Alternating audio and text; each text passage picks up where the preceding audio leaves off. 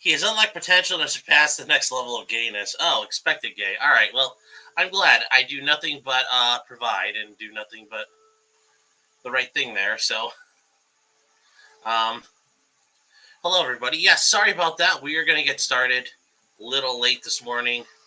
I kind of took advantage of it being snooze time. So let's get this going. So I hate to use long cuck, but we got to do what we got to do. So here we go, day one. And this is Jacobson v. Deaterly. This is about a dog who got shot. Poor little pupper. It was the breed of peace, though, so some of you might have issues with that. Oh my God, how many people are in here and freaking out now? All right, guys. Yeah, I am so sorry about that. That is ready to go. Here we go. We'll boost the sound. Then we'll go. Internet or otherwise, or see any reports about it from any external source. Okay, so the judge giving instructions. Communicate electronically or any other way with any person about the trial, the testimony, or about a witness's performance.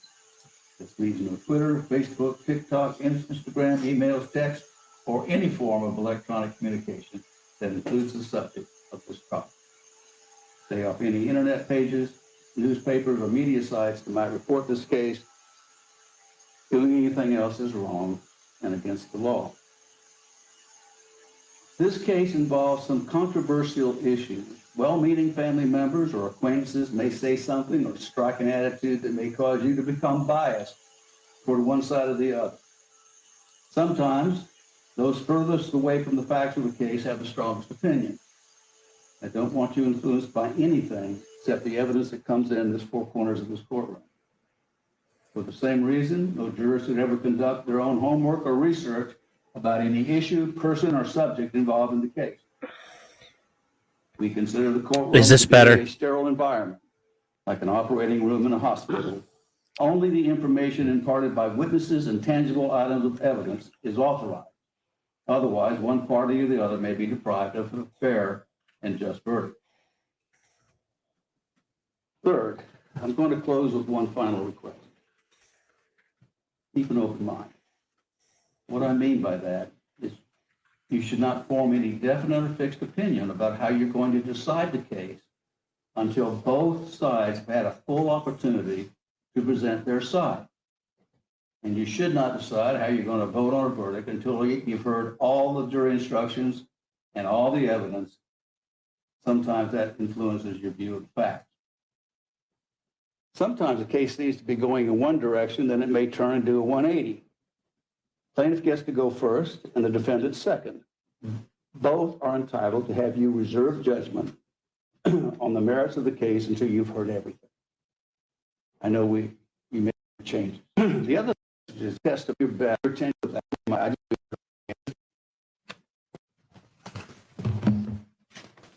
Sorry, morning, we're skipping ahead to where it actually starts. Sorry. As previously stated, my name is Attorney Matthew Timpanic, and I represent the plaintiff, Rodney Jacobson. I want to take you back in time to January of 2014. Rod and his wife, Cindy Watson, decided to adopt a pregnant dog named Candy. Cindy was on the board of directors for Honor Animal Rescue and found out Candy was pregnant. Unfortunately, Honor Animal Rescue was going to put Candy down because she was pregnant, and they do not maintain pregnant dogs because they cannot care for them. However, Rod and Cindy took it upon themselves to foster her, allow her to deliver her puppies, and try to find homes for them. Candy ended up giving birth to 12 puppies, and Rod and Cindy were able to find homes for all of them. Subsequent to the birth of the puppies, Rod and Cindy adopted Candy and brought her into the family. Candy was a Staffordshire Terrier with a Hound Bull mix. Candy had found a home with Rod and Cindy. Candy received obedience training, including specific training involving off-leash commands. She got along famously with the other pets in the Jacobson household. However, what she loved more than anything else was going boating with her best friend, Rod. That was her happy place. No offense to his wife, Cindy, but Rod was Candy's best friend. Rod had a friend named Deaterly who allowed him to keep his boat docked on his property. Rod and Dee had been friends for years and had even vacationed together. However, everything changed on November 18th, 2016. On that day, Rod and Candy were over to Dee's property to work on the boat. They were getting the boat ready for the Venice Boat Holiday Parade. Rod started to walk towards the boat, and Candy decided to seek refuge from the sun under the truck. While walking towards his boat, he heard a voice call his name, and he started to hear Candy barking. He started to walk towards his boat, his truck. While walking towards his truck, he observed a man he knew to be by the name of Zachary Deaterly, the defendant, kicking dirt at his dog. Candy did not bite, nor did she jump on Mr. Deaterly. Instead, Candy retreated to under the truck. Rod called to Candy, and she came to him. Mr. Deaterly continued to walk towards them, continued to walk towards Rod and Candy, and eventually came to a stop directly in front of Candy, approximately 6 to 8 feet from them. At this point, Rod was standing adjacent to Mr. Deaterly's left and immediately right to Candy. While he was Rod began to look down at Candy to put his leash on her. While he was in the process of doing that, he heard multiple gunshots immediately in his vicinity. Rod had served honorably in the Coast Guard, so he knew exactly what gunshots sound like because he's in fact fired a gun himself.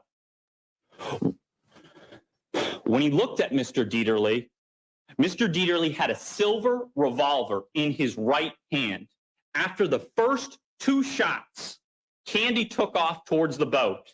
And it was then that Rod watched as Mr. Deaterly fired multiple shots at Candy, the dog, while she was in the process of going towards the boat. Rod was in absolute shock with what had just transpired.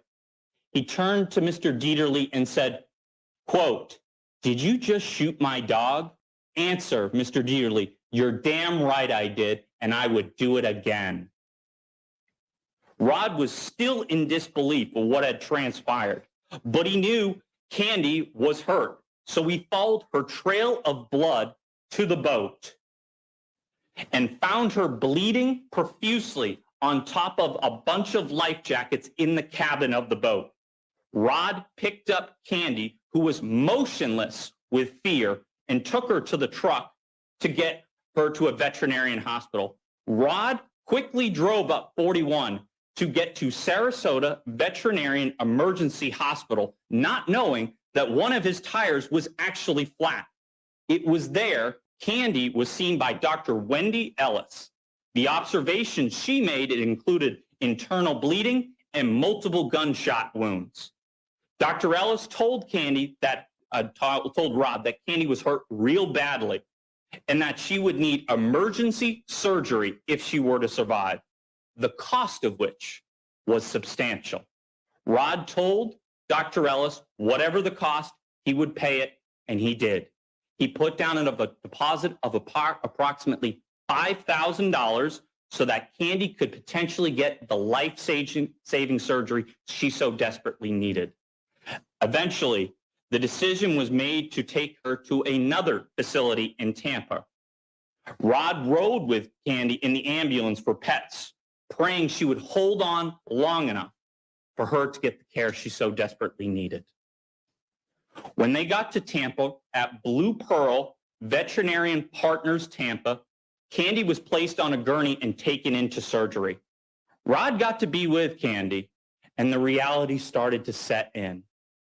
Candy wasn't going to survive these gunshot wounds. Early the next morning, unfortunately, Candy passed away. The bullets did just too much damage to her internal organs. A few days later, law enforcement took photographs of Candy's body and noted the gunshot wounds to her body, including her chest and right elbow. We have those pictures, and we will show them to you. However, law enforcement will also tell you that they didn't even go out to the scene of the incident, even though only one bullet was recovered, and it has been confirmed multiple shots were fired. You will also hear that they didn't even have Mr. Deaterly fill out a witness statement. However, you will hear that my client did, but Mr. Deaterly did not. Dr. Michael Bonda was Candy's vet, and he will tell you he met with Candy numerous times, and she was always well behaved. You will hear about that how even when a dog would understandably be uncooperative, such as a blood draw, Candy was cooperative. She never barked. She never misbehaved. Leanne Novak, a friend of the family, also interacted with Candy up close and personal. And Candy didn't bark at her, didn't bite her, didn't try to jump at her. She was a calm dog. Subsequent to Candy's unfortunate death, Rod was diagnosed with post-traumatic stress disorder by Dr. Matthew Edlund. In the years following Candy's death, Rod would tell you that he still had nightmares about Candy's death.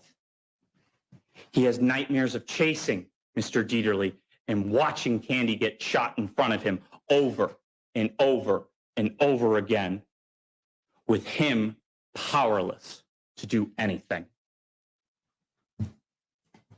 His wife, Cindy, will tell you all about those nightmares and those experiences of what she witnessed.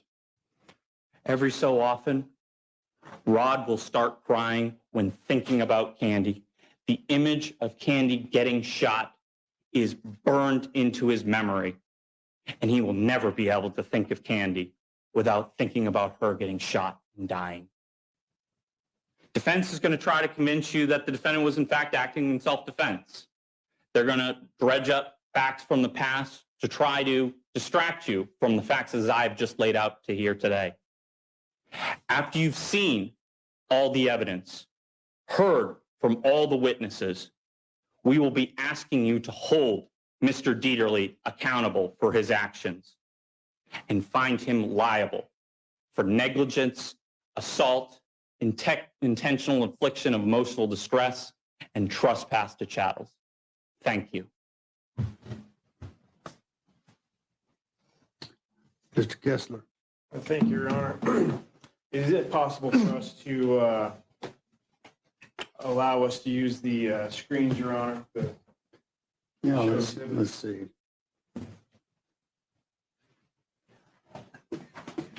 I'm find the right one to do here.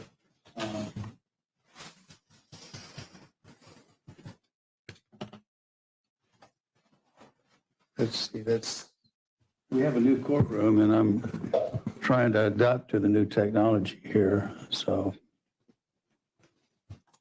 Guys, remember, just like in a criminal case, the plaintiff's case is going to sound really, really bad for the defendant. So, remember, they're going to sit there and say, oh my gosh, the defendant's a horrible guy. He's a complete scumbag. So it's supposed to sound really bad. And their case is made to make the defendant look really bad. So remember, there's a second side to this. So we just have to, let things play out.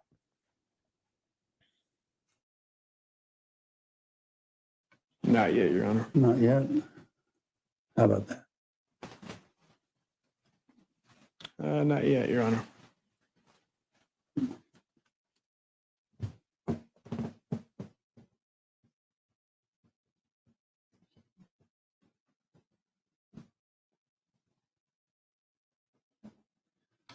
Oh, it's a lectern.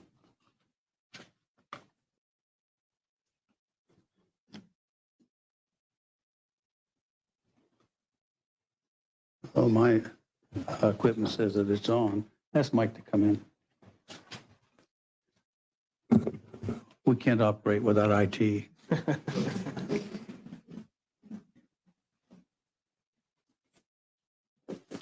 You're going to want to show some exhibits. That's correct, Your Honor. You'll see in front of you, I think each of you have a monitor in front.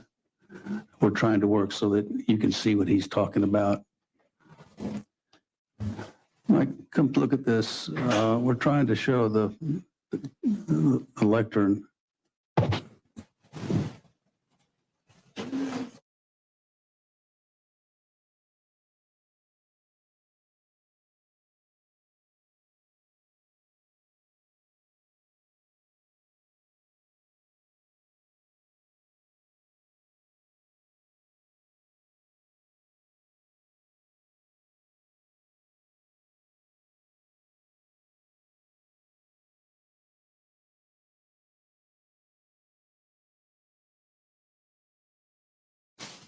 Okay. I thought you were from the lectern. Sorry about that. No problem. Thank you. May, go ahead. I will be displaying in a little bit. Okay. Thanks. May it please the court. Good morning, members of the jury. My name is Brian Kessler, and I just want to say that Attorney Andrea Johnson and I are proud to represent Mr. Deaterly in this case. I want to thank you for your role in this trial. This is a civil case, not a criminal case, and Mr. Jacobson obviously seeks money from Mr. Deaterly, as you just heard. The law pertaining to Mr. Jacobson's claims is well settled. You, as the jury, have an important role in determining the facts and applying those facts to the well-settled law. Mr. Deaterly, throughout my presentation here and for the next conceivable 2 weeks, I'm going to refer to Mr. Deaterly as Zach, okay? On Friday, November 18, 2016, Zach was faced with a tough decision that people shouldn't be forced to make: risk injury or death to himself by allowing an unleashed 60-pound vicious pit bull to attack him, or protect himself by shooting that unleashed pit bull before it injured or killed him, all while the pit bull's owner watched and stood silent, and Zach continuously yelled for help. Zach chose the latter, a decision he does not take lightly, and one that has brought us here today. The evidence will show that Mr. Jacobson is an irresponsible pet owner who knew that his pit bull's propensity to be aggressive, yet still neglected to use a leash. Despite this, Mr. Jacobson now seeks compensation for something he himself caused by forcing Zach to act in self-defense by leaving his dangerous pit bull unleashed and free to roam about the Deaterly family property. Self-defense is an absolute bar to all of Mr. Jacobson's claims for money. As you will hear from the evidence, Zach went to his family's property unaware that Mr. Jacobson or his unleashed pit bull were going to be present. The Deaterly family property is a large property that is densely populated with trees and other vegetation, making it difficult to see long distances. When Zach arrived, he saw a truck and decided to check on who it was. As he was walking toward the truck, Zach recognized that it was Mr. Jacobson and shouted, "Hey, Rod." Zach continued to walk to Mr. Jacobson to have a casual conversation with him. At that time, Mr. Jacobson's unleashed pit bull came out of the bushes aggressively charging at Zach. Zach made several attempts to keep the pit bull away, to include yelling at it, cautiously backing up, kicking dirt at it,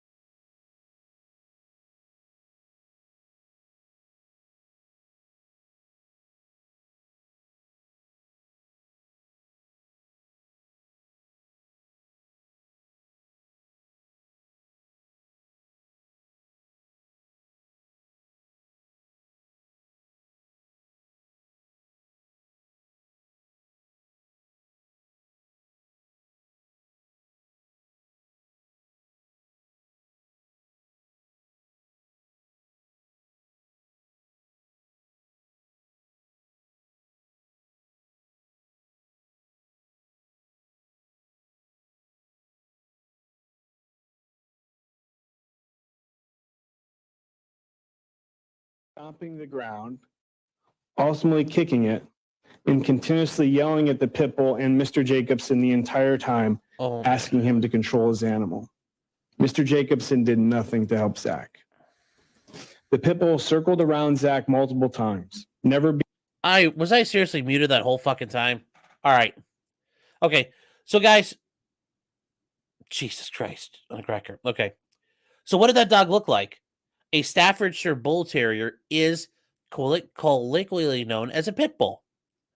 It gets lumped in with all of them. I mean, it is a pit bull. Now, is that the generic term? Sure. But also it's a derogatory term, technically. I think the people who raise staffies, I know there's people on here who do, they don't like the term pit bull. Pit bull's mean and nasty and horrible sounding. Well, remember, the trial is sales, and it's about framing the issues. So the plaintiffs are trying to frame it, oh, it's a nice little good doggo. The defendants are like, oh, no, it's a cruise missile covered in fur. And it's a mean, evil pit bull. That's why it is. But let's be real, a Staffordshire Bull Terrier is a pit bull. That's a very generic term, but that's like saying a Labrador Retriever, a Newfoundland Retriever, they're labs. Okay, well, but the thing is, unlike pit bulls, labs aren't having this crappy reputation of, being, IEDs covered in teeth. That's just a bad reputation pit bulls have. But, labs attack and kill things. But pit bulls just have really bad press.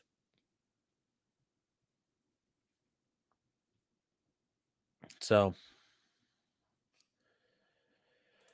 Oh, Rob Dorr saying the pit bull originated in the British Isles in the early 1800s when the barbaric sport of bull baiting arose.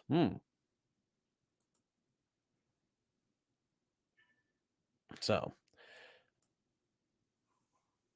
But yes, Zero Fucks, you're right. Notice, and this is all about, you have to present that image. One side does it, the other side does it. So, just wanted to show you guys. You're muted, dipshit. Thank you. Yes, thank you, guys. I caught up. So,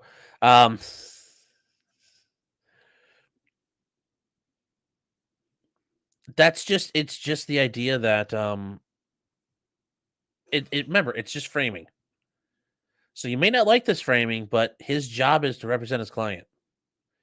And yes, these guys, and somebody mentioned, like, I can't believe they're reading notes. A lot of civil litigators don't have a ton of trial experience. I mean, criminal attorneys don't have a ton overall either, but you're more likely to be in court than a civil litigator. They might show up for pretrials and stuff, but a lot of civil litigation is about resolving it, mediation, settlements, dismissals, going all the way and having to, box it up and, play Rock'em Sock'em Robots in a courtroom. That's not the normal thing for most civil litigators. So it's a little bit different. They aren't as prepared in the sense that they don't have that experience. They rely on their crutches. So there we go. No spoilers. No spoilers. Spoiler, no spoiling. So, yes, Elaine Bradehoff comes to mind. Yes. So we'll get back to this.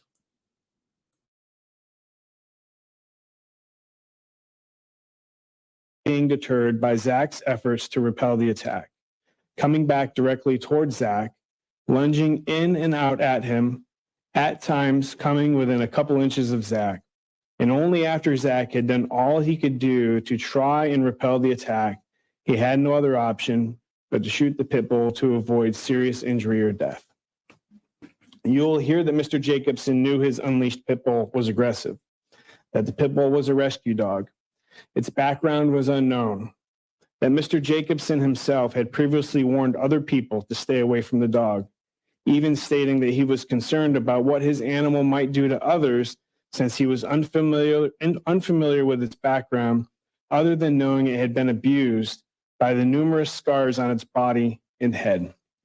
Mr. Jacobson was so concerned about the dangerousness of his pit bull, he even used a choker chain with a spiked prong collar to control the animal, including during visits with its regular veterinarian, Dr. Bonda.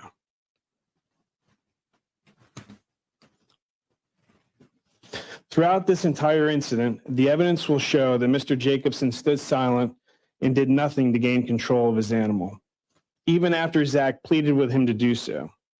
As a result, Zach was forced to shoot the unleashed pit bull in self-defense. Zach is going to testify. He's going to tell you about how afraid and terrified he was for his life throughout the entire incident. This is not something he wanted to do and was very distraught after it happened.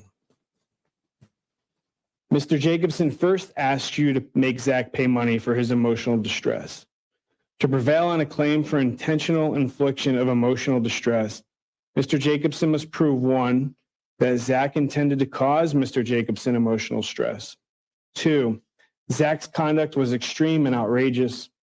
And 3, that Zach's behavior caused Mr. Jacobson severe emotional distress that is of such intensity or duration that no ordinary person should be expected to endure it. You're going to hear a lot of evidence about Mr. Jacobson's mental state. That is because when someone sues for intentional infliction of emotional distress, they place their mental health at issue, which Mr. Jacobson has done in this case. As a result, you will hear evidence about Mr. Jacobson's mental health and other stressful circumstances in his life during this time. The evidence will show that Zach did not intentionally shoot Mr. Jacobson's dog to cause him emotional distress. It will show that when considering the danger Zach faced at the time, his conduct in shooting the dog was not extreme and outrageous, but rather justified. Lastly, it will show that Mr. Jacobson did not suffer severe emotional distress. You will discover from the evidence that Mr. Jacobson has a family history of depression, that he in fact has a verified, documented 20-year history of depression that originated when he found his then wife caught in the act of adultery. After this happened, Mr. Jacobson immediately sought treatment from a mental health professional and was ultimately prescribed an antidepressant Zoloft to assist him with his depression. Mr. Jacobson had taken Zoloft for his depression continuously for 16 years before this incident happened. You will hear that Mr. Jacobson did not immediately see a medical professional for his alleged emotional distress after the incident we are here for today. Instead, the evidence will show that 4 days after the incident occurred, Mr. Jacobson visited with his doctor for an annual wellness exam. In preparation for that visit, Mr. Jacobson completed an annual wellness exam form. On that form, Mr. Jacobson reported that he almost never felt down, depressed, or hopeless over the prior 2 weeks, that he almost never felt little interest or pleasure in doing things, that his feelings did not cause him distress or interfere with his ability to socially interact with friends, that during the past 6 months, he never felt sad or depressed, that he was satisfied with his life, and that stress is never a problem for him. You will also see from the evidence that in 2017, a year after the incident occurred, that Mr. Jacobson filled out another annual wellness exam form. On this form, Mr. Jacobson reported 1, he almost never felt down, depressed, or hopeless over the prior 2 weeks. 2, that he never felt little interest or pleasure in doing things over the prior 2 weeks. 3, that his feelings did not cause him distress, nor did they interfere with his ability to interact socially with friends. 4, that during the past 6 months, he almost never felt sad or depressed. 5, that he was satisfied with his life.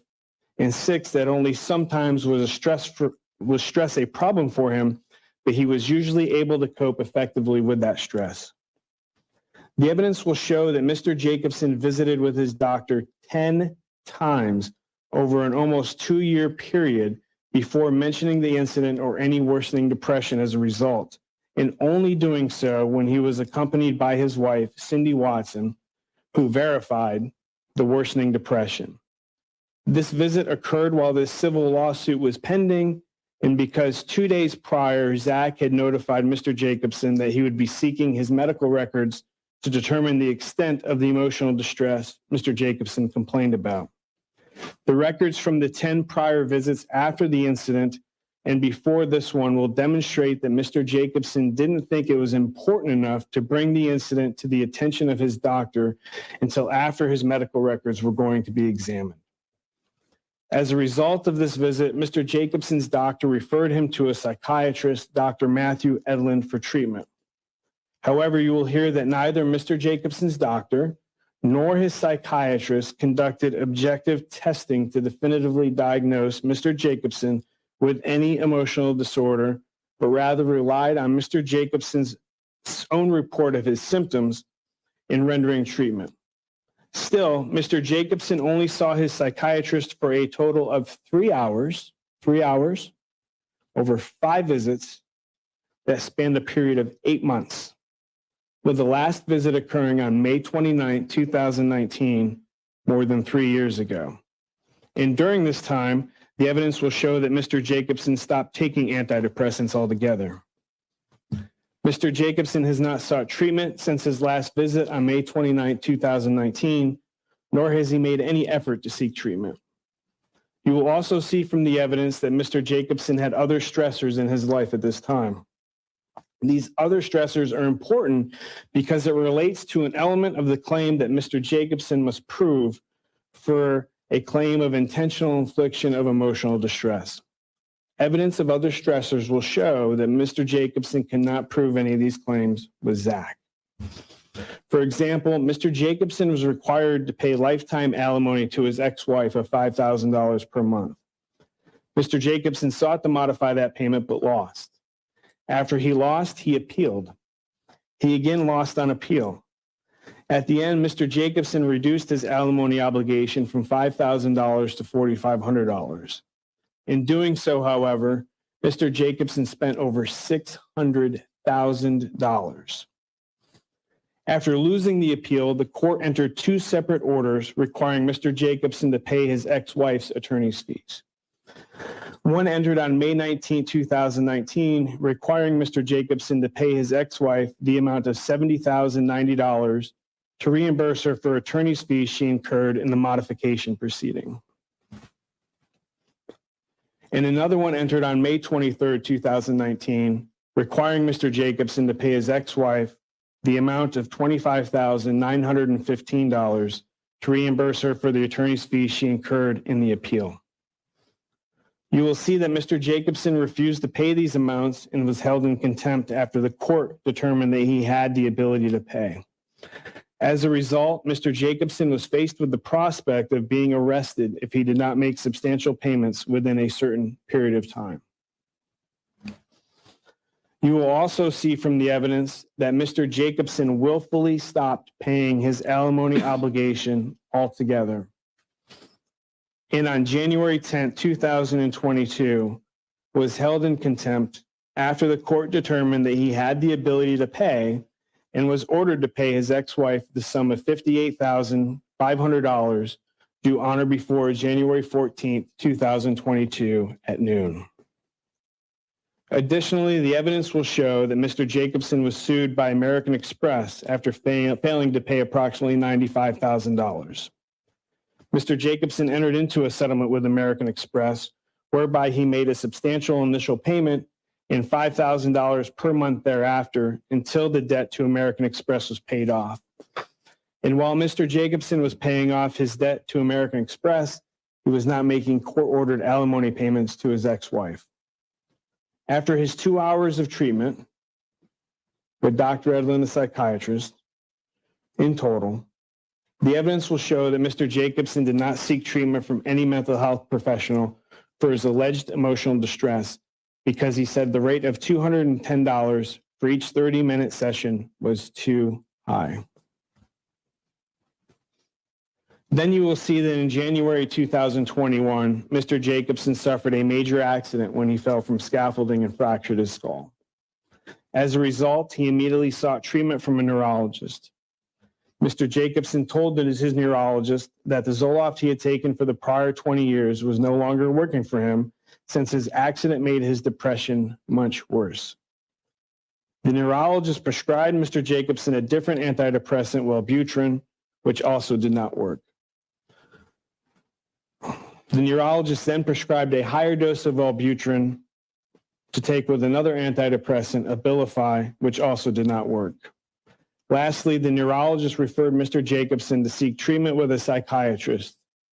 Mr. Jacobson never went to see a psychiatrist, despite being told by numerous doctors, being referred to numerous psychiatric groups, he never went. Further, Mr. Jacobson failed to return for his most recent appointment with his neurologist. As you will hear from the neurologist, Mr. Jacobson truly suffered a worsening of his already existing depression that had existed for 20 years prior to this incident as a result of the January 2021 accident. The evidence will demonstrate that the incident where Zach was forced to use self-defense was not the cause of Mr. Jacobson's depression. Rather, Mr. Jacobson has suffered from long-standing depression that started over 2 decades ago when he caught his ex-wife, the same one involved in the alimony proceedings, in the act of adultery. Mr. Jacobson's second claim is asking you to make Zach pay him money for negligence. To prevail on a claim of negligence, Mr. Jacobson must show that Zach was negligent in shooting his firearm. The evidence will show that Zach was not negligent in firing his gun because he lawfully acted in self-defense. Plus, it will show that Mr. Jacobson was negligent first by failing to follow Sarasota County ordinance by having an unleashed dog on property owned by Zach's family and failing to maintain direct control over the dog. But for Mr. Jacobson's negligence, Zach would not have been put in the position of having to repel the attack in self-defense.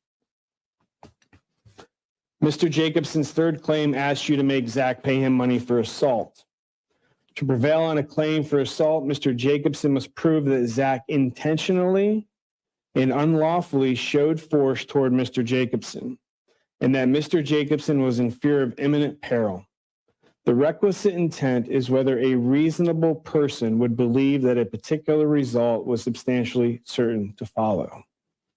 The evidence will show that when Zach was firing his gun at the dog, Mr. Jacobson was behind him. In fact, Mr. Jacobson did not know Zach had a gun until Zach first shot the gun. You will hear that at no time did Zach aim at or discharge his gun in the direction of Mr. Jacobson. It will show that no reasonable person would believe that Mr. Jacobson was in fear of imminent peril. Mr. Jacobson's last claim wants you to make Zach pay money to him for trespass to personal property, which means Mr. Jacobson must prove that Zach intentionally interfered with and intentionally damaged his property without justification. The personal property in this case is Mr. Jacobson's dog and the truck, the damage to the truck that he's alleging. The evidence will show that Zach did not shoot out Mr. Jacobson's tire as alleged. This will be corroborated by the evidence showing that Mr. Jacobson replaced all 4 tires just 4 days after the incident and did not see Zach shoot his tire. Mr. Jacobson is a general contractor who is often around construction sites. The evidence will also show that as to the alleged damage to Mr. Jacobson's wheel rim, Mr. Jacobson did not and still has not replaced the wheel rim. As I previously stated was well-settled law, dogs are personal property. As to the claim for trespass to personal property relating to Mr. Jacobson's dog, the evidence will show that Zach was justified in shooting it. The unleashed 60-pound vicious pit bull charged Zach.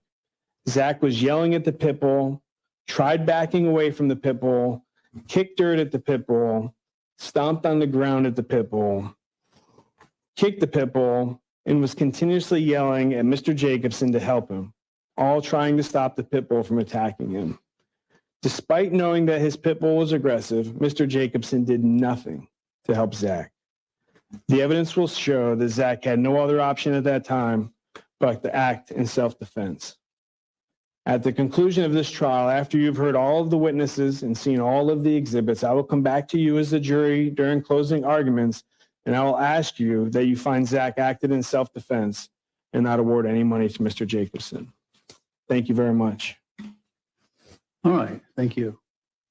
So what we're going to do is going to take a short break here. I want to set up, make sure the technology's ready to go. Y'all can go back in the jury room, and I need to talk to the attorneys for just a moment. Jurors exiting.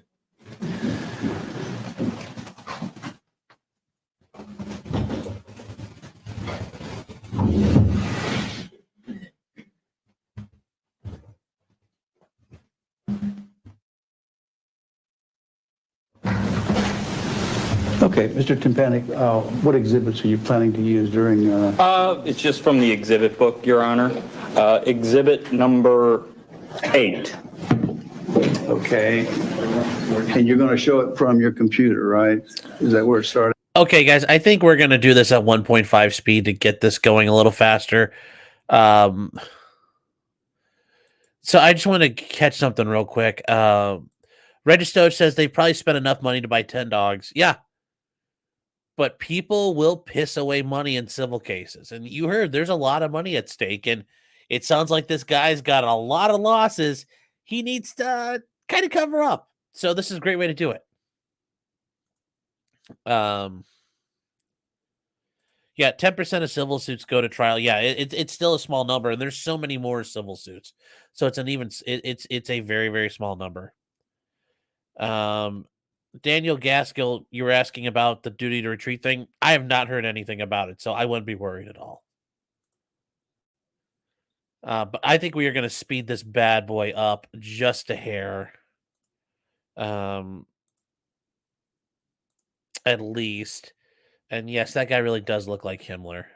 But see, if we had to watch this, we would never have met the court reporter Himmler. So, judge seems straightforward, yes. Yes, that sign looks weird, but that is a great way to show, like, we're on the record, everything's on, because that way just... Yeah.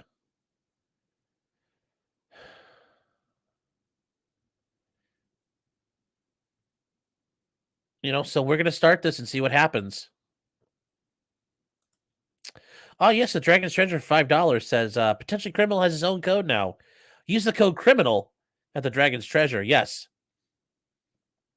Use the code criminal at the Dragon's Treasure, and the Dragon's Treasure will send you a handkerchief with a lipstick smeared kiss on it, along with every order you send out. No, guys, really, you should go to the Dragon's Treasure. It's very good. I'm actually drinking a little bit of the tea of fire and ice because it is kind of a shitty rainy day here, and it's cold, and it just feels good. So I recommend something good. It'll be nice for you.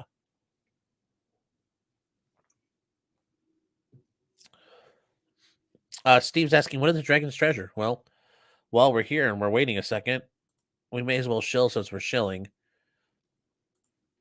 So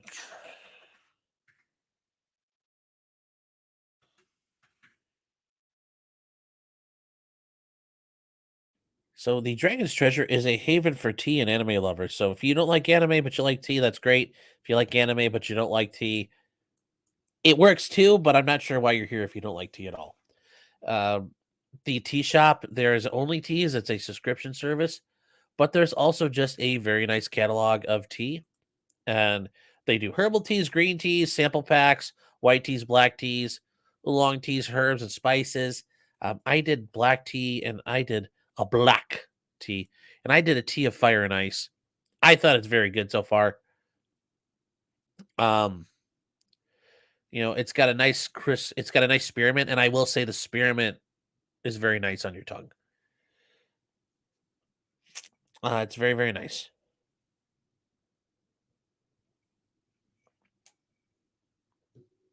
So, and you can also come to here. You can get loose leaf. You can get pre-bagged. You can get a bunch of grams of it, just like when you're buying drugs. You can get 20, 50, or 100. And it's all pretty good. So I got this one, and you guys can get your own. Find out what you like. And that's at the Dragon's Treasure. But let's get back to the trial.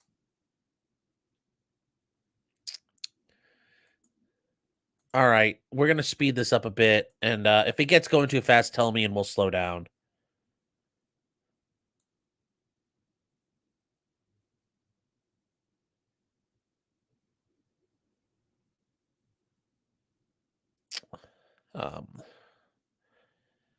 Ice and fire, not fire and ice. Oh, okay. Yeah, okay. Yes, I'm sorry. Don't sue him. It's a tea of ice and fire. The tea of dyslexia. Yes. Yes. Yeah, see, there you go. Hey, put this up on your website. Dragons. Yeah, buy your tea like you buy your drugs. All right, guys, we're going to get started. So here we go. I think we're going to skip over the evidentiary stuff, unless we'll see what it's about.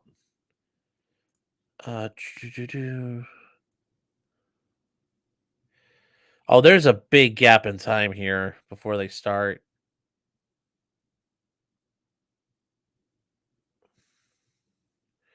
All right, so we're going to just kind of skip ahead because there's about a 15-minute window. So we're just going to get going. All right, here we go, guys. I already said this is going to be interesting. So let's see how good it gets. And we'll hand out. Yeah, come on in.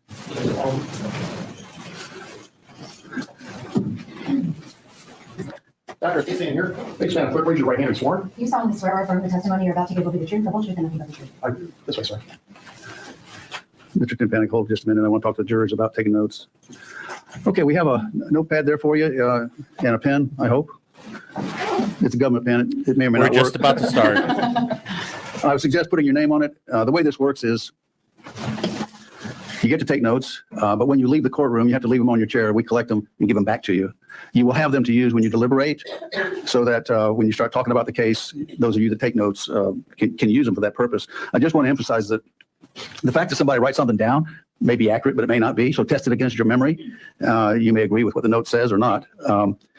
And then if it's been a while since you've taken notes, sometimes people don't write and listen at the same time. So we want you to hear what's going on. So if you think you have the requisite skills to take notes, that's fine. But if it's been a while and you think you may not be able to listen at the same time, it's more important for you to listen than actually take the notes. Okay. All right. It's up to you to use them. You don't have to, but you may. All right, counsel. Thank you, Your Honor. Good morning, Doctor. Good morning. Could you please introduce yourself and spell your last name for the record? My name is Matthew Edlund, Edlund. And what is your current occupation? I'm a doctor. And what is your specialty? My specialties are psychiatry and sleep. And could you please tell the jury some background on your educational background? Okay, at risk of boring you. I went to a small school called Amherst College in Western Massachusetts. After I graduated there, I went to my state school, the State University of New York, downstate. Down meaning New York City area, upstate being Syracuse. I graduated from there in 1979. I was then an intern in internal medicine at the University of California, San Diego. After that, I went to what I planned on a long time, which was an occupational medicine residency at the Harvard School of Public Health. While I was there, I worked as a clinical fellow in general medicine at Massachusetts General Hospital. When I finished there, I had been working at Mass General for a while and found that I was really interested in medical psychiatric issues because most people didn't want to touch it. So I then did a residency at NYU Bellevue from 1981 to 1984.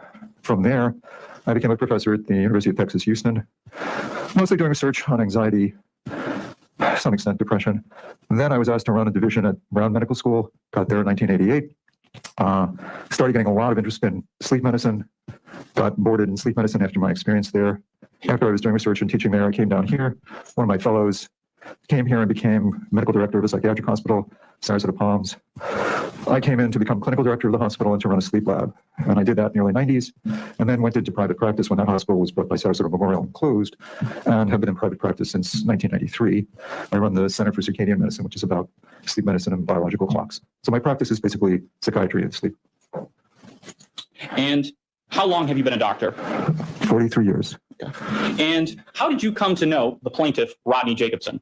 He was referred to me by Dr. Robert Marcantonio, and I was looking over Dr. Marcantonio's notes. I don't remember these things really well. They were like 4 years ago. And he referred him to me because he was getting more depressed, but also because I'm a sleep doc, because Mr. Jacobson also had sleep apnea, and he knows that sleep apnea also impacts on depression. Okay. And when Mr. Jacobson came to you, did you perform an evaluation regarding his depression and sleep issues? Yes. And as a result of the evaluation, did you diagnose Mr. Jacobson with any mental disorders? I'm afraid I have to look at my notes on these things. The diagnoses that he got that first time were post-traumatic stress disorder, moderate depression, sleep apnea, psychophysiologic insomnia. He also had a history of a pacemaker in situ. That's something that happens often when people have sleep apnea. He had hypertension, but he also had what's called sick sinus syndrome, which means his heart rate doesn't work. Well, basically the sinus pacemaker doesn't always work real well. And his heart rate had gone down into the 30s in a sleep study that had been done before. Generally, that gets better when you treat sleep apnea. So he had that. He had also hyperlipidemia and hypertension. Okay. And were you able to opine that opinion about post-traumatic stress disorder to a reasonable degree of medical certainty? To a reasonable degree, yes. And did Mr. Jacobson's post-traumatic stress disorder provoke problems with his sleep? Objection. Calls for speculation. Overruled. Okay. I was trying to look again at Dr. Mark Antonio's notes. He was having more trouble. He was having more depressive symptoms, but he was having a lot more wakefulness. He wasn't sleeping well at all. That's something you commonly see with post-traumatic stress. People wake up a lot. They have bad dreams. They have often flashbacks where the events that took place sort of get lugged into the brain and occur in daily life. But a lot of people regard post-traumatic stress disorders as basically a sleep disorder because it has so many implications in terms of dreams and waking and never feeling rested. And did Mr. Jacobson's post-traumatic stress disorder provoke problems with his motivation? When he walks in, as I say, I was looking at the notes. I don't remember these things brilliantly in 4 years. The things he wrote down, he came and he said for depression. He had a history of depression before. And he notes tired, lack of interest, sorrowful, okay, which are things that you see both in major depression and post-traumatic stress. And usually the big issue becomes, does post-traumatic stress make depressive symptoms worse? Generally it does. And if you look at the symptom groups, there's a lot of overlap in terms of what people have. And did Mr. Jacobson's post-traumatic stress disorder provoke problems with his interest and mood? His mood was depressed. And I mean, do I remember these things in great detail? No, but based on what I'm reading in the notes, yes, he looked depressed. He sounded depressed, and he really didn't have the interest motivation that he had had for quite a while, and it was getting worse. And that was the thing that Dr. Antonio's note in terms of referring was that the mood is getting worse. I'm showing defense counsel tab number 8, which has been previously agreed upon as exhibit number, I believe, plaintiff exhibit number 1. It's going to be joint exhibit number 8. Joint exhibit number 8. Apologies. Dr. Edlin, can you pick up that binder in front of you? Okay. And can you please go to tab number 8? Okay, so in civil trials especially, you will have joint exhibits. That's not at all uncommon. Everybody's agreed what the evidence is. Like these medical records, okay, they're going to come in. And the reason why, well, the defense is probably going to try to make some hay out of them as well. So having joint exhibits is not uncommon. Sometimes it happens in criminal trials, not usually, but in a civil trial, this will be a very common thing.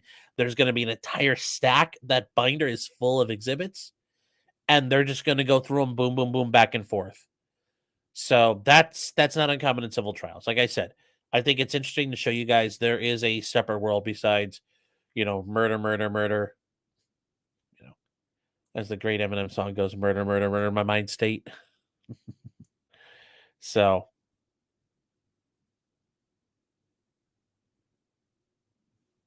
All right, here we go back.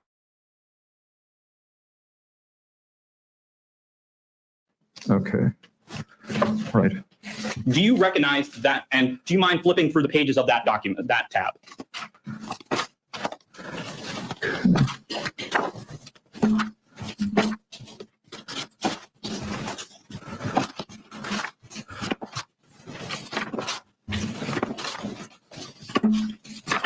Yeah. Okay. And do you recognize those documents? It looks like the copy of what I brought with me this morning, the notes I have from my office, yeah. And what do you recognize them as? The electronic medical record notes I have on Mr. Jacobson. And are they a fair and accurate representation of the medical records? Of the records? Yes, they look like the same things I have, yes. And were these documents prepared by you in the ordinary scope of your medical practice? Yes. And were these documents prepared at or near the time in which they reflect they were recorded? Yes. At this time, Your Honor, plaintiff would like to publish to the jury the medical records of Rodney Jacobson from his visits to Dr. Edlin as joint exhibit number 8. So how are you suggesting this happen? I would just be asking that we unclip the binder, since we have a brand new courthouse, but it's 1985, and we admit them to the jury and allow them to view each document. And ideally, we would be just showing on the screens, but obviously IT issues. Is there a particular section, this 15 pages, is there a particular area that you would like to address for the jury? Just the first 3 pages, Your Honor. It's, as you can understand, they're notes, but they have important facts on the pages, Your Honor. You going to be asking about those? Briefly, Your Honor, but I just want to be able to the jury to actually view them. Usually, as you can understand, they just be watching the screen and we just click one at a time, but unfortunately. All right, let's clip them and hand them out to the jury and then let them look at them. Again, The entire piece. yes, set 15 pages. Again, folks, you'll have a chance to study this in detail. Just glance through them at the moment, get a feel for what they are.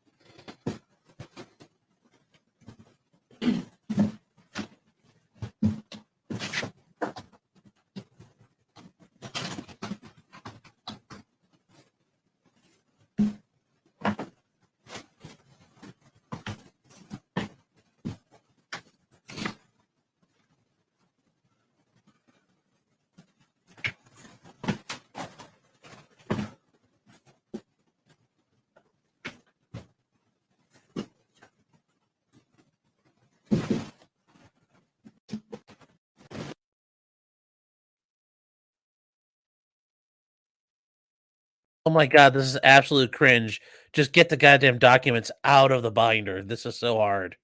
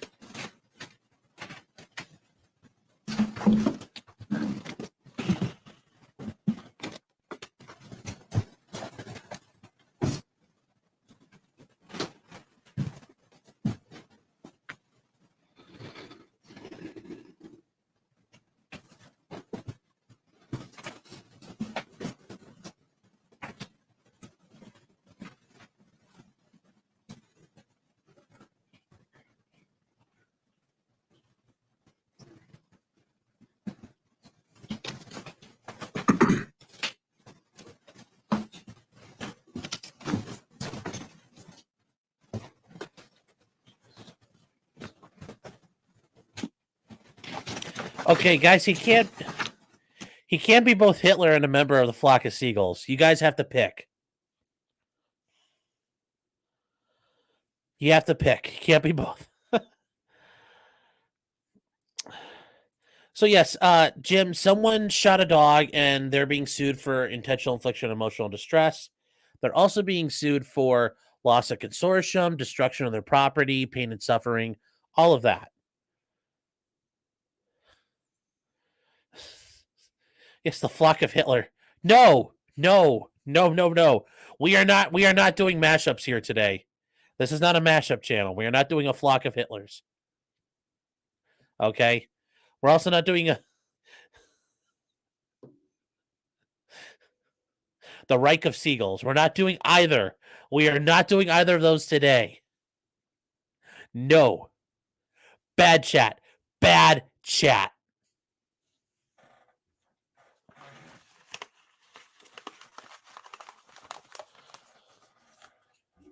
No. Bad.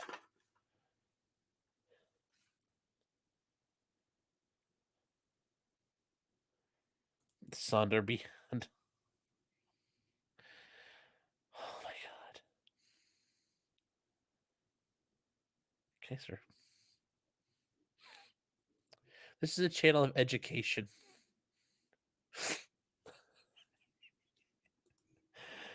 Oh my god. This is a hell I've constructed for myself. All right, let's get back to this.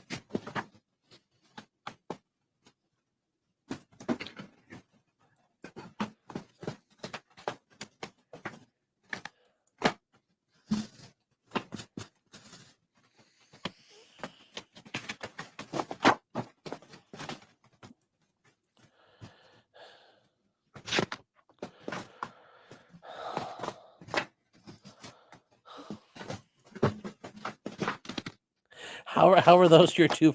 Like I get liking the Nazis, but why do you like seagulls, Batty?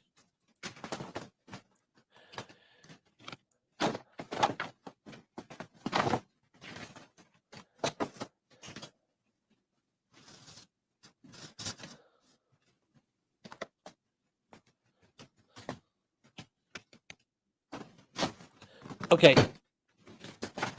Consortium doesn't just mean you were banging the person. Like if your child gets killed, you have, that's a member of your family. It's a consortium is not just, little. Consortium means like having a relationship with someone too.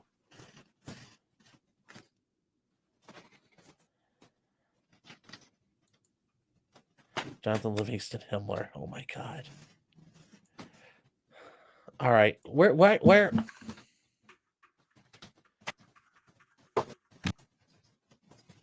Guys, this would happen in a criminal trial. It'd be like, where are we doing? Let's keep moving. God, we'll get through one day in 20 minutes at this rate if it's all just nothing. Himmler's on his phone.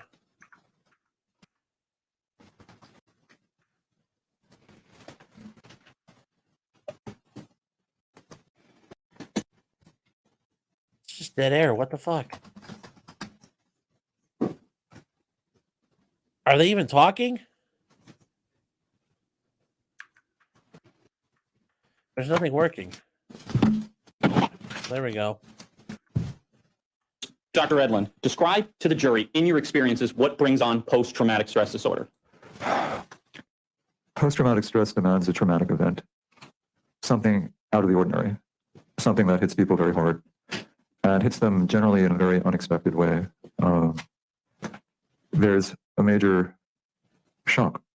And I guess I'm going to end up quoting a guy who wrote a book called The Body Keeps the Score. It's a professor named Vanderkop in Boston. And he basically describes PTSD as there's an event that kind of short circuits how people normally respond to events. It occurs so rapidly and often so shockingly that it just seems to go into its own format as far as how the brain responds to it. And as a result, people have a series of symptoms that in most cases they've never experienced before. The classic ones are really bad dreams, nightmares.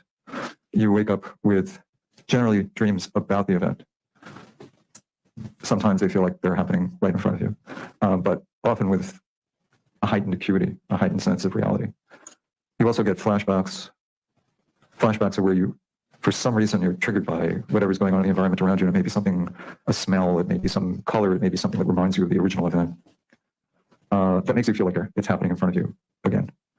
And there's a lot of diagnostic criteria that are attached to this stuff. But basically, the critical things are there's a traumatic event that people respond to it with a series of different symptoms. Some people will do anything they can to not remember that event and stay away from things like it.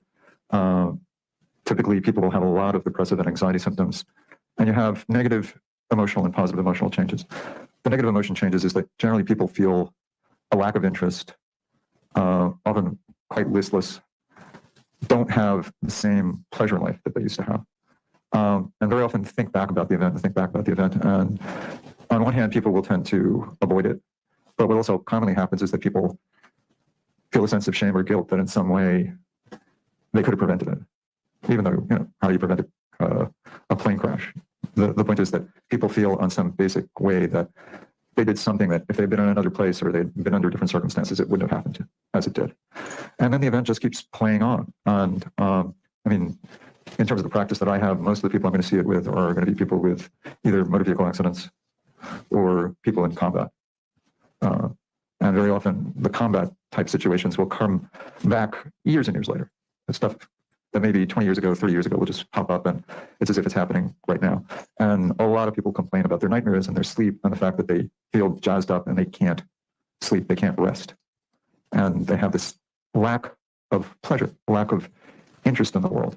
And the positive emotional stuff where people feel happy or good or they enjoy a birthday, they don't get that to the same extent. It's like a numbing.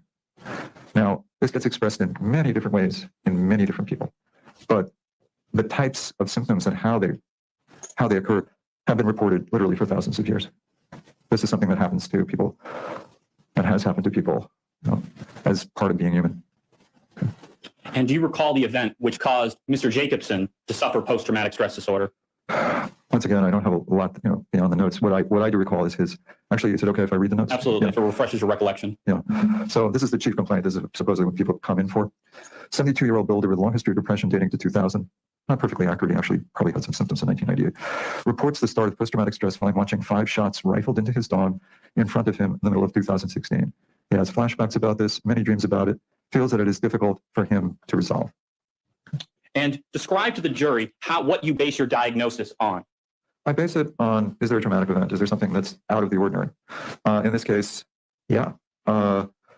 Here's a guy, I don't remember the circumstances in great detail, but he's on property of somebody he knows. He's with his dog, quite close with his dog, and his dog is shot, killed right in front of him. And he keeps on thinking about it, thinking about it, thinking about it. And describe to the jury how you treated Mr. Jacobson's post-traumatic stress disorder. Well, once again, these things are not without some kind of context. If people have a history of depression, they're more prone to PTSD symptoms. He has a history of depression. It's been there on and off at this point for about 20 years. And now his depression gets worse. That's really common when people have PTSD on top of any history of depression. So he's having problems with fatigue, focus, concentration, energy, and as he says, sorrow. And that to me is really interesting because most patients don't come to me and say they have sorrow. They don't come to me and say they have sadness, just a deep internal sadness, which is something you'll see in depression and something you see very much in PTSD. So you try to treat that in a variety of different ways. He had already been put on a higher dose of an antidepressant called Zelle, that's the company name, the generic name is Sertraline. And that's often used to treat both depression and PTSD. He also has sleep apnea, which impacts on dreams. When people have sleep apnea, they tend to wake up far more. What happens is you stop breathing. You don't have sufficient airflow coming into your lungs. Your brain wakes up. And non-commonly, your brain will wake up dozens, hundreds of times. If you add onto that PTSD symptoms, it tends to make things worse. So he has depression, he has sleep apnea, he has PTSD, all of which are having a pretty big impact, not just on his sleep, but in his daily function. He's tired, he's fatigued, he lacks interest, he lacks motivation. And when you have all those things going together, you try to treat them both separately and in combination. In terms of sleep apnea, he had been put on a CPAP device. CPAP means continuous positive airway pressure. Probably some of you have run into people who wear these horrible looking things on their heads and make these ghastly noises at night. And basically what that does is act as an air splint. It sends air back into the throat to open up the airways so people can breathe. What's the problem with CPAP? Only about half of people who use CPAP will use it regularly, if that. It's not very much fun. So he had stopped using CPAP. And then he was working on dental devices, which is what you go to next, which is where you put something in the back of your throat to literally open up the airway again by sort of stretching out the mandible so you can breathe. He has problems with insomnia, so you try to treat insomnia with a bunch of different treatments. And the main treatment of that is something called cognitive behavioral therapy of insomnia, which is basically a whole series of behavioral regimes where you try to get people relaxed enough, calm enough, that their brains slow down enough that they can actually go to sleep. He's given cognitive behavioral treatments in terms of depressive symptoms, the things involving fatigue, energy, motivation, concentration, pleasure. That's one of the things you note about these things is that people just don't enjoy anything. The stuff you usually enjoy, you don't enjoy. And then also in terms of medications, and I tried to change the medications around some. The truth is that the treatment of PTSD, it's really pretty lousy overall. There are things you can do with medications. There are things you can do with cognitive behavioral therapy. You also try to embody things. What a lot of people with PTSD find helps them is getting out in nature, being physically active, being around people. Very often when people have PTSD and depression, they socially withdraw. They go away from other people. And so you try to get people to get involved with others. And you try to get people to be physically active. Last thing I put in is something called light therapy, which may sound kind of woo. The goof is that light is actually a drug. There's a lot of people I treat in Florida because they came to Florida thinking they came here for the weather and the clear, the beaches. And in many cases, they came here because in the wintertime, they got pretty depressed in the north. They had seasonal affective disorder. Their moods would really go down. They come to Florida, they get sunlight in the morning, their moods go up. And you can actually do clinical trials where you give people drugs like Zoloft or light therapy. They will do better with 30 or 60 minutes in front of a light box than they will, say, with a drug like Prozac. But put the two together, and people tend to do better. So, as I say, the treatment for these things is not very good. You try to do a whole bunch of different things together, and you hope that in combination, people will be more functional and be able to do more of what they want to in their lives. I have no further questions, Your Honor. Thank you, Doctor. Mr. Kessler. Your Honor.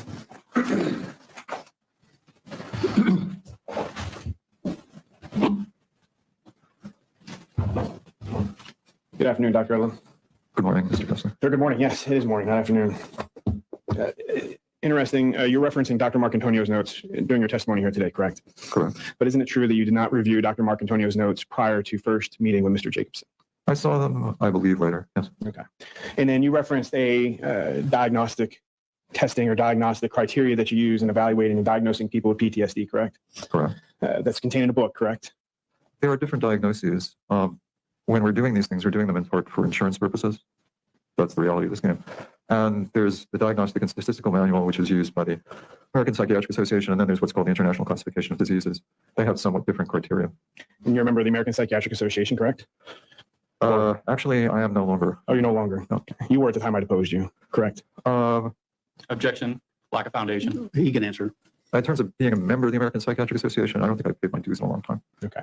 So regarding the diagnostic criteria that you would use to diagnose somebody with PTSD, you either use the DSM, correct? Or something else, I right? use DSM. Okay. So you use DSM primarily, correct? At that time, that's what I believe. Okay. Can you explain to the jury what DSM stands for?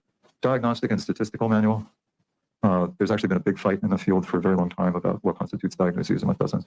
But basically, there was a guy named Bob Spitzer who came up with a version of that starting 1970s, 1980s, and it's gone through 5 reiterations. This is what is considered criteria. This is what you diagnose on the basis of. And you took the next question right out of my, you must have assumed that I was going to ask the question. You said there's 5 versions of it, right? Well, this is the one that's around now is DSM-5. I'm not sure if I was using DSM-4 or DSM-5 at that time. I'd have to look back on the dates. Okay. At the time, do you know when DSM-5 came out? I'm not sure, several years ago. Okay. Prior to when you first examined Mr. Jacobson, correct? I believe it came, I don't know. I think it's 2016. I'd have to look up all that stuff. Okay. And your first visit with Mr. Jacobson didn't occur until September of 2018, correct? Correct. Okay. So the DSM-5 would have existed at that time. And in fact, at the time that you evaluated Mr. Jacobson, you were using the diagnostic criteria under the older version, DSM-4, correct? I'm not sure. I would have to, I have different versions on my desk in terms of what gets used. And I certainly can't tell you what the differences are between DSM-4 and DSM-5 for PTSD. Well, at the time that I deposed you and subsequent to you examining Mr. Jacobson, you didn't even have the DSM-5. You didn't even own a copy of it in your office, did you? I would have to look at the deposition. Sure.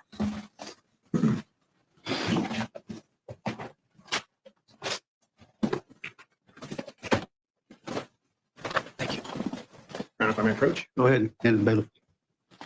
If I may approach the witness, Your Honor. Is this one for me? No, it's for you. Okay. Okay.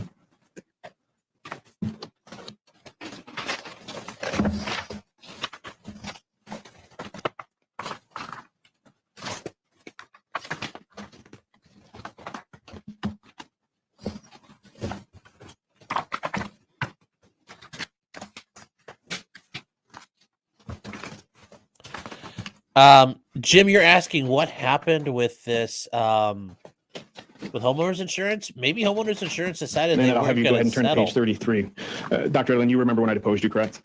Maybe they I said it's remember not you deposing me, covered. yes. And you remember that you took an oath to tell the truth, correct? Yes. Okay.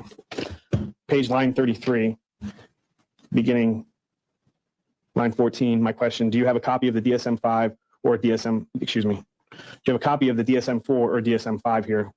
And what was your answer at line 16? I have DSM-4 here. Okay. So at that point in time, you had the DSM-4 and you were using the diagnostic criteria in the DSM-4, correct? Yes. Libcom, that is correct. It should still work, and it's not a big deal here. You are right. God, there's so much dead air in this trial. It's driving me crazy. This is Well, not let's talk about the information that you used in Amateur making the hour. diagnosis of Mr. Jacobson. Mr. Jacobson presented to your office and he completed an intake form, correct? Yes. And then you conducted a evaluation of him that consisted solely of you asking him questions, an interview, we'll call it, correct? Correct. And how long did that first interview or interaction with Mr. Jacobson last? Generally an hour. Okay. And if it helps you, if you look at Exhibit 8 on page 1, and they're bait stamped at the bottom corner here, Doctor. So as we go through, I'll reference the bait stamp at the bottom right-hand corner. So you'll know exactly what page I'm on.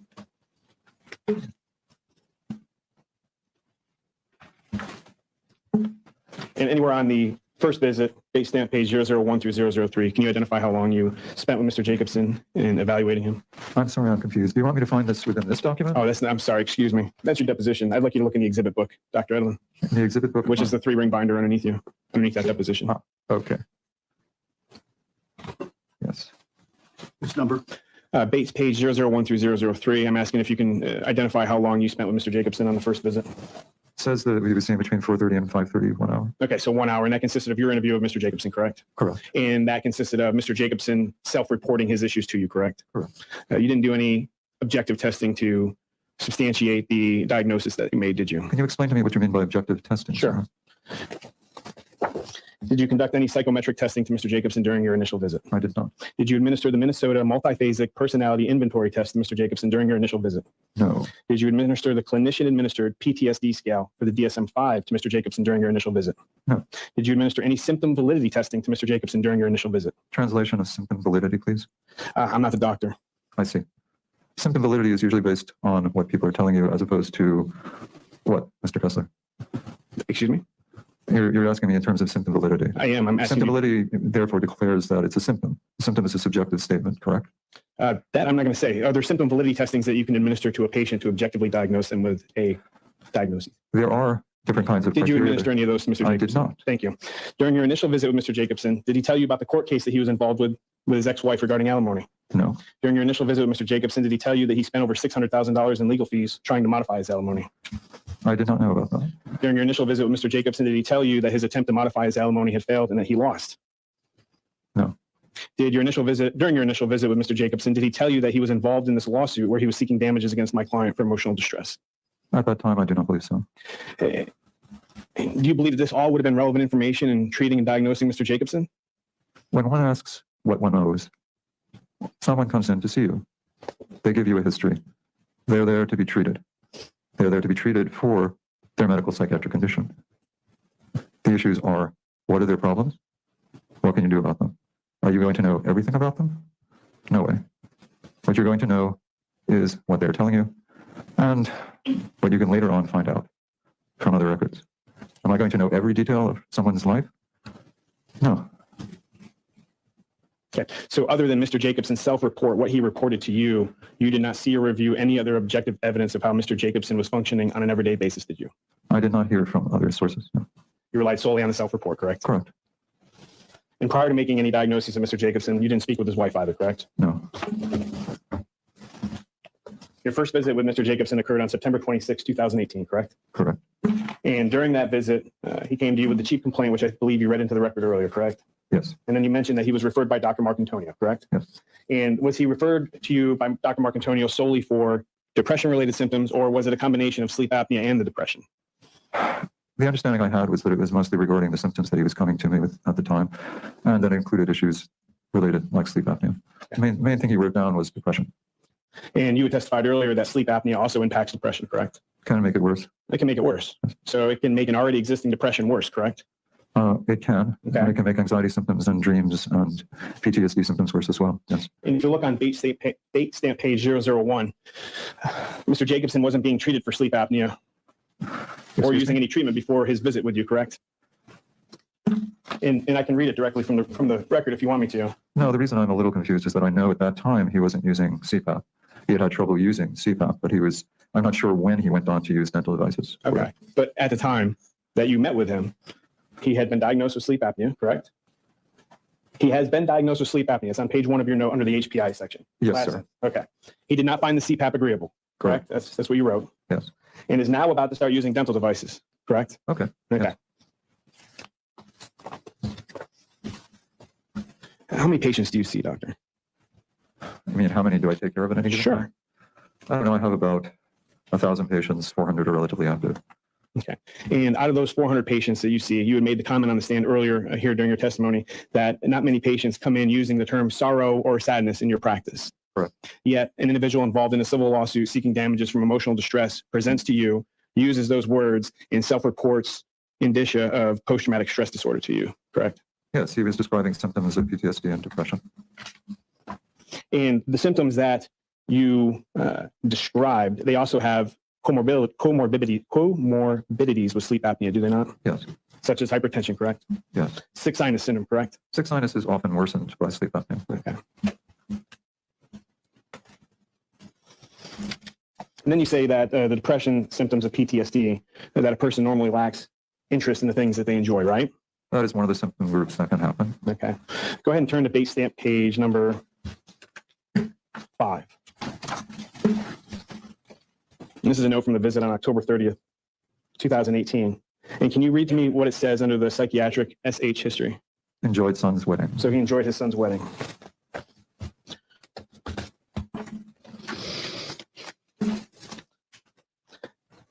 On September 26, 2018, that was your first visit with Mr. Jacobson, correct? Correct. Now, you said with patients who present with depression and PTSD that you do therapy and medication management together sometimes, correct? Correct. Mr. Jacobson was already on medication, correct? Correct. So you didn't prescribe him any medication because he was already on it, correct? That is not correct. I tried to increase this dose of sertraline of Zelle. Okay, fair enough. So you went ahead and what did you increase this dosage to? Tried to increase it first to 125, then 150 milligrams. Okay, and that was after the first visit, correct? But did you prescribe him any Zoloft?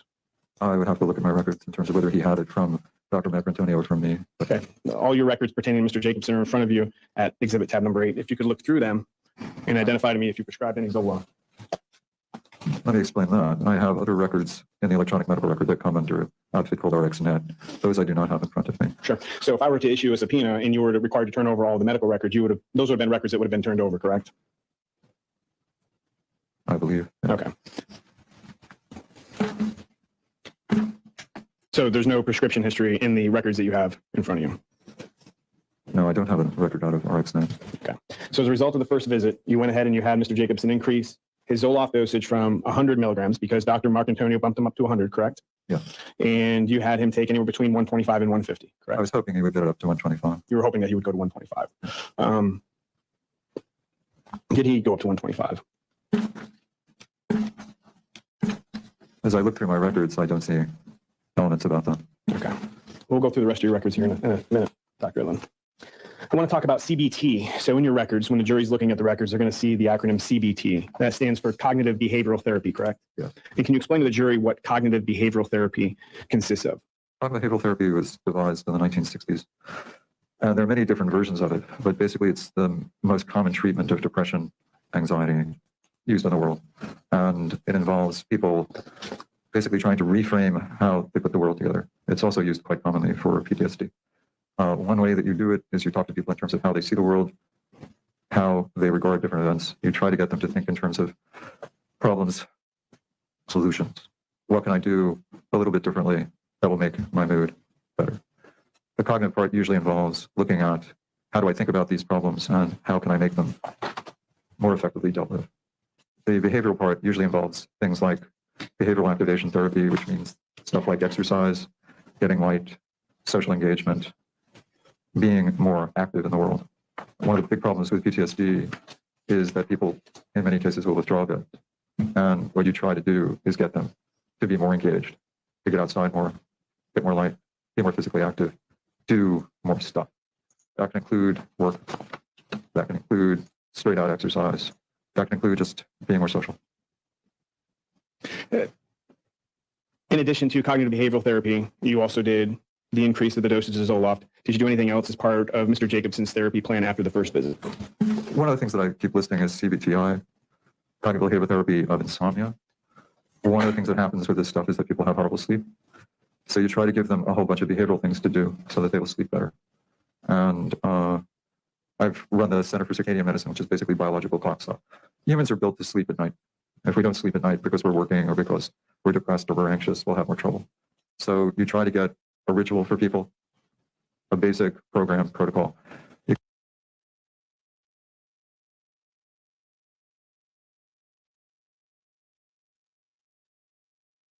Wait, what happened? Why did we lose sound? What happened? We lost sound. What the fuck? His dog is Okay, so shot, the sound is killed there. by- They lost sound for a while. God, long crime. You guys suck. But you nevertheless, Okay, so you have prescribed. I guess we'll just skip along here. Oh, you're not muted. Yes. Yes. I don't know. Just crappy quality. 0.8 months. The treatment plan had not changed, correct? We're playing at 1.5, guys. 1.5. And then you wanted to see Mr. Jacobson back for a follow-up in 8 weeks, correct? Correct. But he never returned, did he? No. As you sit here today, do you recall ever prescribing Mr. Jacobson Zole? I can't tell you Or whether research Leanne? I can't tell you whether he was getting it through Dr. Mark Antonio or through me. Okay. If he was getting it from Mark Antonio, would you have prescribed it as well? No. Okay.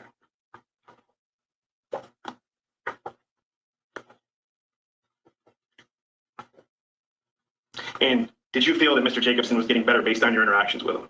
Depending on what time you're talking about, what types of symptoms. If you want to turn to page 92 of your deposition.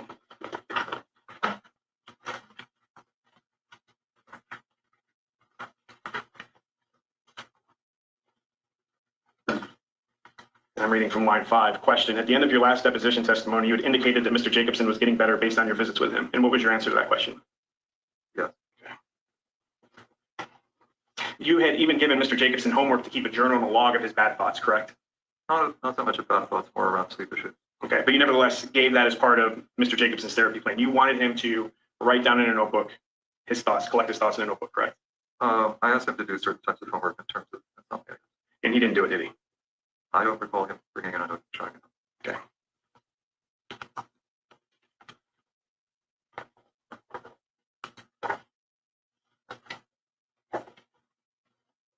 Were you aware that Mr. Jacobson went to Ireland in 2017?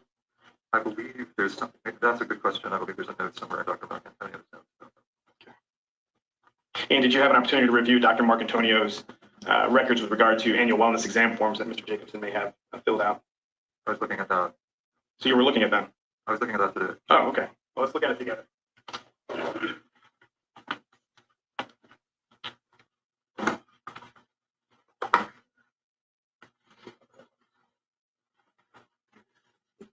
Which exhibit number are you referencing? Exhibit 10, Your Honor.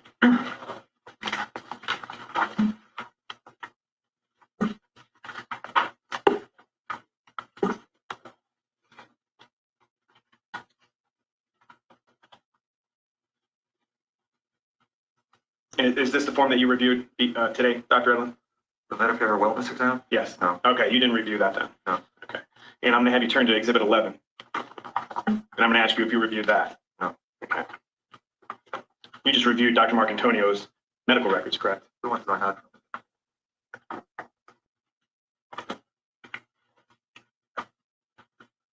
Let's look at Exhibit number 10 together.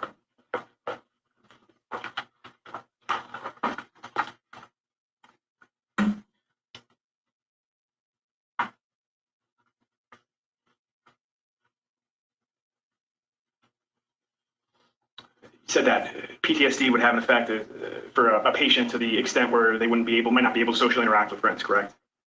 At time. Okay, at times. Or they may have a lack of interest in doing things, correct? It will be variable, yes. And on November 22nd, 2016,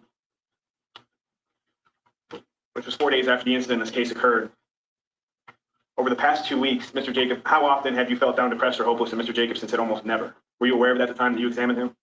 Was I aware of the Medicare wellness exam of November 22nd, 2016? I was not. Were you aware of any of Mr. Jacobson's answers to this wellness exam form? Not what he wrote on November 22nd, 2016. No. So, for example, you weren't aware that on November 22nd, 2016, that during the past 6 months, Mr. Jacobson almost never felt depressed, correct?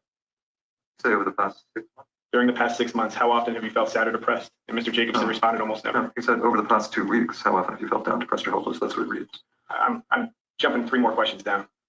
Okay. Oh, okay. Yes. All right. Almost never. And then let's turn to Exhibit 11. And when you examined Mr. Jacobson in September of 2018, were you aware that he completed another Medicare wellness exam form in 2017 where he also reported that he almost never felt depressed in the prior 6 months? Were you aware of that? No. So you didn't review these documents prior to examining Mr. Jacobson, correct? And you haven't reviewed those documents at all during your treatment of Mr. Jacobson, correct? Correct. And it's fair to say that the last time you saw, met, or ever provided treatment to Mr. Jacobson was May 29, 2019, which is more than 3 years ago. Thank you, Your Honor. That's all the questions I have. Redirect. No, Your Honor. Witness is excused. Thank you, Dr. Adler. Just leave the exhibit of the journal. Thank you. Thank you, sir.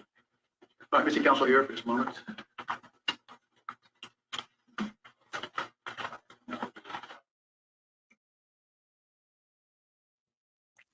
Okay, yes, this trial's rough. I am sorry, guys. I didn't know this was going to be this awkward, but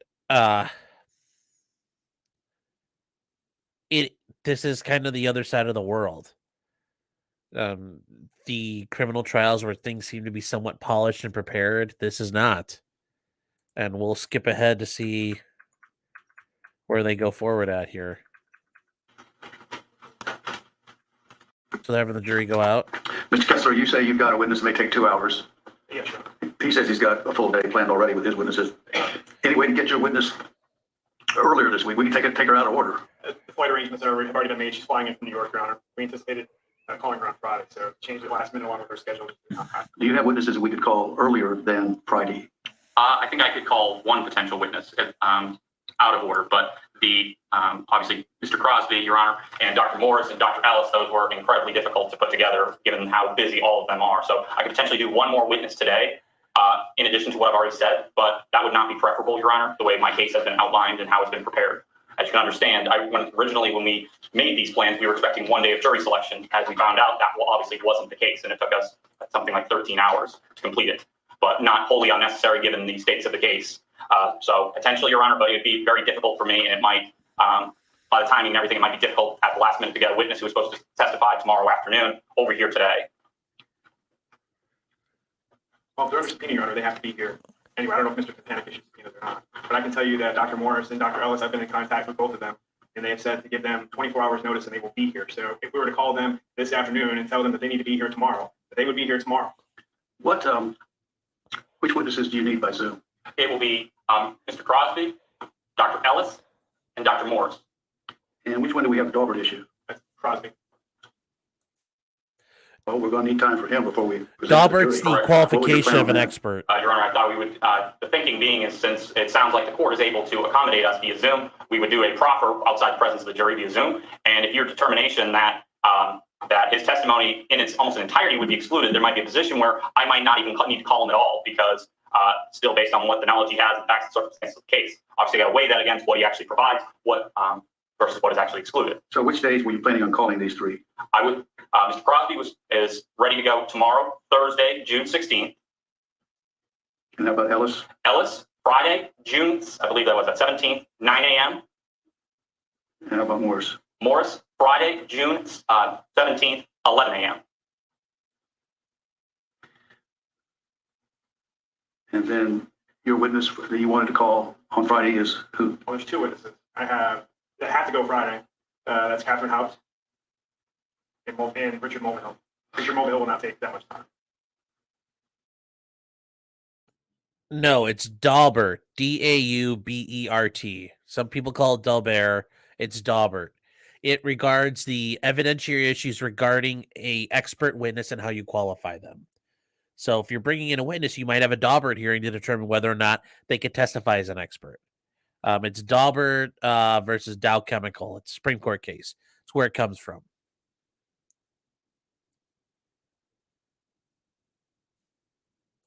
So we'll get back to this. So you're planning on calling them in person? Absolutely, Your Honor. I think that it's important for the jury to see live testimony in this case, and it's something that we agreed to at the pretrial conference.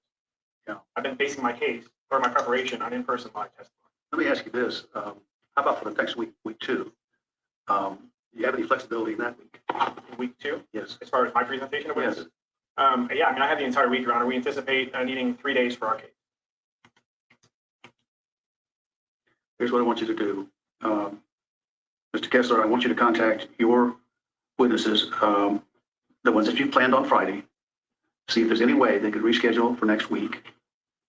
I want you to check with your witnesses to see that you have for Friday to see if there's any way they can reschedule. Now, let me say, we can start earlier. We can do it at noon. We can do it late in the day, as long as I can let the jury know that what we're doing. We don't have to stick to a 9 to 5 schedule. We could even do it in the evening hours if I could work that with the folks here. So find out what their schedules are. If they're flexible. If they understand we can do it at noon, we can start early, like at 8 o'clock in the morning. We could go, we can start at 5 o'clock in the afternoon, go till 7. I just need to let the jury know what we're up to. So I know you've already talked to them. You think you got them locked in.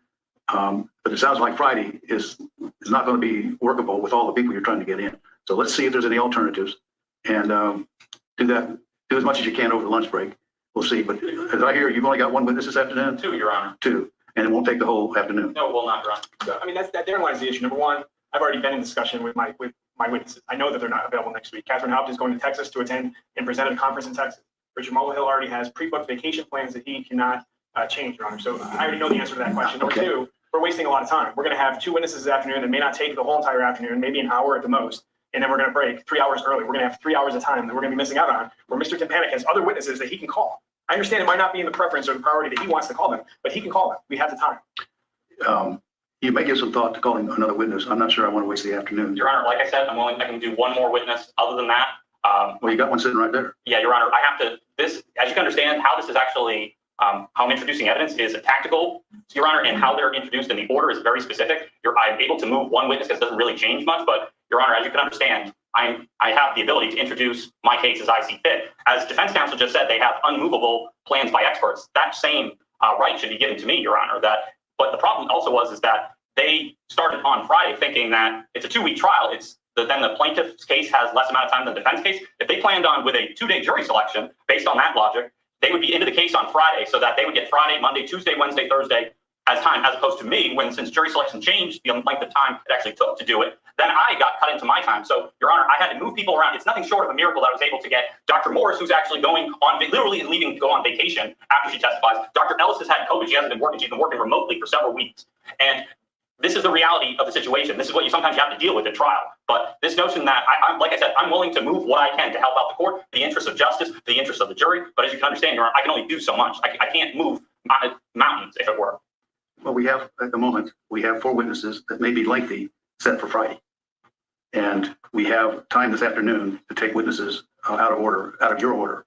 I'm giving you notice that we may ask you to call your own client, even though you protest that. I think we have to use the time prudently in order to meet the timelines that we've established for the trial and for the jury. Your Honor, what I can do, because originally, what I can do is I can call a witness this afternoon and put my client on stand potentially tomorrow afternoon, which wasn't originally the plan, but if that's what it needs to be, because the only thing we might have to, the thinking being is that's going to take a great bit of time. And Dr. Morse told me she could, if need be, do a 5 p.m. on Thursday, but that is not preferable. But I can talk with her and see if she could do it, because as you can understand, Your Honor, at 5 o'clock, jury's not really, it's tough for them to be paying attention and not thinking what else is going on. I'm trying to keep it, obviously, it's sometimes unavoidable, but I'm trying to keep it in the confines of this is a trial, they're serving on the jury, but we're not going to take over their lives. Well, just so you'll know, do what you can to readjust the schedule to lighten the load on Friday so that both sides will have adequate time to present their witnesses. And also, you're on notice that you may have to call your witness this afternoon, your client. I'm not saying I'm going to do that yet, but I want you under the alert that could happen. And Your Honor, as you can understand, I'd be objecting because I'd be in a position where I would be putting on my client before I'd have the ability to tell the story. And it's based on defense's expert assuming that my case would only take this long, as opposed to we get the first week, you get the second week, which is more. I don't know how the defense case takes longer than the plaintiff's case, but obviously that's not for me to say. But it would not be my client who I'd be calling my client's wife this afternoon, who was scheduled to testify on Friday to be able to lighten the load for today. Well, you need to fill the time. It needs to be used prudently. But I've heard your objections and I made my alert to you, and that's where we are. See you back at 1:15. All rise. What's the recess? Guys, hold on 1 second. I got a vacuum cleaner running. Give me 1 second.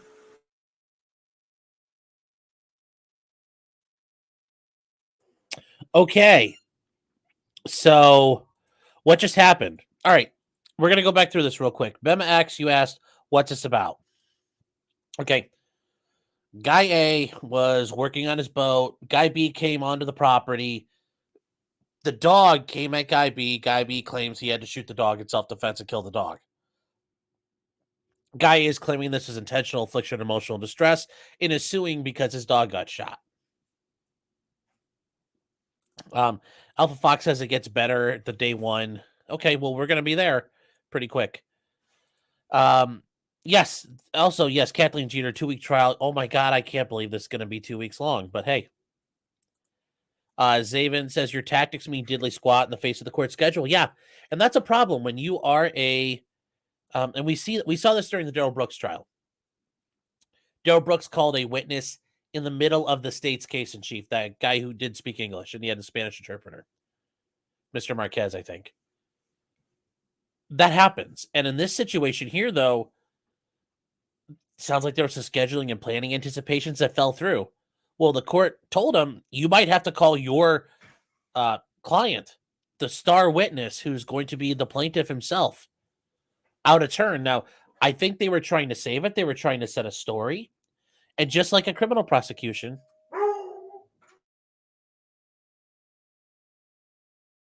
you try to,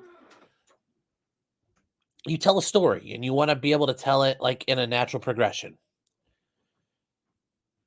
They have to. It helps. It keeps the jury involved. It helps them understand things.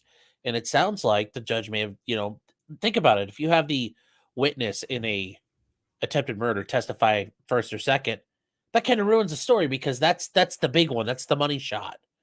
You don't have the money shot at the beginning of the porno. You have it at the end of the porno. So there's some issues there. And the judge said, well, I might make you call that guy if you have a witness ready to go.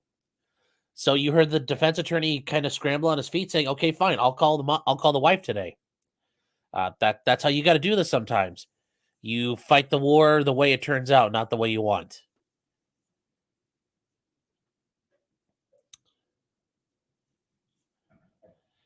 Let's see. Hydrosphere 13 says this man is right to be salty. The court's trying to fuck him.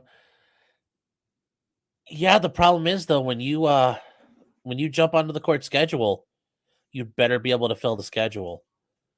No dead air, no wasted time. You wanted this trial. This is your fault. You are the defense. You need to prepare. I mean, you're the plaintiff. You should be 100% prepared and ready to go. So it's not, you're getting fucked, but it sounds like this is a logistical issue for the plaintiff if they weren't ready.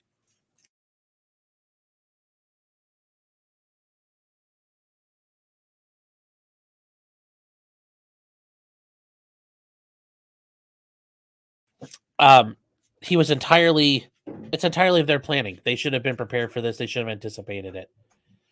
So, but that's the issue of also when you have a lot of expert witnesses, they're not ready. They're not always ready to go. They have time frames and time limits they're working on that when they come in out of town. So, yeah, I had one earlier too. Now my pee hurts. Ooh, that doesn't sound good.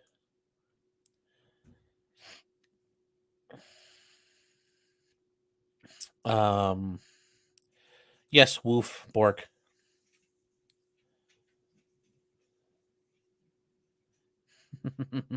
Yes, even my dog has an opinion.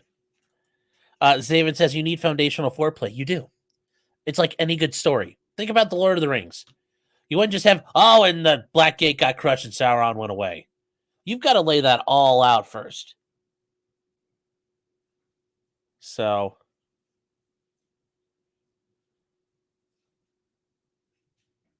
we're going to skip lunch and get to the fun part here. So, let's hang in there, guys. Hope to answer everybody's questions, though. A little late. What's really going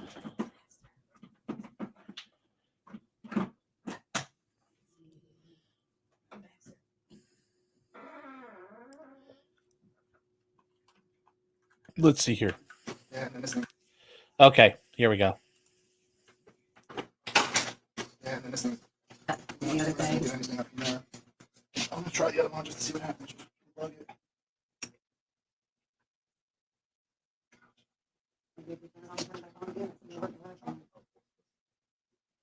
I'm able to pick up since plenty of time.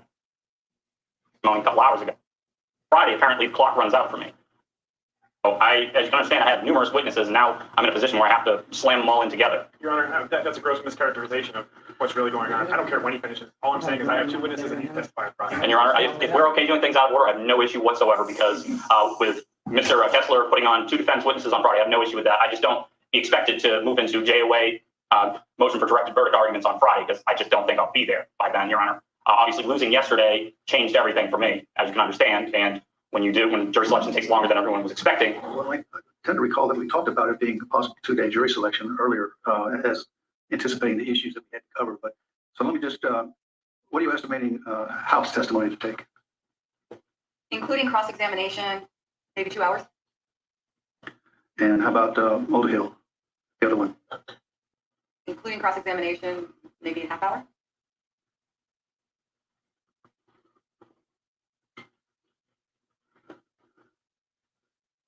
What are you projecting for Ellis? Like I said, an hour, Your Honor, total? Total for you? Total and cross, Your Honor. Do you agree with that? Yes. And Morris? Same thing. Yes.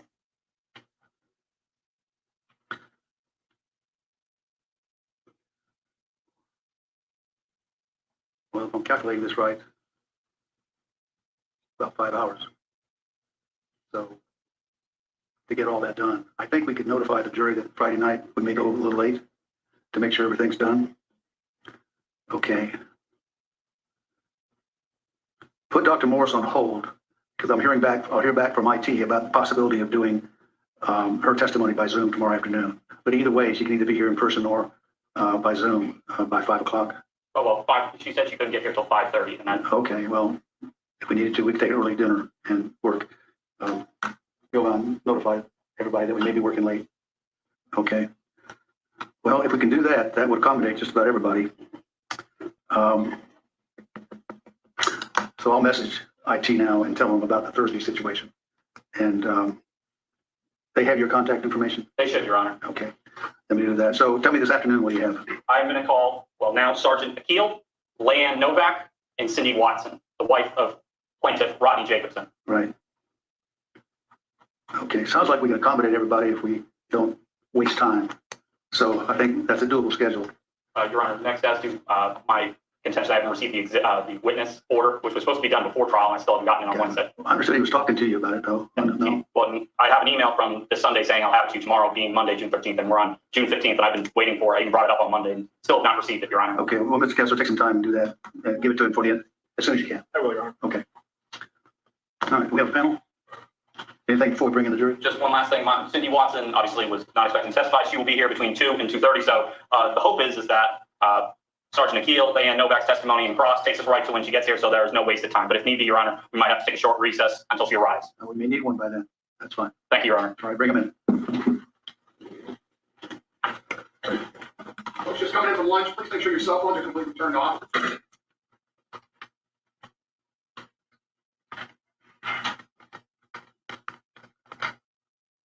I like this bailiff. He's very loud, very vocal.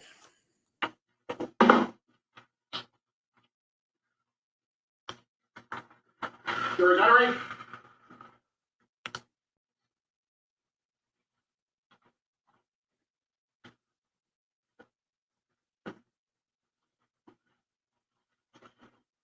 All right, folks, take your seats.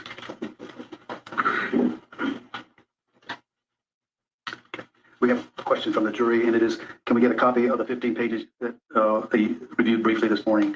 This entire book's going to be given to you. It's got all the exhibits in it. There's so many that we're not going to do what we did before. If they're lengthy, if they're brief ones, we'll circulate them with you. That's going to be in your hands, everything that you need to know as far as the exhibits are concerned. So, yeah, the answer is yes. You will have them to examine, but not, again, we got to get all the evidence in, and then you can look at it when you deliberate. Okay. Now, I wanted to let you know, I think as I told some of you, can't recall everybody, but we had a discussion yesterday about how sometimes our schedule changes given circumstances with witnesses, and we have that situation now. There's a possibility that we will be working late on Thursday and Friday night. I'm pretty sure we will be doing that on Thursday, tomorrow.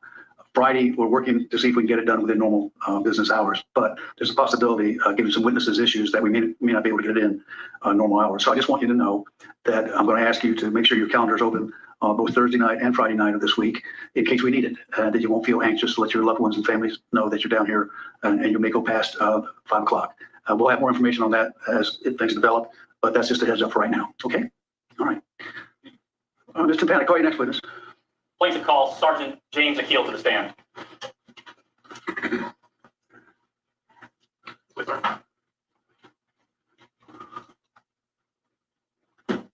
Sergeant, you'll stand here. Face down quick. What's your right hand, sir? This way, sir.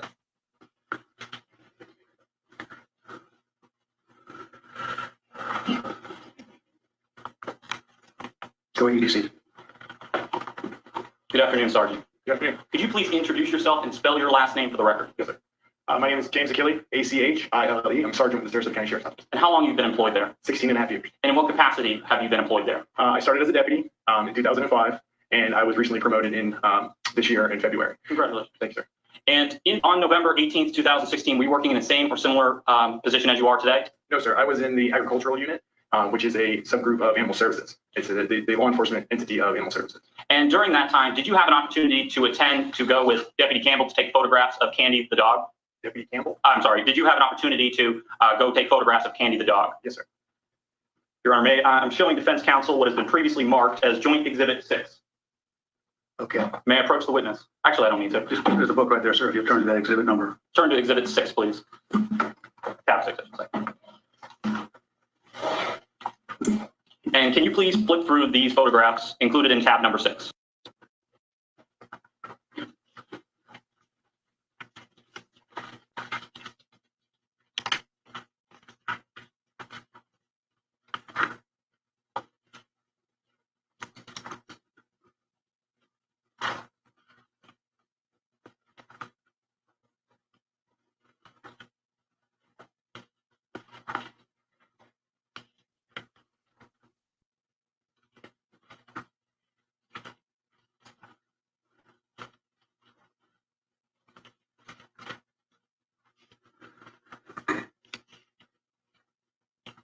And do you recognize those photographs? Yes, sir. And how do you recognize them? Those are the photos that were taken by myself at Animal Services.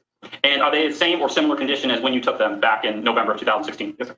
Your Honor, at this time, plaintiff will be asking to introduce the photographs of Candy the dog into evidence as plaintiff's Exhibit 6, well, Joint Exhibit 6. Understand, yes. Your Honor, we have no objection to any of the joint exhibits, and they're already in evidence. Okay. Just wanted to be able to lay the foundation. Your Honor, permission to publish. Unlike the other exhibits, these are a bunch of photographs. So when you get them, just look at one, pass it down. You'll have a chance to see all of them. You don't need to hold the whole package, just circulate it through it. All right, go ahead, think about it. And let him distribute to the jury.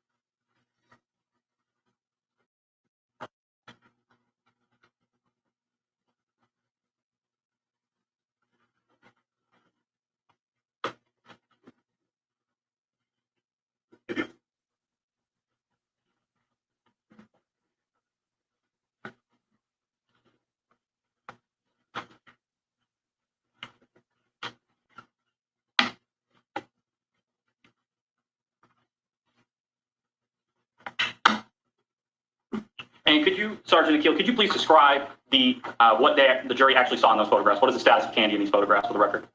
These photos were taken at Animal Services once we received the dog back from the vet and it was in our care. It shows the impact of the bullet and other markings of where they had done their testing for conclusion as to what took place.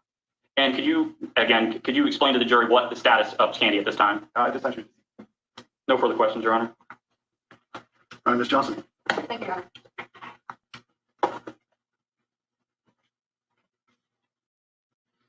Good afternoon, Sergeant Kelly. Could you tell the members of the jury how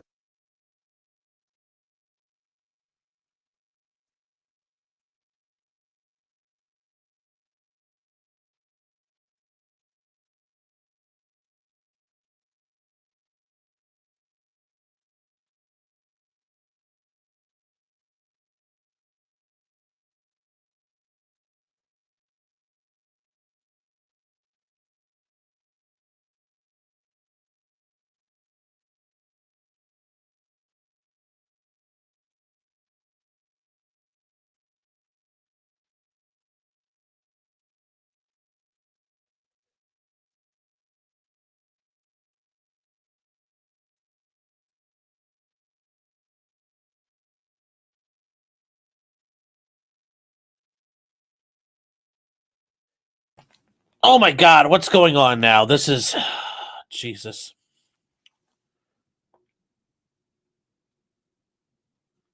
Fucking amateur hour. Amateur hour here. I will be No, advising. no, we're not doing this. By witnesses and tangible items of evidence is authorized. Otherwise, one party. Why or does the this other suck may be so bad? deprived of a fair and just verdict. There.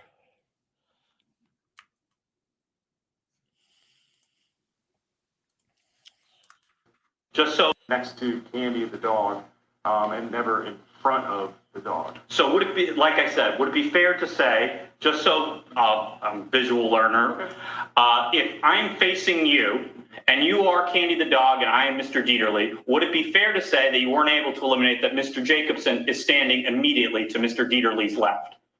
Based on how focused you are on the situation at hand, possibly you wouldn't be able to see if somebody was there or not. But given the interaction that they had between the two of them, it's only fair to say that he would have been somewhere close to the area of the incident when it was going on. And were you able to eliminate that scrape as being a gunshot wound? Eliminate the possibility that was a gunshot wound? Based on only... Yes or no? No. And do you have any formalized training in gunshot wound analysis?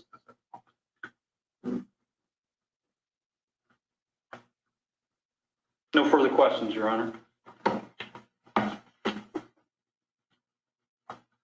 Anything else, Ms. Johnson? No questions, Your Honor. Thank you, Sergeant. Thank you, Shipka. Just leave the book there. Okay.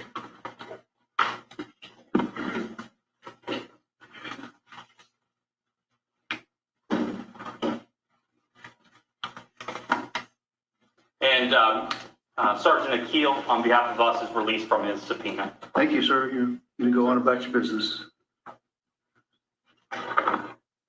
Okay, who's next? Plaintiff calls Leanne Novak to the stand, Your Honor.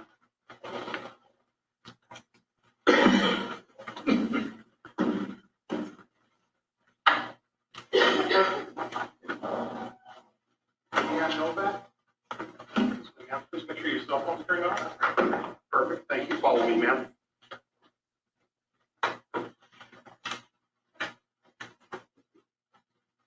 Ma'am, if you'll stand here and face Madam Clerk, raise your right hand this morning.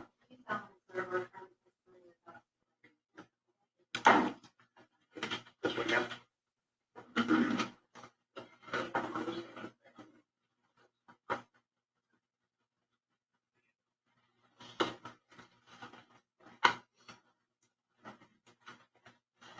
Good afternoon, Ms. Novak.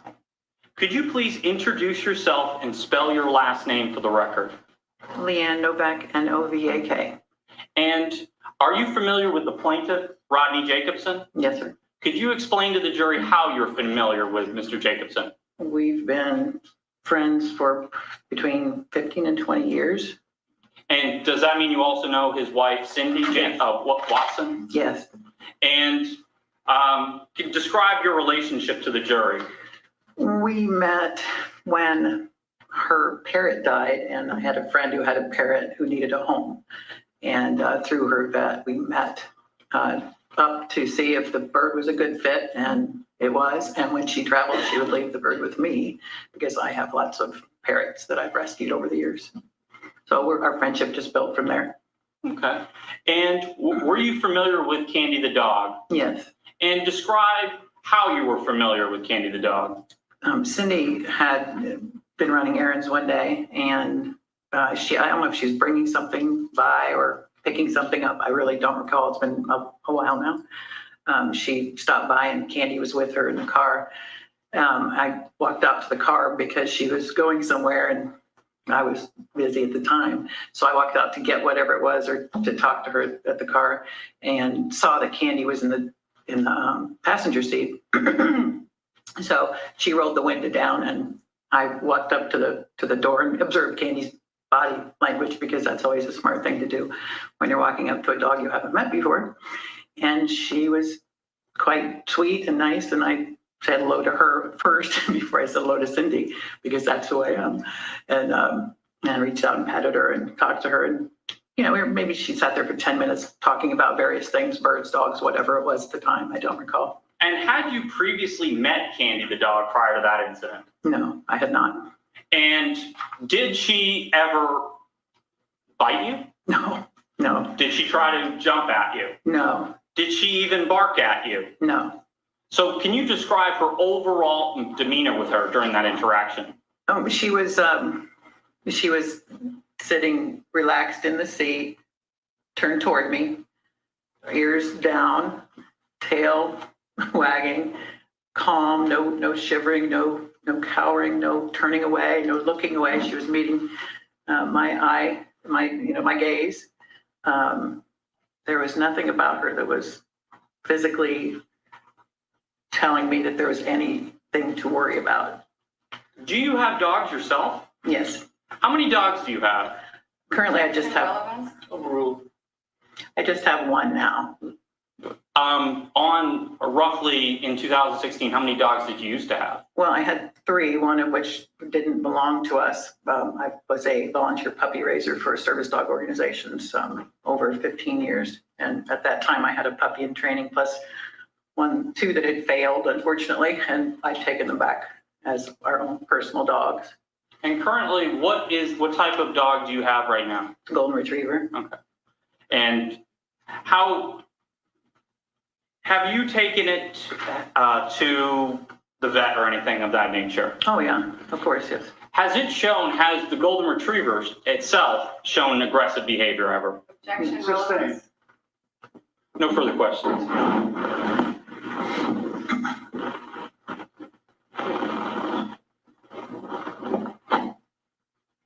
Thank you, Your Honor.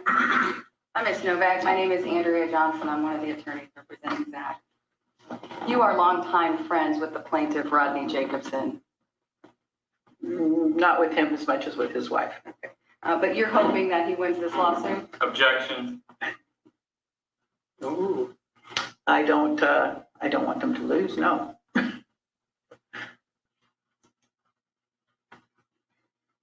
And so your testimony about the demeanor of plaintiff's dog was from the one time you saw the dog in the car? The first time, yes. The first time. So the dog was restrained in the car when you met it? No, it was sitting in the seat. It was not leashed or harnessed in. Well, let me ask it this way. There was a barrier of the car between you and the dog when you met it, right? The window was down, the door was closed. And you've never seen how plaintiff's dog acts when it's off leash, have you? Objection calls for speculation.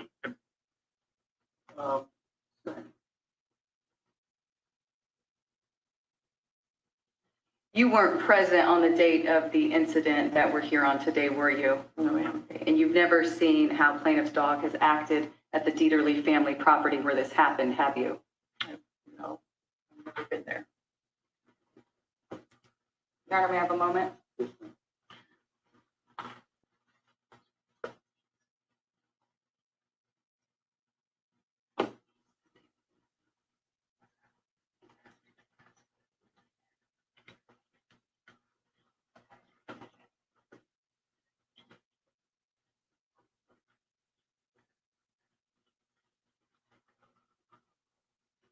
Have you ever observed plaintiff's dog when it has been off leash?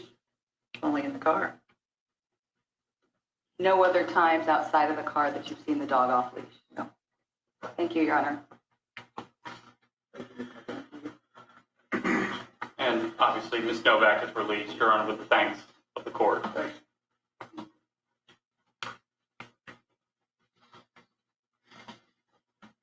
All right, next witness. Your Honor, just be asking the deputies to check if Ms. Watson has arrived yet. She obviously was a late ad for today. First name? Cindy.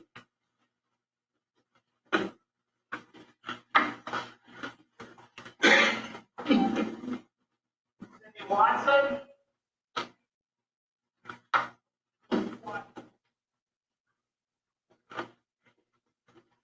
We expect her momentarily. I think she's, No response at present, Your Honor. all right. Let's take a break, folks. Let's take 15 minutes. Jury's exiting.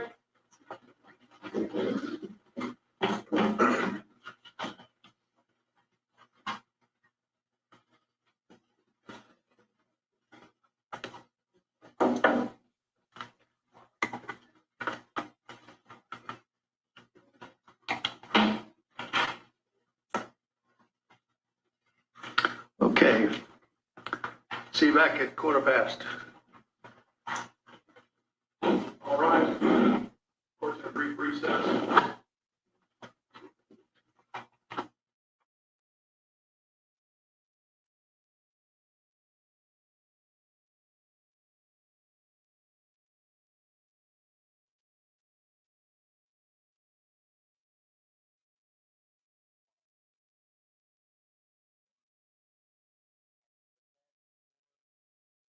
There's the Obergruppenführer.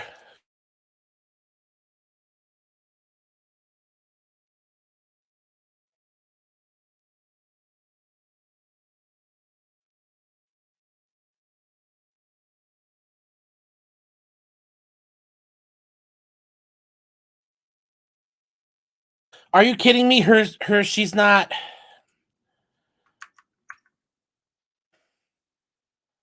Medically needed. At that time, I was on the board of Honor Animal Rescue, and so I took in medically needy dogs, basically, which most of the This is the wife of the plaintiff testifying now, guys. Apparently, this gets really good. So here we go. time turned out to be pregnant dogs or some that maybe had been confiscated and starved or things like that. So I got a call that Animal Services had picked up a stray that was very pregnant. They needed someone to take them, or, you know, at Animal Services, it's not the place for puppies. So they, you know, sometimes have to euthanize those dogs if a rescue won't take them. So I took her in. And were you able to help Candy deliver the dogs? Yes, I delivered all 12. And were you able to find homes for all 12 puppies? Yes, we had a fair amount of help, you know, from Honor volunteers that came in and helped take care of them. And then through Honor and their adoptions and, you know, people and us and everybody, we got all 12 placed. And did you eventually adopt Candy the dog? Yes. And at that time, did you have other animals in the house? Yes. And what other animals did you have in your house? Let's see. We had a standard poodle and an Irish setter. And I had several other medical dogs that were there. So, I mean, you know, my house could have 3 dogs in it, or it could have 17 dogs in it, you know, if we had 12 puppies. So. What's the, strike that. What, and just for the jury, what do you actually do for a living? I'm a nurse. And what is, just real quickly, what's your educational background? I have a doctorate in nursing. And how long have you been a nurse? Let's see, about 38 years. So you were prior to, you became a nurse prior to marrying Rodney Jacobson. Oh, yes. Uh-huh.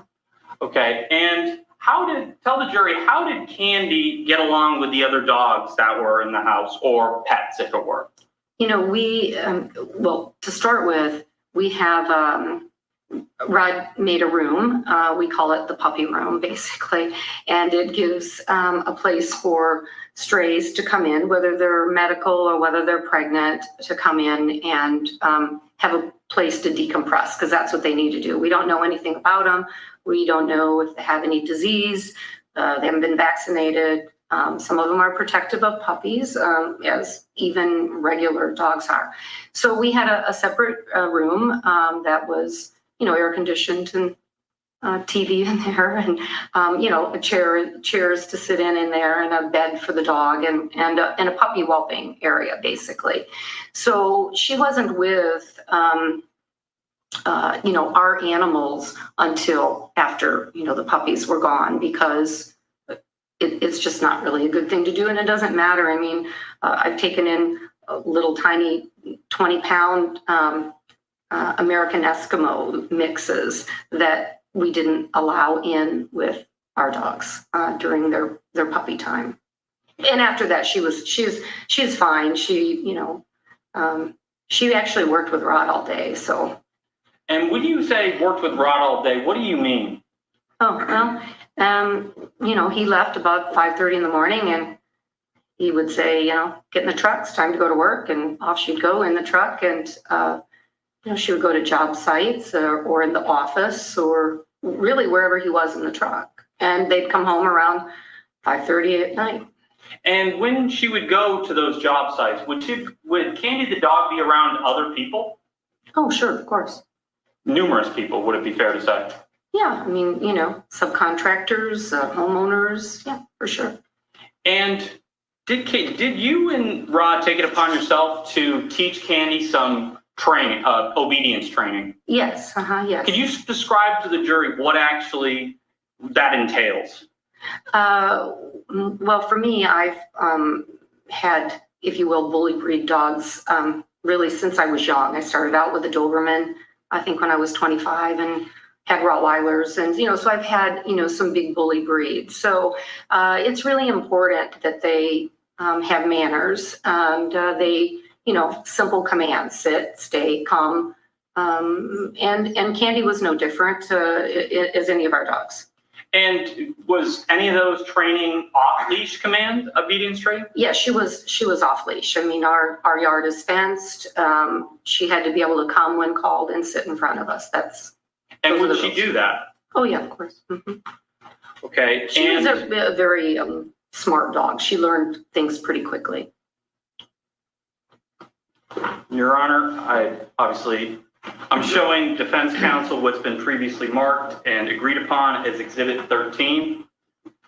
Ms. Watson, could you please pick up that binder and turn to tab 13 in it? Flip it over. Okay, here we go. Mm-hmm. First page? Yes. Okay. Do you recognize the dog in that picture? Yeah, that's Candy. Could you flip through the remaining 3 or 4 pages, pictures? Yes, they're all of Candy. And Your Honor, and are they a fair and accurate representation of your dog, Candy? Yes.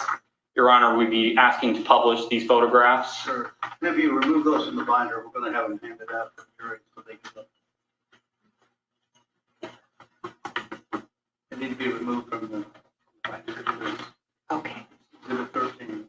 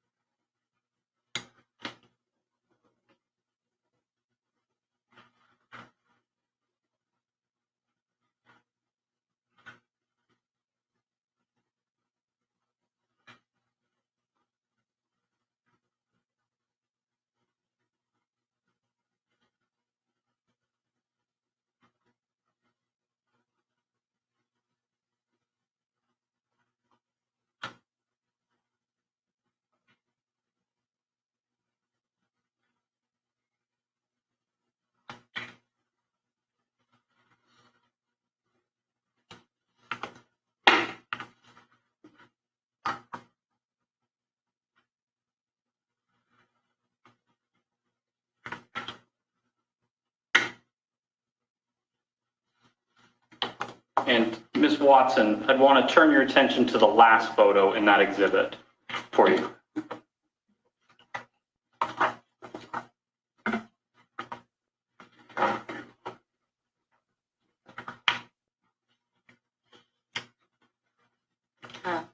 I think they're in a different order. It's okay. Which one are you speaking of? Spring and loaded photograph. Okay, yeah, that's in the second one. Yep. Mm-hmm. Do you recognize that photograph?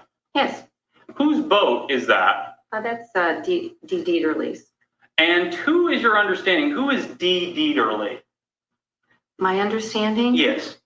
He's a friend of ours who owned the property where Rod kept his boat and where Candy was shopping. And what relationship does Zachary Deaterly have to Dee Deaterly? It's his grandson. And I'd like to turn your attention to the day in question. Do you recall that day? Yes. And do you recall, actually, let's back it up a bit. Can you describe to the jury what the relationship was of Dee Deaterly, the grandfather of Zachary Deaterly, and your husband, Rod Jacobson?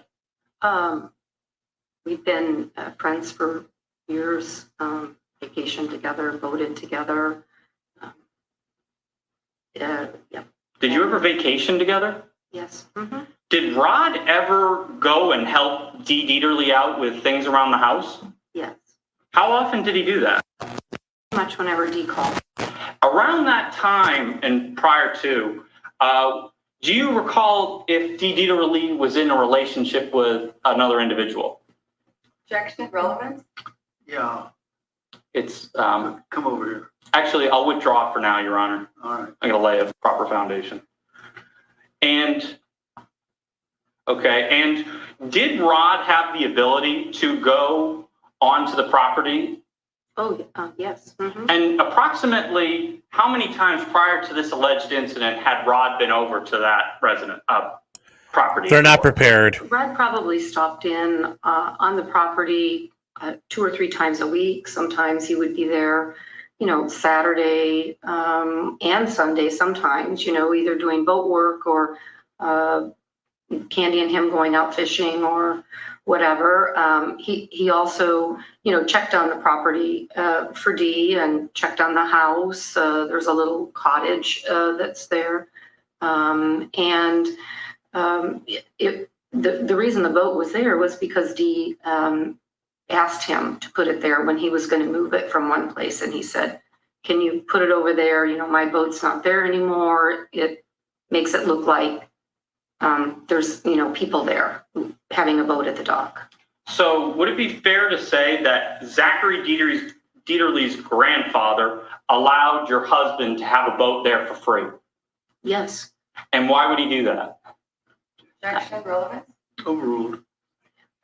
Because they were friends and it was a benefit to have a boat on the property. It's a large piece of property, so that, people from the bay just didn't come up and think there was nobody there.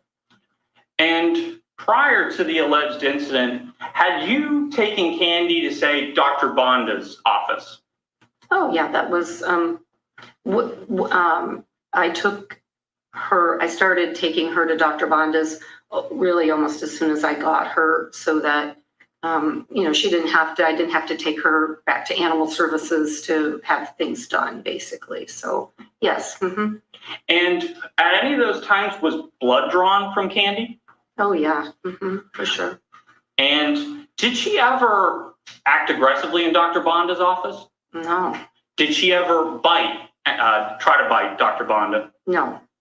Did she even act aggressively when, actually strike that, did she ever show any aggression towards Dr. Bonda? No. Did she ever show any aggression to anybody? No. So I'm going to take you to the day in question. Do you know why on November 18th, 2016, your husband went out to the property?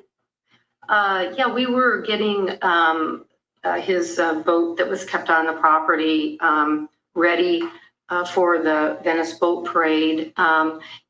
We had entered it for another animal rescue, which is Vintage Paws. They take in senior dogs.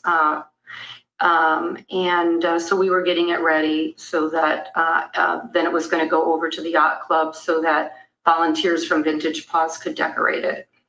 And was this for the Venice Boat Parade? Yes. Mm-hmm. And was that something that Rod enjoyed doing? Yeah, he did. And approximately how many times prior to the incident in question had Candy been on the boat?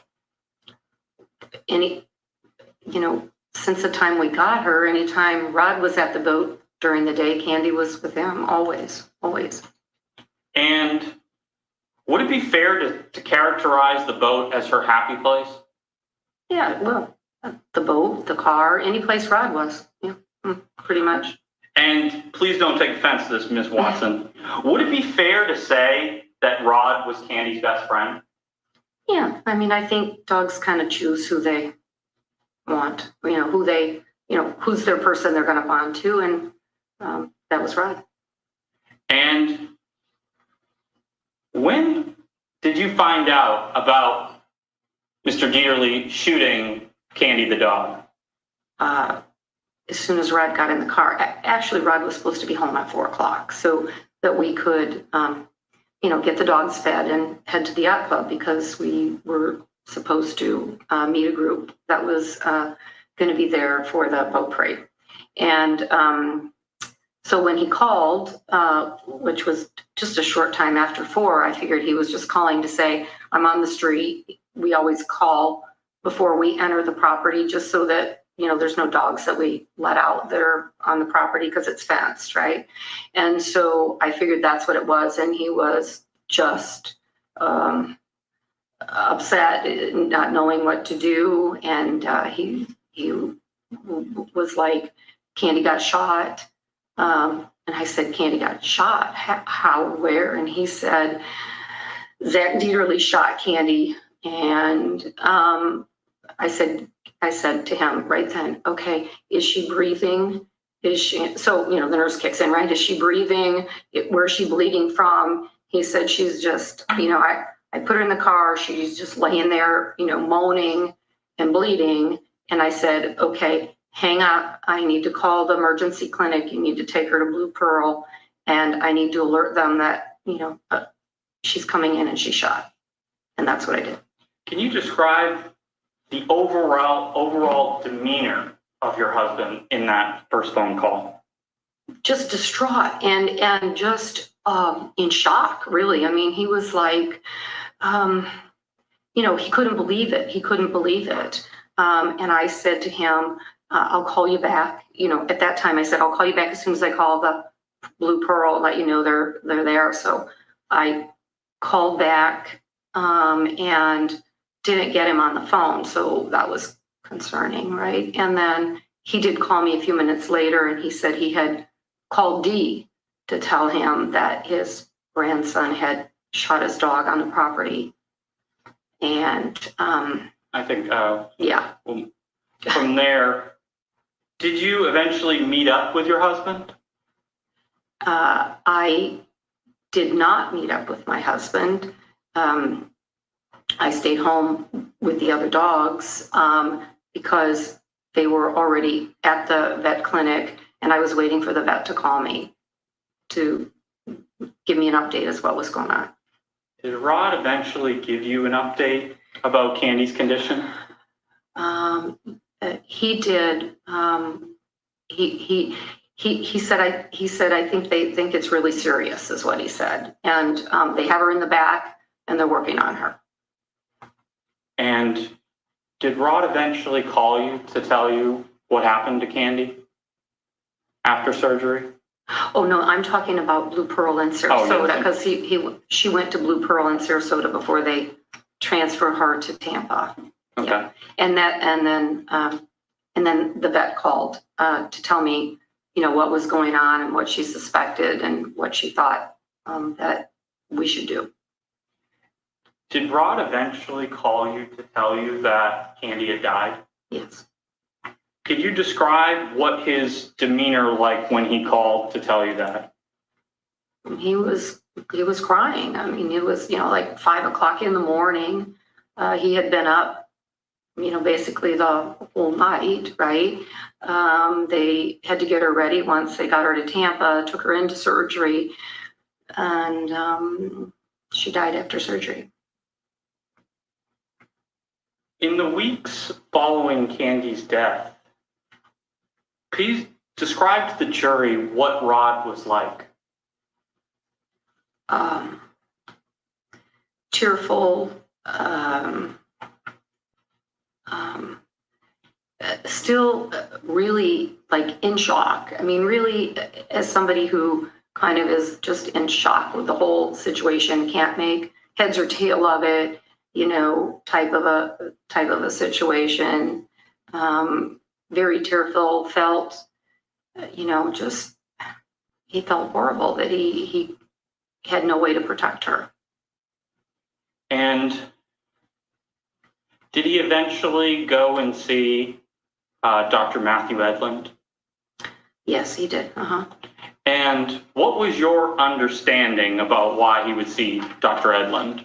Objection, speculation.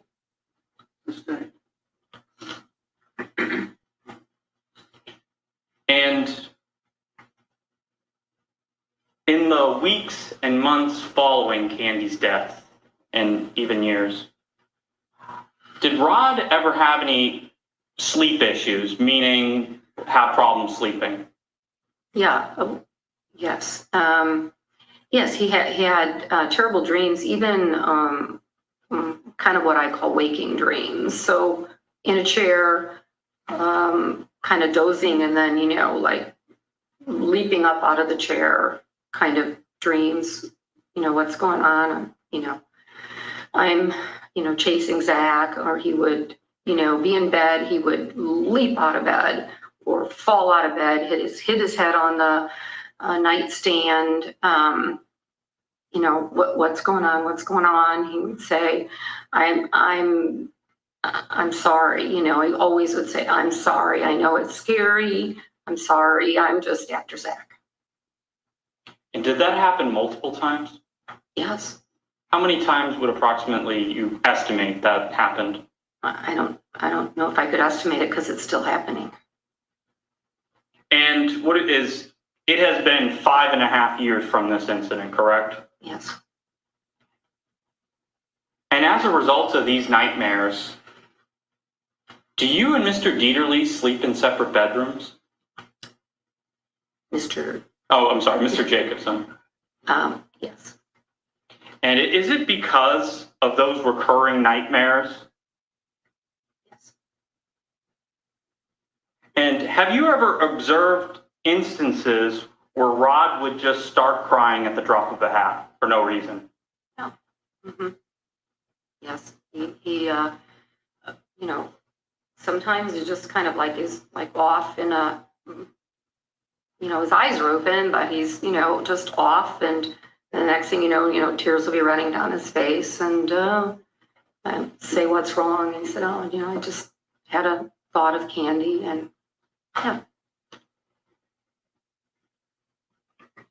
Do you believe that based on your observations, your husband is a different man today than he was prior to the incident in question? Definitely. And describe that to the jury. Oh, he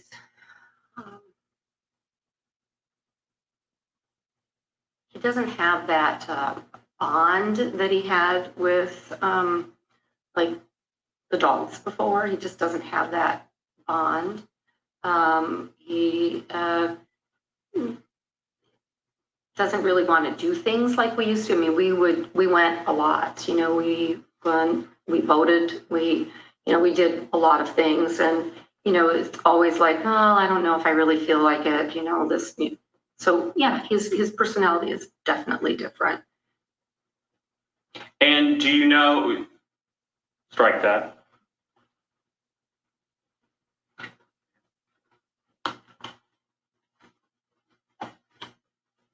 May I have a moment, Your Honor? Yes, sir.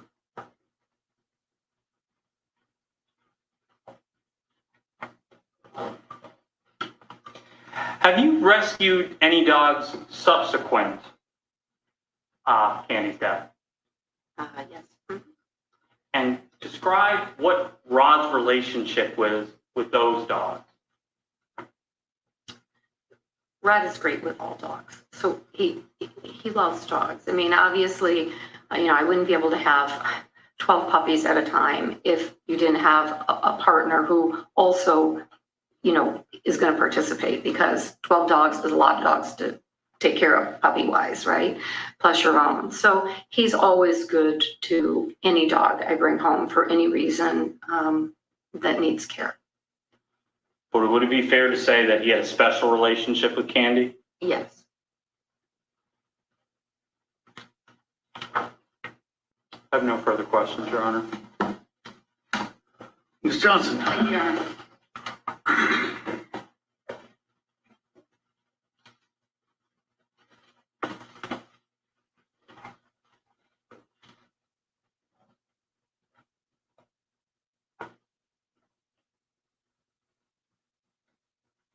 Good afternoon, Ms. Watson.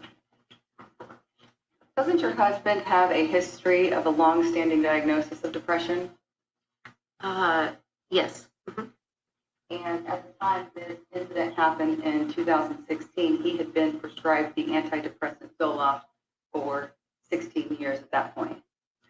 I didn't know him 16 years before, but he was on Zoloft when I met him. But you know that he had been prescribed the antidepressant Zoloft for many years prior to this incident happening?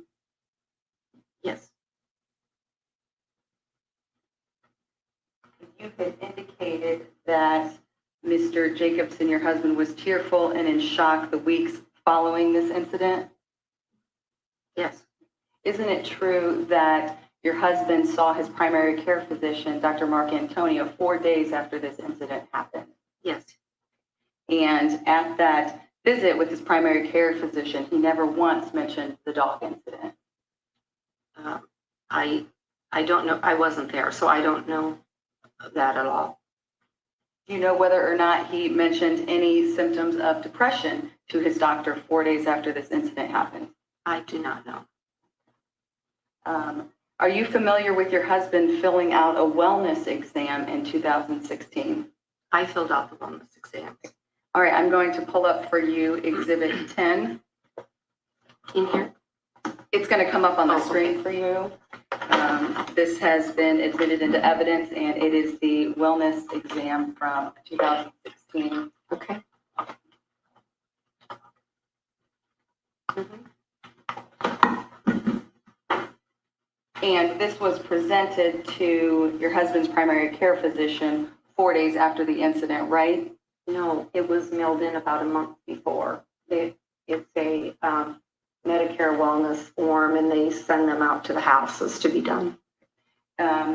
Did you or your husband ever update Dr. Mark Antonio with the wellness form after the dog incident happened? It's a Medicare form, so I've never been asked to update one in my practice, and I don't know whether Rod was asked that or not, because I wasn't at the office with him. My question was, did you update the wellness exam form after the dog incident happened? It was mailed in a month before. I understand you're saying it was mailed in. Mm-hmm. Did you at any point update the wellness exam after the dog incident happened? I never received another one to update. So. Did you assist your husband with the 2017 wellness exam form? Yes, when they came, I usually did those and mailed them off so that they got there and they weren't lost. All right, I am going to turn your attention to Exhibit 11, which has been admitted into evidence. It is the 2017 wellness exam. And this had been after the incident had occurred. Mm-hmm. And that would have been approximately 1 year later. Yes. Mm-hmm. And the first question, over the past 2 weeks, how often have you felt down, depressed, or hopeless? You indicated for your husband almost never. Yeah. And the next question, over the past 2 weeks, how often have you felt little interest or pleasure in doing things? And you had indicated for your husband almost never. Yeah. I actually do need to make a correction here. I did not do this, and it's got a scribble on it, so that's not my handwriting. So I did not do the 17, I only did the 16. So your testimony is now that you prepared the 2016 wellness exam, but not the 2017? Correct. Not my writing. Well, is it your check marks on there? No, it's not. I believe that that's Dr. Marcantonio's check marks. Do you, Except for maybe my husband's check marks. do you know if your husband filled this out? I don't know. And I don't know when or where it was filled out either. Did you ever attend medical visits with your husband when he would see Dr. Marcantonio? For wellness exam? For any exams, did you ever go with your husband to his doctor? Only after his injury in January of 2021. So you don't know how many visits your husband had with his primary care physician, Dr. Marcantonio, before he first mentioned the dog incident or any symptoms of depression, do you? No, I never went to the doctor's office with him. Are you saying you never went to the doctor's office with him? Until after his injury in January of 2021. Okay. I'm going to show you Exhibit 7, which is a compilation of the medical records of Dr. Marcantonio, and turn you to the specific page that states labeled Marcantonio 65.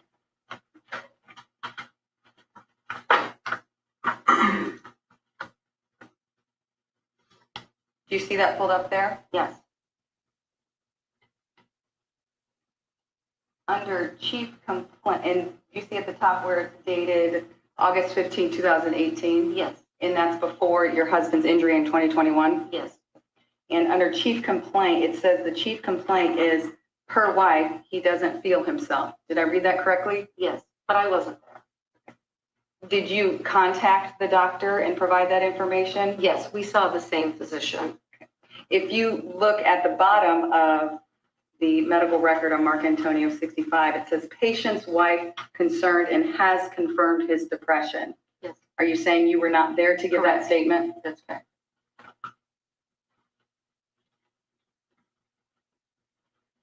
Isn't it true that around the time of this incident and the years after that, that your husband had financial stress in his life? I don't really know about his financial stress.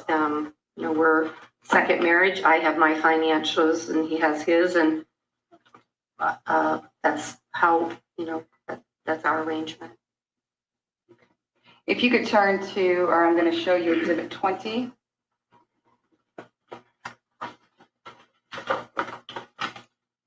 Which has been admitted into evidence and is an amended family law financial affidavit. Are you familiar with this document?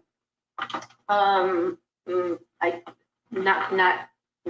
really. I mean, it's 2017, so no, I'm not. Do you know that your husband was involved in alimony modification proceedings with his ex-wife? In 2017? At any point in time, were you aware that your husband was involved with alimony modification proceedings with his ex-wife? The only thing I am aware of is an abatement in 2021. So your testimony is that you've not been aware of alimony issues your husband had with his ex-wife? No. Okay. Have you ever said that you were aware of alimony issues that your husband had with his ex-wife? I don't know that. I don't know the answer to that question. I mean, because you're not giving me any time that you're asking for, so I don't know how to answer that question. At any point in time, have you ever become aware of alimony modification proceedings that your husband was involved In in? 2021.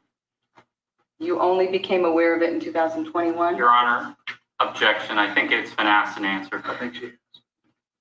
How is it that you became aware? Because when my husband was injured in January, I became a guardian for financial stuff so that people in his company could get paid. I'm going to turn your attention to Exhibit 26.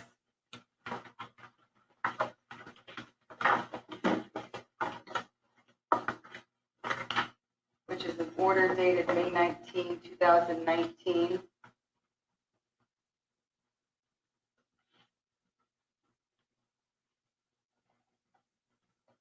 Do you recall your husband having lost his efforts to modify the alimony? I had, this is 2019. Have you ever seen this order before? No. If you could look at Exhibit 25.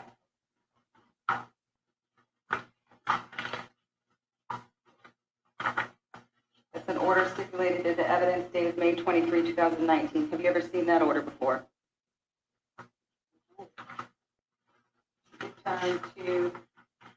Turn your attention to Exhibit 21. An order admitted into evidence and it's dated September 12, 2019. Have you ever seen that order before? No. Next, I want to turn your attention to Exhibit 22. An order dated October 8, 2019 that's been admitted into evidence. Have you seen that order before?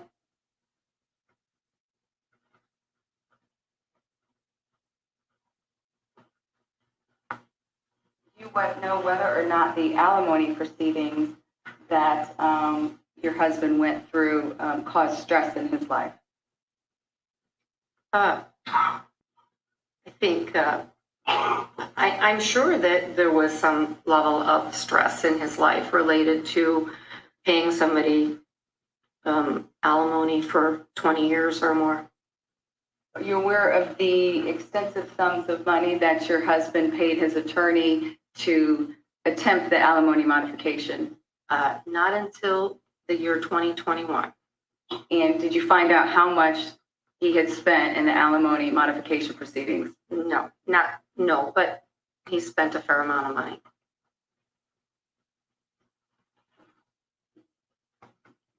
Were you aware of your husband being sued by American Express?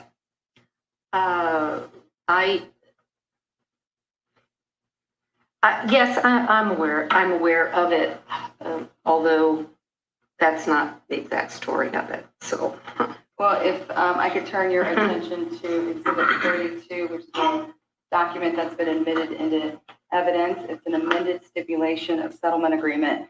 Your husband settled that lawsuit with American Express, right?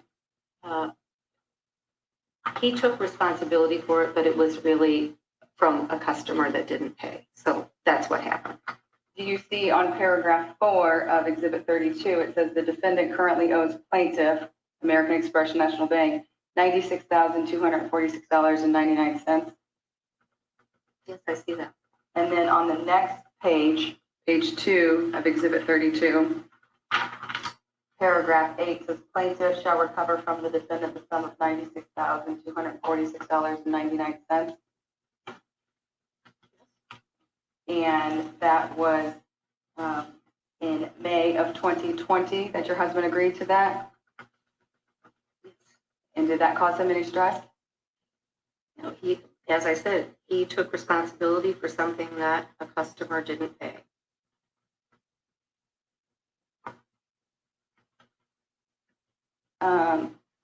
Are you aware of your husband being found in contempt of court in the alimony modification proceedings? Is there a document here I'm supposed to look I at? could turn your attention to Exhibit 23, an order that's been admitted into evidence, and it's dated July 14, 2020. No.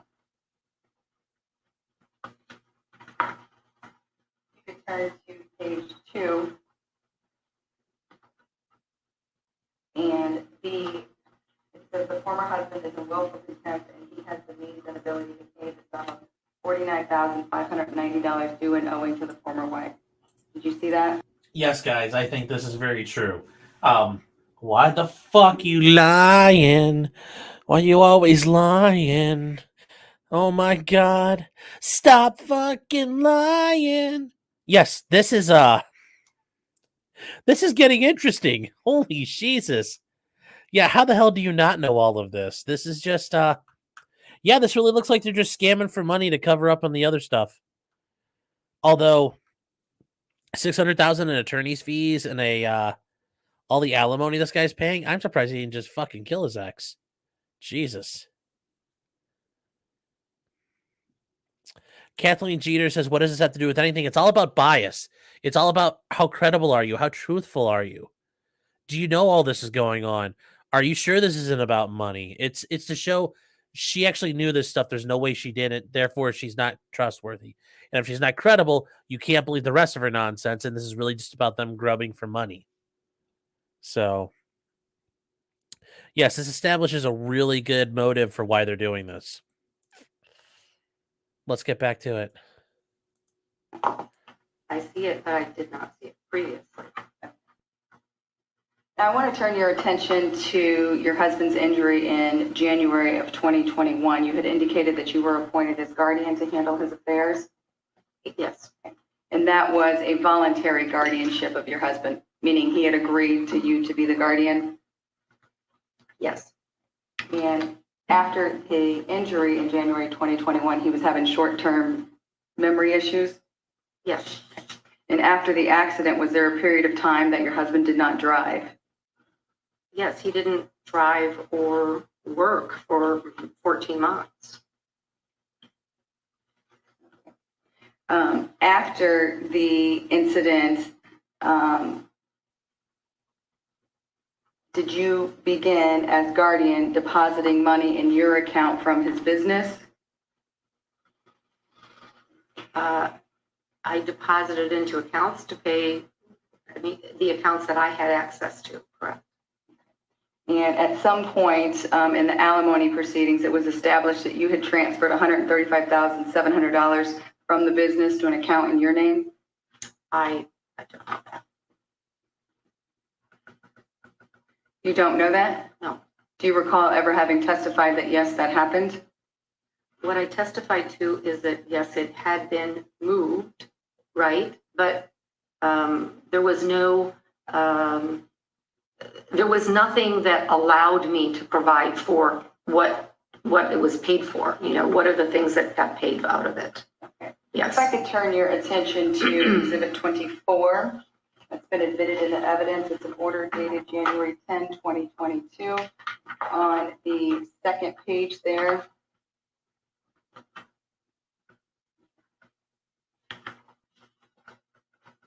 Now, this was at a time that you were the guardian, right, handling your husband's finances? What is the date on this? The last page shows the date of January 10, 2022. I don't see a date on the page, on this page.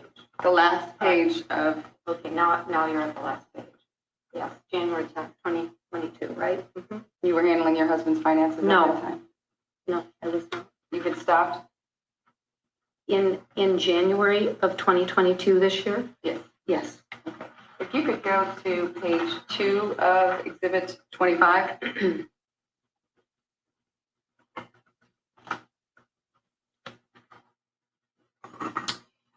Paragraph 11, it says the former husband's current wife has known of the alimony obligation since January of 2021 and has made no payment to the former wife. Did I read that correctly?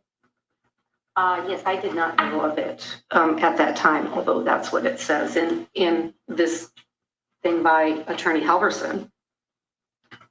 In the court order? Yes. Okay. And then on the next page of the court order, but this was you're saying January, but actually this was this order was not written in January. My question to you was, did I read that statement correct from paragraph 11? Yes, but you told me it was from January, and it's like June or some other time, so that's why I asked you where the date was. On the next page, under paragraph 14, it says the testimony of Cindy Watson is not credible given her interest in this matter and the lack of assistance she has given to pay the alimony. Did I read that correctly? Okay. And then on the next page, where the Honorable Hunter Carroll Circuit Court Judge signed it right and above that, it says a date of January 10, 2022, correct? Correct.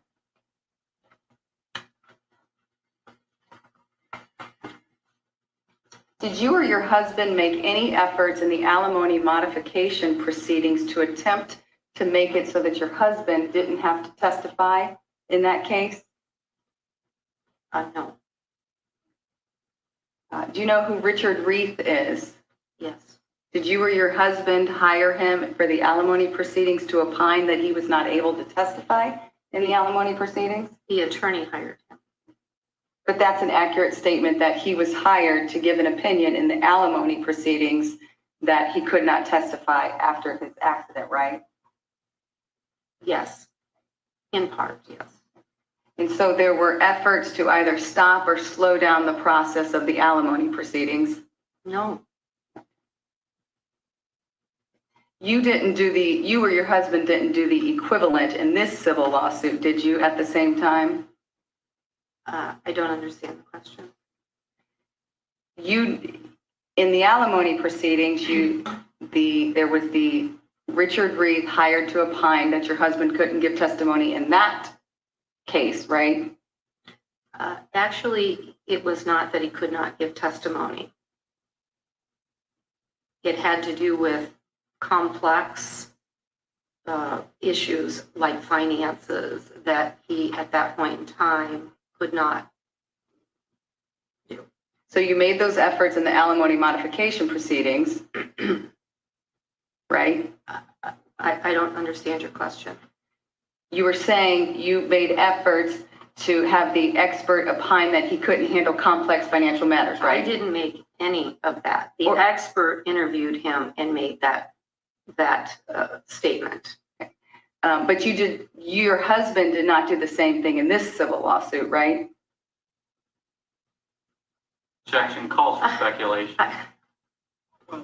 I can't answer that question. Just clarify the question. Are you aware of Richard Reith's involvement in the alimony modification proceedings? Okay. And isn't it true that whatever opinion Richard Reith was giving in the alimony modification proceedings, neither you nor your husband did the equivalent action in this civil lawsuit while it was going on? There isn't an equivalent action. At some point, did you become aware of the alimony modification proceedings being settled between your husband and his ex-wife? Yes. Okay. And your husband had agreed to pay $100,000 to end the alimony obligations? That's correct. And that was after the substantial sums of money that he had spent in attempting to have the alimony modified, right? What time are you talking about? I don't understand the question because there's no time. After your husband agreed to pay $100,000 to his ex-wife to end the alimony proceedings, that was after he had already paid his attorney substantial sums of money to attempt to modify it, right? Actually, no, he did not pay the attorney substantial amounts of money. And I paid for the attorney to do the abatement.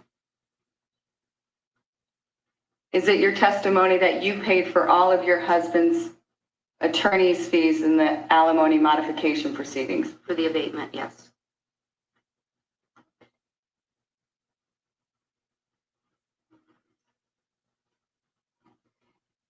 After your husband's injury in 2021, was he having financial difficulty? Objection calls for speculation, vague, confusing. In January of 2021, I did not have guardianship and I had nothing to do with finances or the company at that point. After your husband's injury in 2021, yes, when you had became guardian, June, was your husband having financial difficulty? No, not really. I mean, the business was operating and slowed down, but it was operating. Have you ever said that your husband, when you were guardian, was having financial difficulty and had a monthly deficit? Yes, related to the alimony, yes, of course. That's personal. So if we're talking personal or we're talking business, they kind of are separate issues. So was he having personal financial difficulty? Yeah. Okay. And was that a stressor in his life? Yes. Are you aware whether or not there was a tax lien against your husband? Well, I'm aware of it now, yes. So your husband had a tax lien against him, right? Correct. Do you know the amount? No.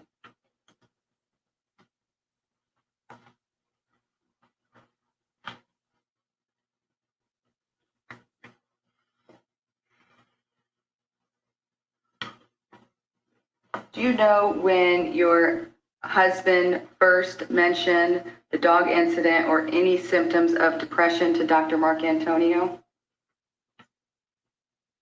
No, because I wasn't with him at Dr. Mark Antonio's. Have you been assisting your husband in this lawsuit? I don't, can you be more specific? Because I don't know what that means.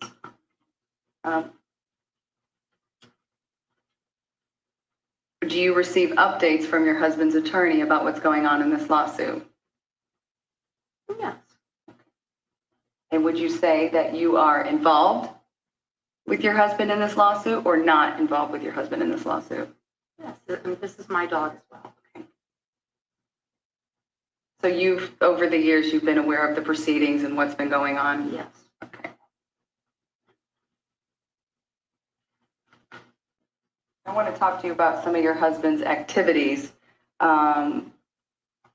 You had mentioned nightmares and crying. Isn't it true also that your husband has sleep apnea that causes disruptions in his sleep? He does have sleep. And that causes disruptions in his sleep?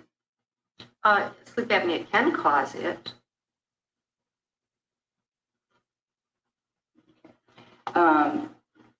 Does your husband still go fishing after this incident had happened?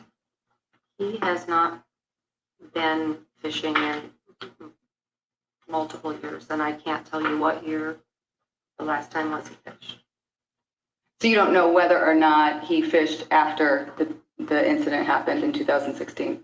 I wouldn't be able to tell you. Does he still go boating? No, he's not been boating. Do you recall the last time he went boating?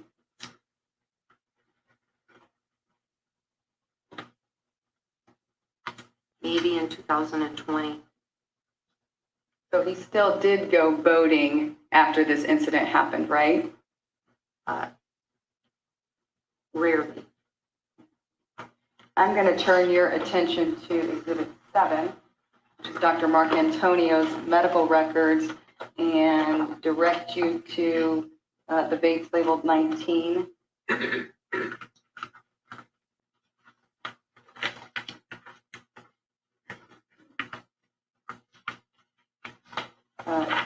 you see under history of present illness, it says patient comes in for a visit today because of right shoulder pain. Apparently he fell down the gangway on his boat. Did I read that correctly? Yes. Mm-hmm. And the date of that was May 1st, 2017, right? Yes. Okay. And so that was after the incident had happened? Yes. And your husband was still boating? No, he was working on the boat and fell down the gangway. So he was working on the boat but not going boating? That's correct, yeah. Mm-hmm. Did he boat ever in 2018? I don't know. I didn't go out and fish, so I can't answer that question. So you don't know, you don't have knowledge of the number of times that your husband boated after 2016, right?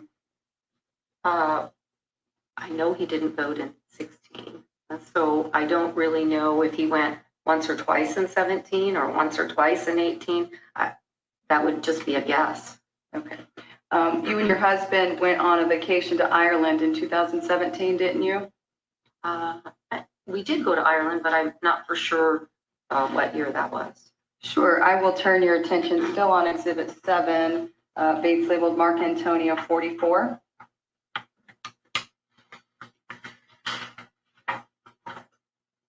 I'm going to read the second sentence under the plan. This again is Dr. Marcantonio's record. I gave him a prescription for doxycycline to take with him when he goes to Ireland. He's going in about a week or so. Did I read that correctly? Yes.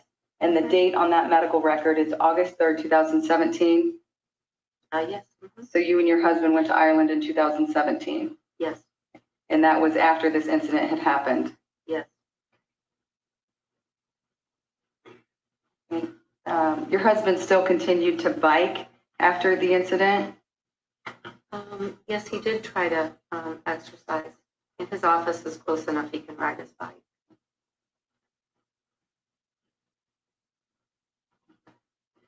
I want to turn your attention to Exhibit 27.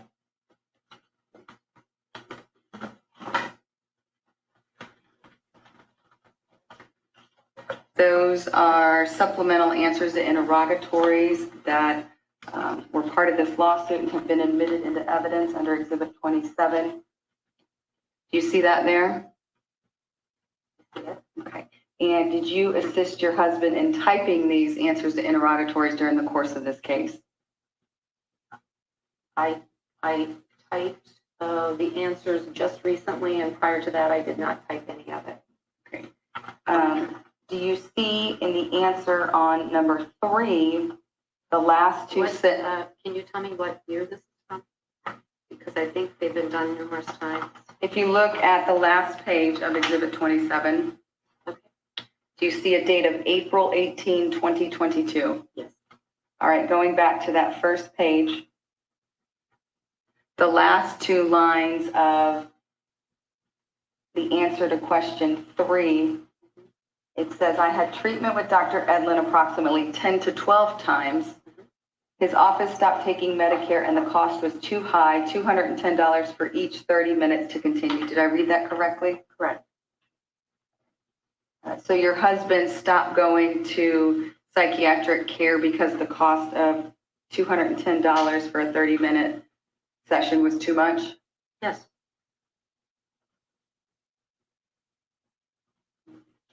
Is it accurate that you never, well, let me ask you this. Did your husband make any efforts to find a more affordable medical professional regarding the emotional distress? I don't know if he did or not. I can't really answer that question. I don't know if he did. I don't even know what year he stopped seeing Dr. Edlin. So is it fair to say that you didn't make any efforts to see if there was a more affordable medical provider for the emotional distress? I did look at some additional physicians, yes, and recommended them. Have you ever said that you did not make any more efforts to find a more affordable medical professional in any other court proceeding? Have you ever made that statement? I don't know. Okay.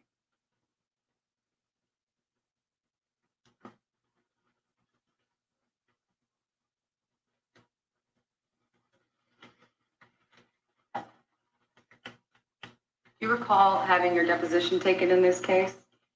Yeah, a long time ago. That's for the witness, I'm sorry. And in your deposition, you took an oath to tell the truth?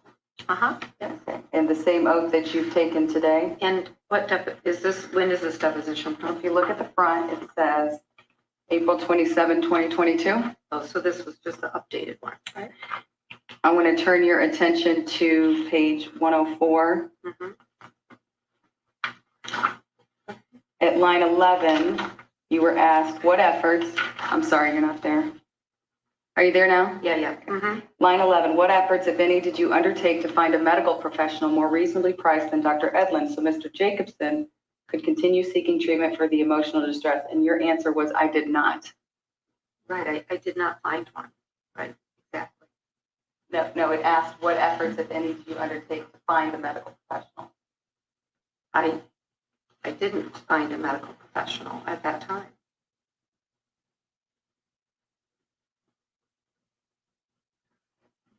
And so to your knowledge, your husband never saw another medical professional regarding emotional distress after Dr. Edlin? There is a poll up, guys. I just put a poll up. Let me know what you think. Let me And know what you that's who he think. was most comfortable with. I want to ask you a few questions about Candy. She came from Animal Services, right? Yes. And she was picked up as a stray. Mhm. So you don't know her behavior or temperament from birth, right? No. And you had kept Candy in another room separate from your other dogs, right? Yes. And isn't it true that even after the pregnancy, that Candy was not allowed to be with the other dogs? No. You're saying No, that's not true. You're saying she was allowed to be with the other Yeah, dogs? she was, I think one of the pictures shows her lying on the bed.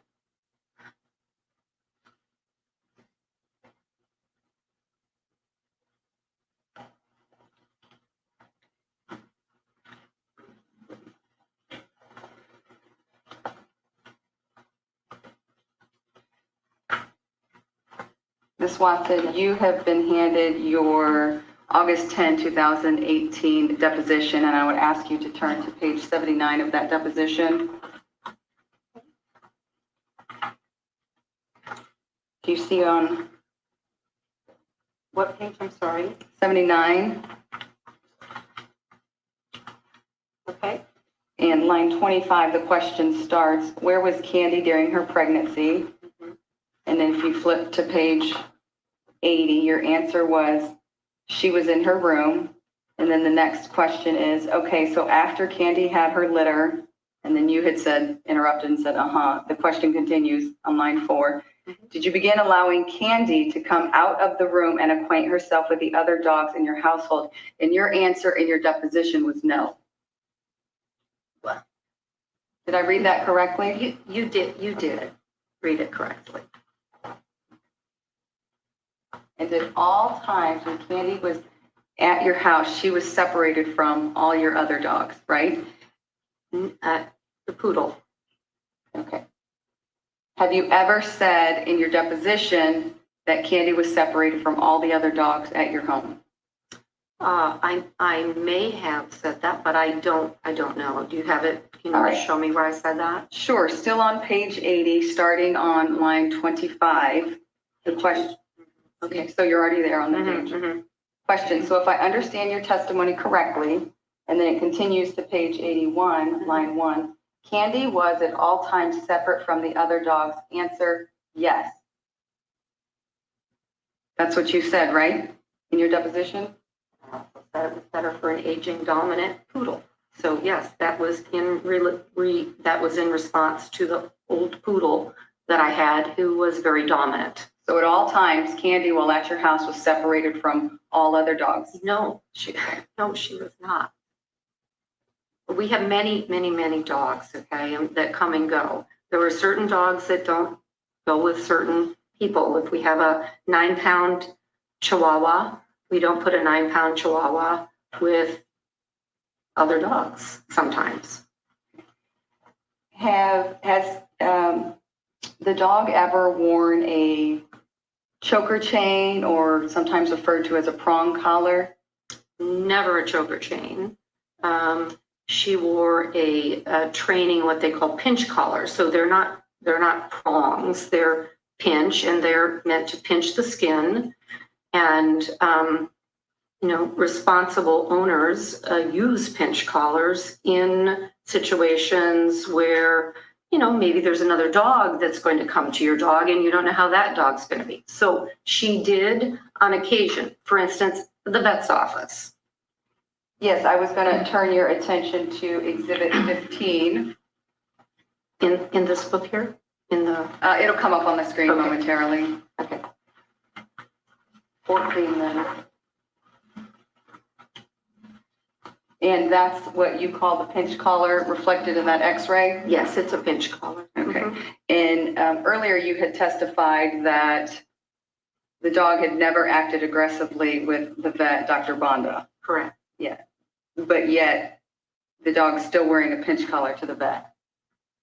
That's because we don't know who is in the vet's office, who's in the waiting room. It's for everybody's protection.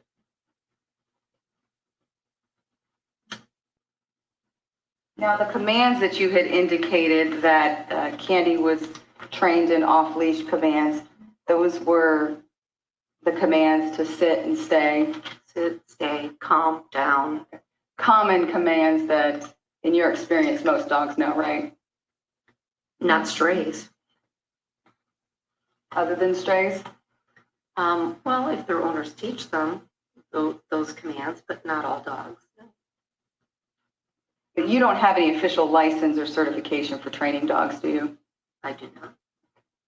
And you do not know whether or not Candy would listen to a command from someone other than you or your husband, do you? Objection calls for speculation.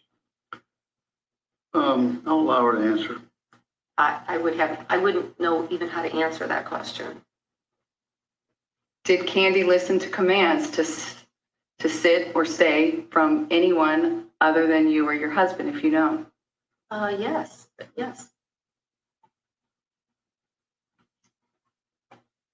Have you ever said that you don't know if Candy would listen to commands from someone other than you or your husband? I may have. Okay, if you want to look at your deposition, the first one, that's dated August 10, 2018, I would have you turn to page 35. Mm-hmm.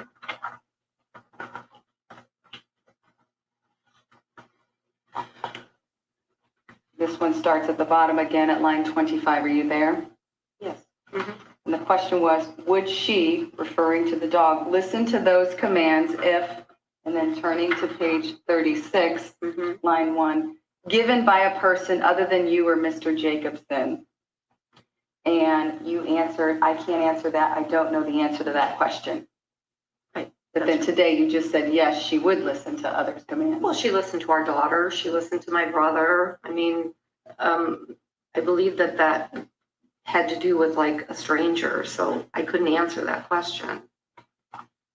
Regarding the incident that happened in 2016, you were not at the property on that day? No. Okay. You never saw what happened? No. You didn't see the dog's behavior? No.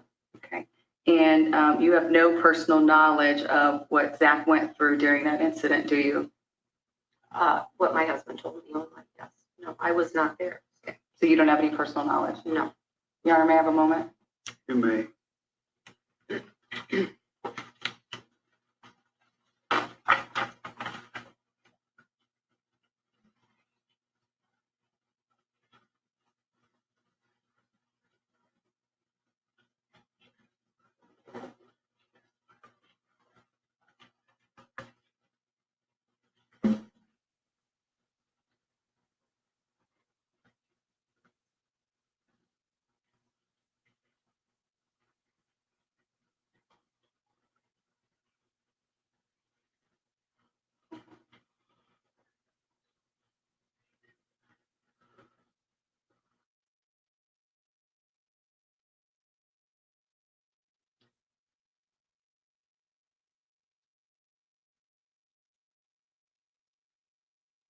Okay, guys. Well, that poll is pretty straightforward. 80% think it's about the money. 20% think it's about the doggo. Yeah, this doesn't look good for them. Yeah, this is what good casework does. You make these witnesses look like Regarding scumbags. the alimony modification proceedings, did you ever testify on August 26, 2016 in that court case regarding the alimony? Yes, I did. They called me to that as a witness. So earlier when you testified that you didn't know about the alimony modification proceedings until after your husband's injury. In fact, you knew about it because you testified in August 2016, right? Yes. But I did not know what, yeah. Okay, yes, I testified. And I'm going to turn your attention to Exhibit 10. Again, this was the 2016 wellness form. Okay. Under patient's name, date of birth, height, and weight, whose handwriting is that? That's Rod. I thought you said that you had helped fill out the 2016 wellness. I did. He filled that out. I filled out the rest of it, sent it in. He was going to take it with him, and the office said they wanted it mailed, so he filled it out. So your husband wrote his name, birth, height, and weight, but then you did all the check marks? Yeah, because he left it to take with him to the appointment. And then turning to Exhibit 11,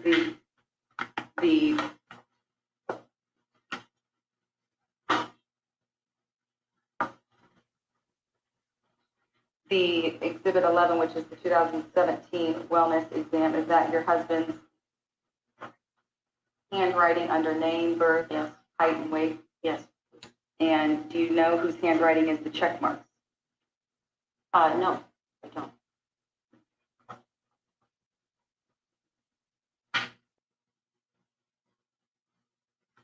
I don't have anything further, Your Honor.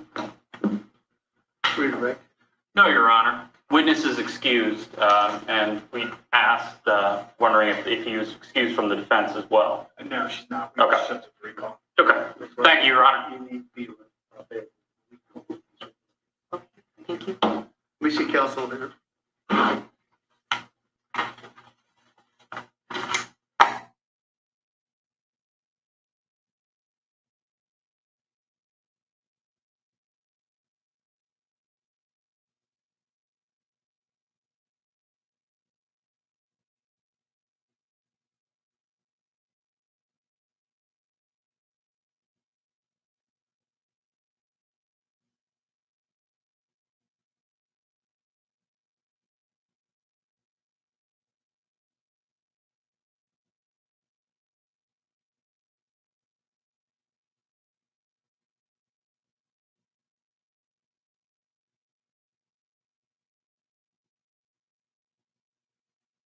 All right, guys. So there we are.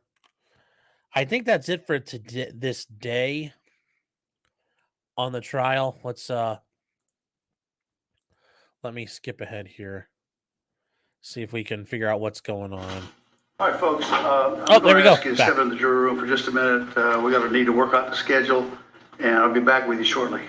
Well, there's only 15 more minutes left of this, really. So that's the end of the day.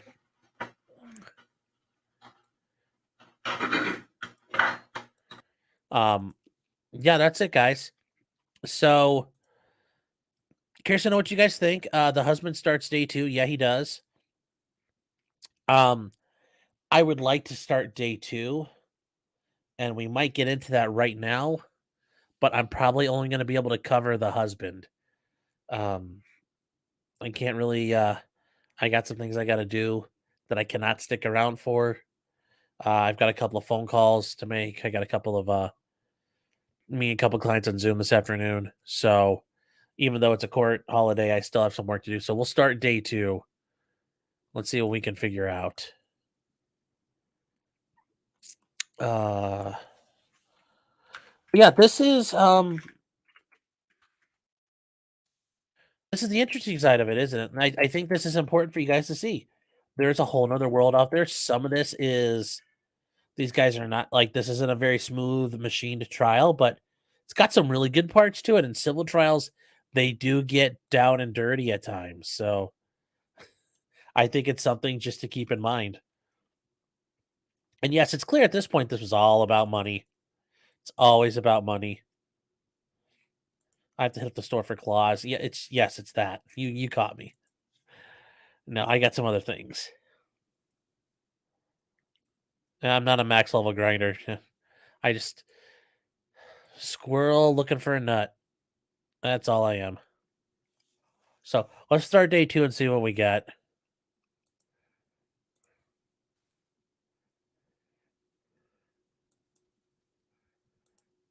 And it will be beginning at line 6. With the question, have you formulated any new opinions beyond those expressed when we last met? Mr. Walters withdrew his objection. I said you can answer. Mr. Crosby answered okay. No, I have not formed any new opinions. The evidence. So we wasted an hour. Look, there's the Obergruppe. Reichsführer Himmler there again. Ready to keep the record straight. I mean, really, the dude's wearing a drop fade. That's a little risque for 2022, in my opinion. Here's the dog owner. Let's see what he has to say. And we'll speed this up as well.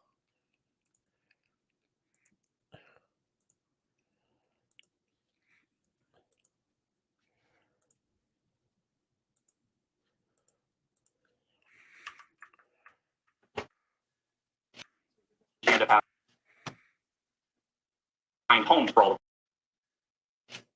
There we go. find homes for all the puppies. She ended up having She had 12 puppies, so it made it a little more challenging. to prove that. And was a decision made to adopt Candy and bring her into your household? Not that immediately, but after she had given birth to the puppies and we got homes for them, we did in fact adopt her. And tell me, how did Candy ever go with you to work? Yes. How often did she go to work with you? Almost on a daily basis, unless there was some reason that she couldn't go. And even then, if I would take her to the office, even if I had to go someplace and leave her there. So she was with me most every day. And when she was with you, was she with other people? Yes. Would that be at job sites? At job sites and people coming to our office. She was with contractors, subcontractors, my employees at the job sites. Did she, while going to work with you with all those people, did she ever bite any of those people? No. Did she show aggression to those people? No. And we're talking, you got her January 2014, correct? What was did you get her approximately a couple years before her death? Yes, I think it was almost 3 years before her death. And did you ever take her to Dr. Bonda's office? Yes. And describe, was she ever aggressive to Dr. Bonda? No, she was really a good patient. Were you ever with her when she had blood drawn? Yes. And how did she react when she was getting blood drawn? She was just cooperative, and just there was no sign of aggression from having blood drawn. And would she wear a special kind of collar? We typically would have a pinch collar on her when we took her to the vet clinic. Just would be easier to control her if there were other dogs present. And would it be fair to say that you were Candy's best friend? Yes, that would be fair to say that. Did she ever go boating with you? Yes. How frequently did she do that? Oh, probably once every couple of weeks. And would boating be seen as potentially her happy place? Yes. And did she feel safe on your boat? Yes. I wanted to ask you a question. Do you know who Dee Deaterly is? Yes. Who is Dee Deaterly? A friend that I made friends with, who probably in 2002 or 3, and he owned the property that I moored my boat at, and that Candy had opportunity to be on that property as well. And was Candy ever? Did you teach her off-leash commands? Yes, no really trick command, but she would the normal things of sit and stay, come when called, just the normal things that he would teach a dog that was with you on. And did Candy ever bite anyone? Not to my knowledge. And did she ever show aggression? Not to my knowledge, but we didn't know her prior to adopting her or having her, fostering her. So, but since that period, my experience with her was no to both of those questions. And did you have an arrangement with Dee Deaterly that you could go onto his property? Yeah, you've given us permission to have my boat there and to go onto his property. And how frequently did you do that? Depending on the time, but I would say sometimes several times a week, sometimes less than that. Had Candy ever been on the property? Yes, Candy was with me on the property. And was she with you a vast majority of those times? Yes. And could you describe the property? Was there any fences or gates on this property? There was a split rail fence around the perimeter of it, and a vehicle and pedestrian gate also. And had Candy ever been on the property at the same time other people were there? Yes. And describe to the jury those instances. She would just was usually just with me, but she had loved hunting for geckos, so she would be off looking for geckos. And he had a company that came in and did lawn maintenance, and so she was encountered those guys when they were working, and was perfectly behaved in that manner. And she never bit or jumped on any of those lawn maintenance people? No. And how frequent? So if you ever go on Dee Deaterly's boat? On Dee's boat? Yeah. Well, he had a fairly large Hatteras boat that he kept on a dock there. I've never been on it, but was with him on boating trips through the Venice Yacht Club, so I was familiar with his boat. And were you familiar with the defendant, Zach Deaterly, prior to the day in question? Yeah, we'd met on a couple of occasions. Had he met Candy prior to the day in question? Yes. And did Candy ever show him any aggression? No. And how frequent, so to get to your boat, you would, strike that. Did you ever do any work for D. Deaterly? Yes, as a contractor, I did work on his house on Venice Avenue in Venice. We did work on the cottage at Llewellyn Lane, and a couple of other things. The work at this property in Venice was pretty extensive. It was kind of a three-stage thing. We did a little bit of work for remodeling the dining room and living room, and we remodeled the kitchen and several bathrooms. So, did you ever do any unpaid work for D. Deaterly? There were times that I consulted. He'd call me with questions, and I'd give him as much time as I could to answer his questions. And did you ever vacation with them? Yeah, we had a place in Montana that we went out there on 2 occasions with him, and 2 or 3 other couples that were friends with me as well. And who else was, tell the jury who were the couples that were there in Montana, to the best of your recollection? Larry and Sonia, and the Hofstetters were there. And was Bernice Bell there? Yes, Bernice was there as well. I know it's going to be difficult, Mr. Jacobson, but I want to take you to November 18, 2016. Do you recall that day? Yes. Could you start telling the jury about how you first got to the property of D. Deaterly on the day in question? I'd driven my truck over there with Candy, and it parked it down kind of close to my boat, so I was going to be doing work on my boat to decorate it for the Venice Boat Parade. So that was what I was doing there. Candy was there looking for geckos as well. So that's how I ended up on the property that day. And describe, you parked your truck, did you park your truck on the property? Yes, I did. And was Candy with you? Yes. And once you parked the truck, where did you start to walk towards? I was going down to my boat. Approximately how far is your boat from your truck, where your truck was parked, to the best of your recollection, given that it's been 5.5 years? Probably about 60 feet. Okay. And tell the jury where, once you parked and you started to walk towards the boat, where did Candy go? Candy was underneath my truck napping after she'd gotten out and went around, looked around a little bit, then she got under the truck and was napping. And had Candy been on the property before Unleashed? Yes. Did D. Deaterly know that Candy was on the property Unleashed? Yes. Calls for speculation. Just saying. And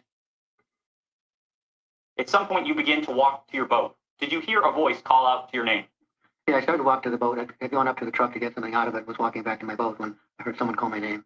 And did you immediately turn around and walk towards that sound of your name being called? Yeah, I turned around and then saw that it was Zach Deaterly, and then I proceeded to walk towards the truck to meet up with him.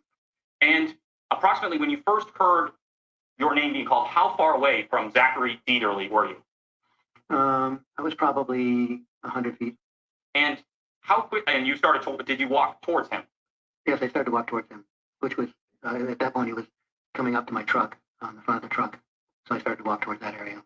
Did Candy come out from under the truck? Yes. And where did Candy go?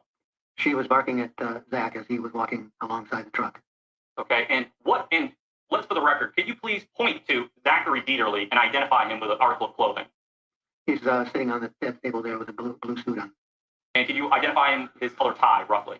I can't see his tie at this point. The monitor's in his way. Oh, Your Honor, do you think that I don't think there's any question.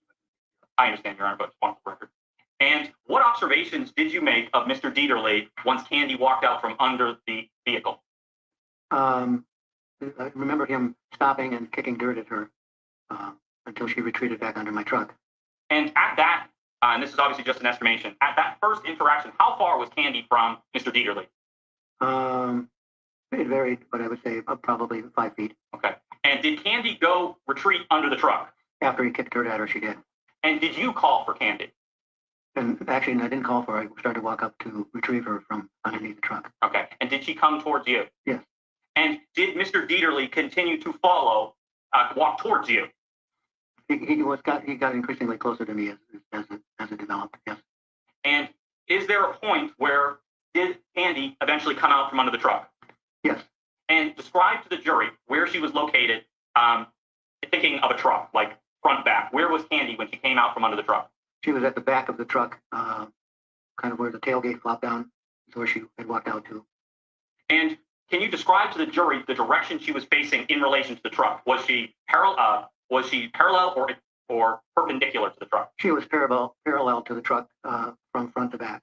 Okay. And did Mr. Deaterly walk towards the back of the truck? Yes.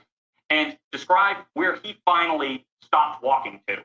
Approximately how far from Candy was he? He was probably 6 to 8 feet. And by this time, you're walking up. Would it be fair to say that you were walking between them? Yes. And eventually, did Candy have a collar on? Yes.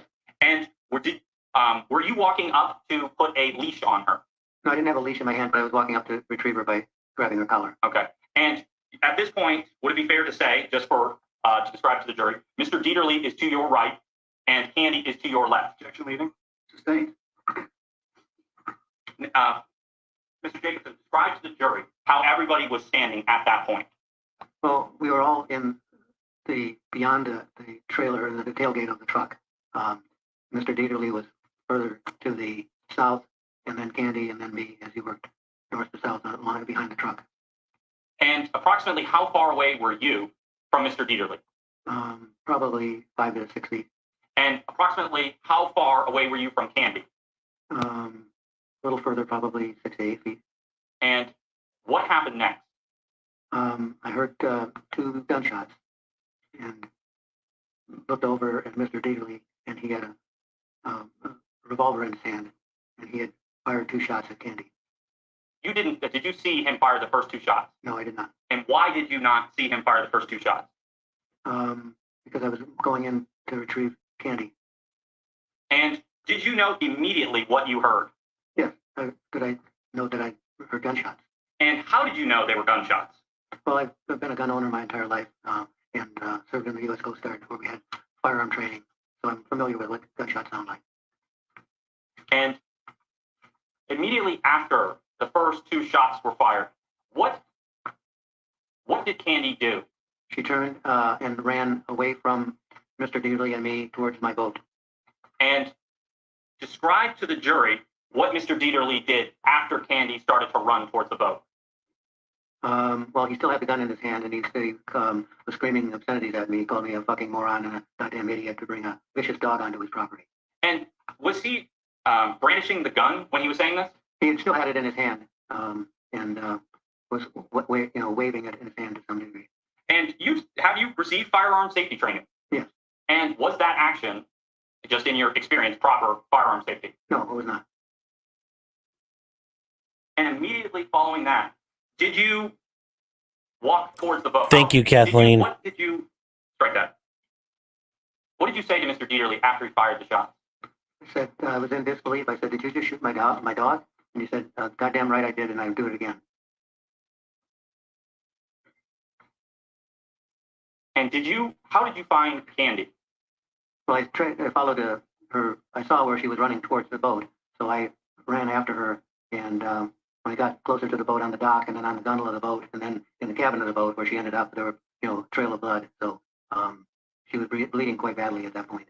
Can you describe? Were you in fear during that situation? I was in fear that he had not put his gun down and was still brandishing it around while I was going after her, Candy. And were you fearful during when he was firing the weapon that it could have been turned on you? Yes. And were you fear of your for your safety? Yes.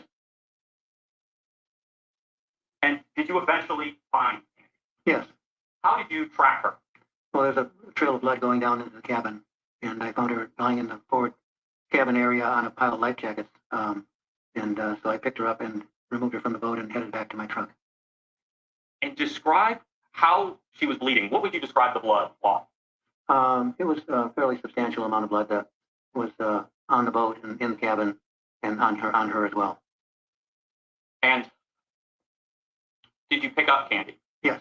And where did you pick her up? Where did you go? Where did you begin to go after you picked her up? Back towards my truck to take her to a veterinary clinic. What demeanor, while you were walking back to the truck, what demeanor was Candy showing? She was whimpering in pain and obviously was bleeding still. So she was moaning and whimpering. Did you make any observations on her body? No, I didn't take time to do that. And I knew that she was bleeding from her body someplace. And while you were walking back to the car, was Mr. Deaterly still there? Yes. Did he say anything to you?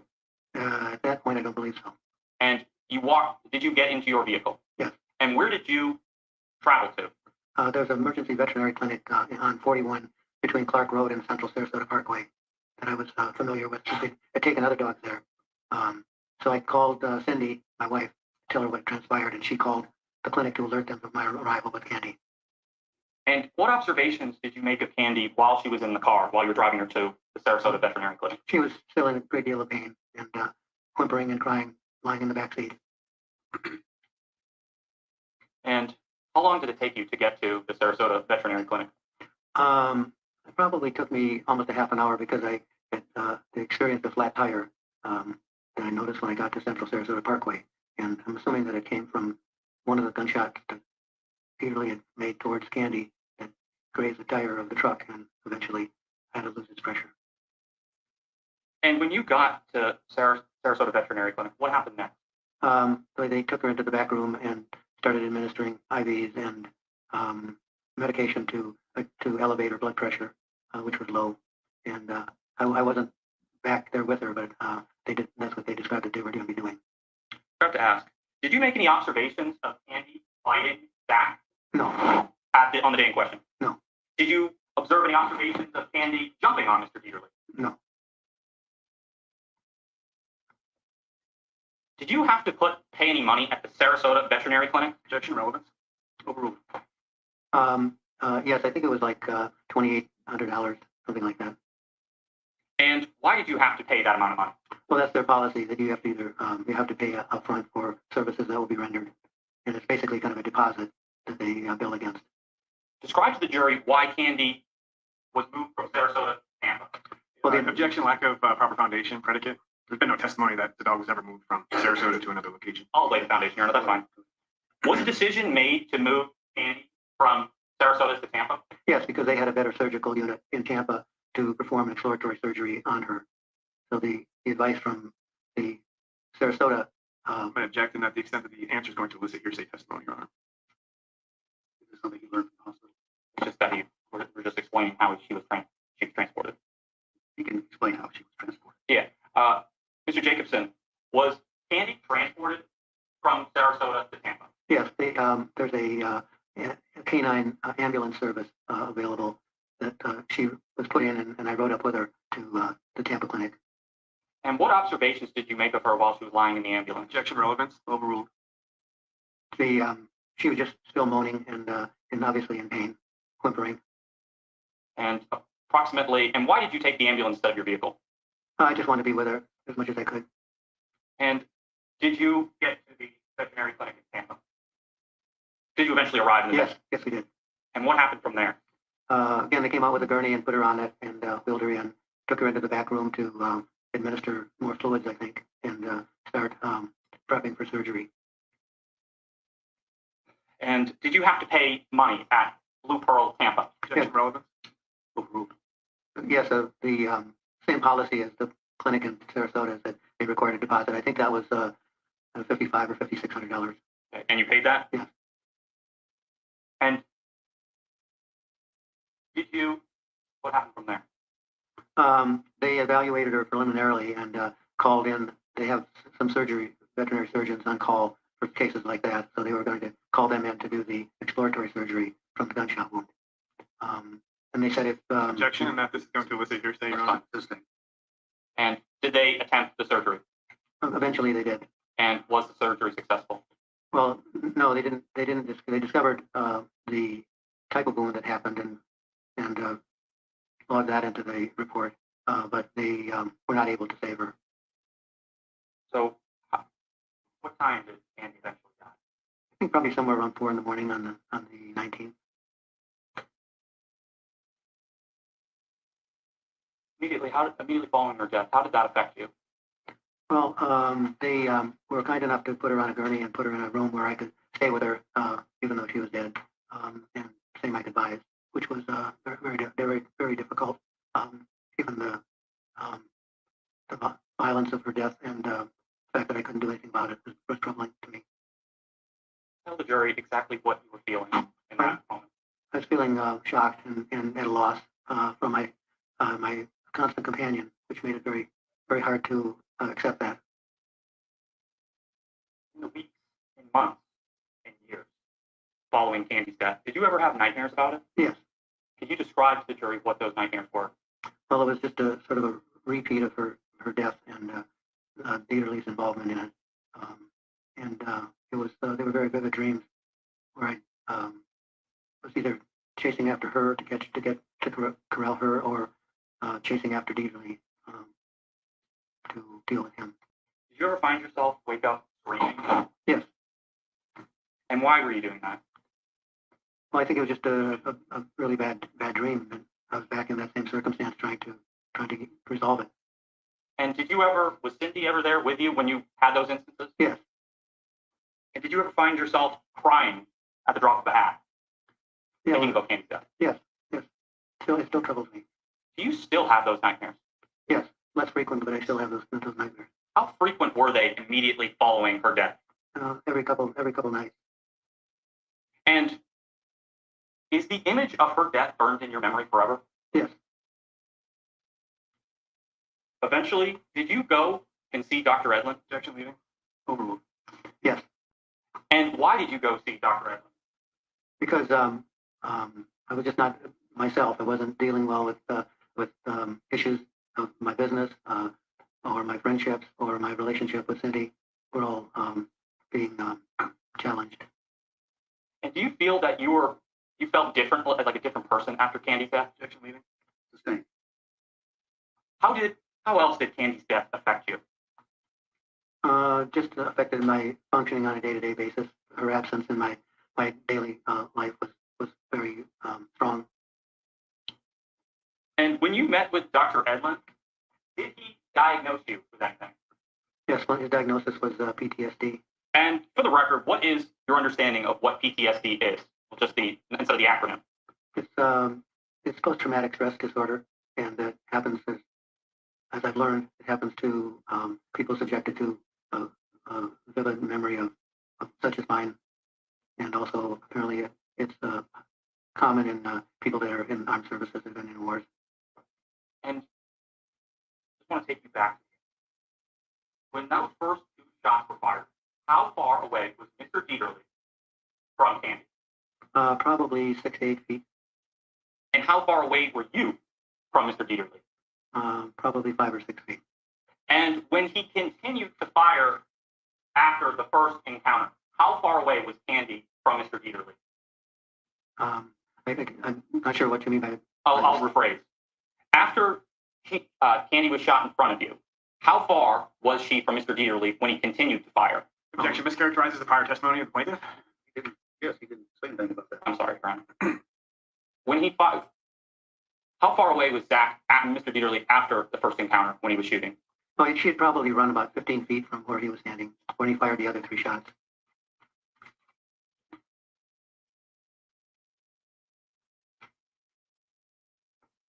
Your Honor, I am introduced previously marked, Your Honor, is Exhibit 6, the binder, and I'm just going to hold it up as opposed to giving it around to anyone. Showing defense counsel with the briefs marked as Exhibit 6. And approach, Your Honor. Jacobson, do you recognize this photograph? Yes, that's Candy. And how do you recognize it? Just that I've known her so intimately that that's her. And can you describe her status in this photograph? I believe it's one of the photos taken by the animal services. Was this after her death? Yes. Your Honor, I'm just showing this to the jury. It's obviously previously been introduced into evidence.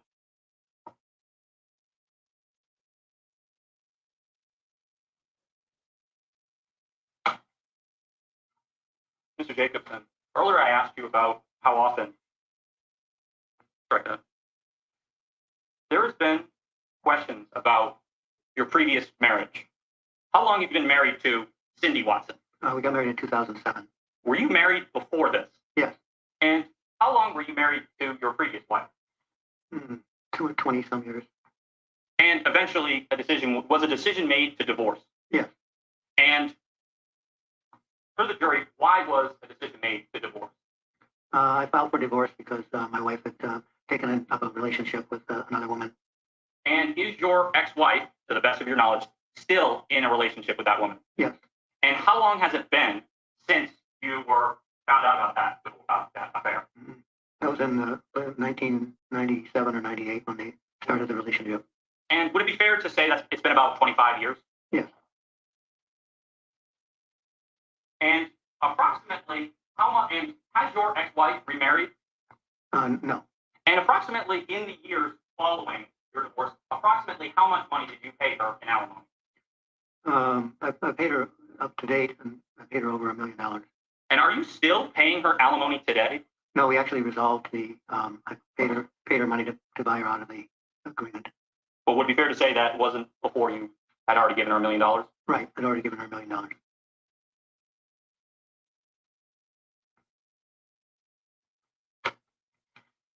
When you got to the first veterinary clinic, did you make the veterinarians aware of why Candy was being brought in? I believe Cindy did, that she had suffered a gunshot wound.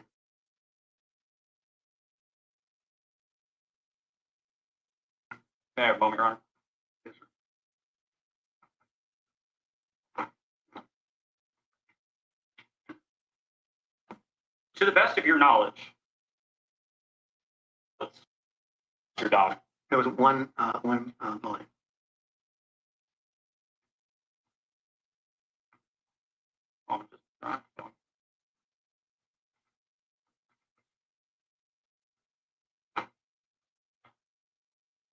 Showing defense counsel was been previously marked as plaintiff's exhibit 13.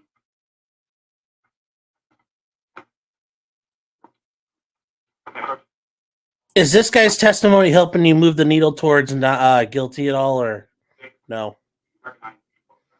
Yeah. Yeah. Yeah.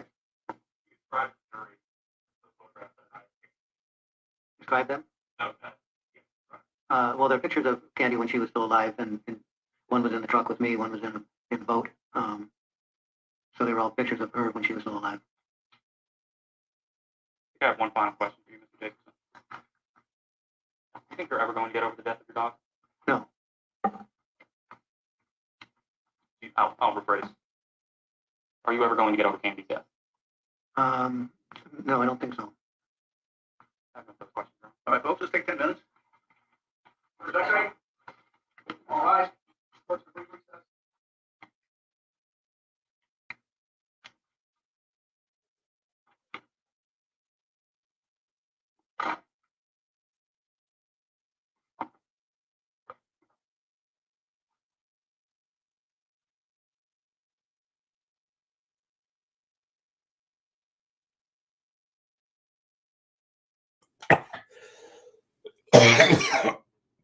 Excuse me, guys. We're gonna try to catch ahead here. Oh, we're gonna skip ahead to where they start back up.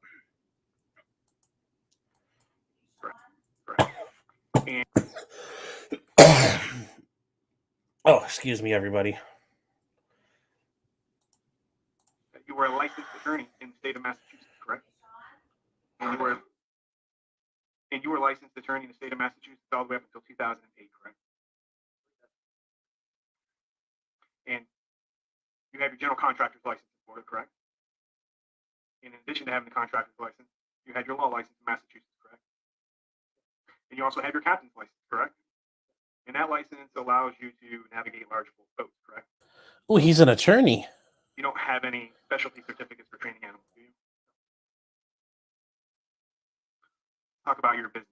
You have a business that is known as Island Building Company, correct? And that is your general contracting business, correct? And you are the sole owner of that business, correct? And throughout the course of your business of being a general contractor, you go to work sites, correct? And you tow dump trailers, correct? And you tow dump trailers with your truck, correct? And you tow dump trailers with the truck that was present on the property on November 18, 2016.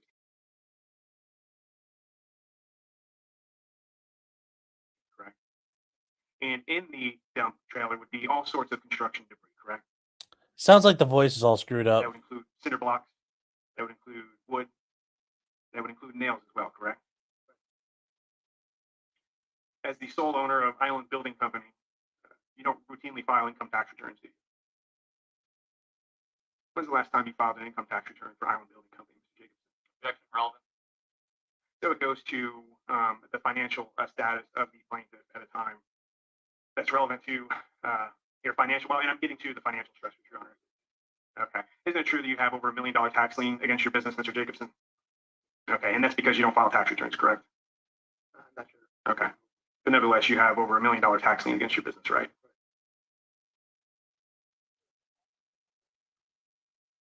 You mentioned that you had done work for Zach's grandfather in the past, correct? And that'd be deedly correct? And that would include work at the property where the incident occurred, correct? Yep. And the work that you did at the property where this incident occurred with Candy included replacing a roof on the cabin, correct? Yep. And it also included replacing a roof on what's known as a woodshed as well? We replaced the roof on a gazebo. I don't know which structure is called what you just referred to. Okay, so you replaced the roof on a gazebo and the cabin, correct? As well as the boathouse. And in the course of replacing the roof for those three structures, you actually brought in a dumpster and had a dumpster put on the property, correct? I don't really remember how we probably typically that's what we do. Okay, so typically you would have brought in a dumpster to put in the construction debris, and that dumpster would have sat at the property while you replaced the roof of the cabin, the gazebo, and the boathouse, correct? I don't know if it would have.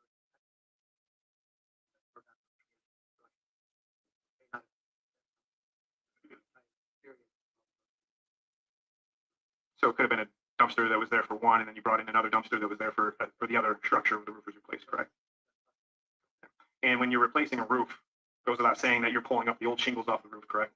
Actually, the gazebo and the cottage were wood shake roof shingles.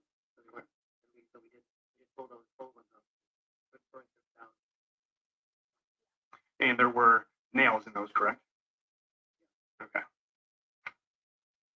And when you would have a dumpster at the property, where would you keep the dumpster at? Well, it has to be accessible to the truck that brought it in. And you wanted to get as close to the area you're working on as possible. So I don't recall exactly where the dumpster was placed, but it was probably placed. The cottage was probably placed. And what about the boathouse and the gazebo? Those were, I don't remember. Would you have used?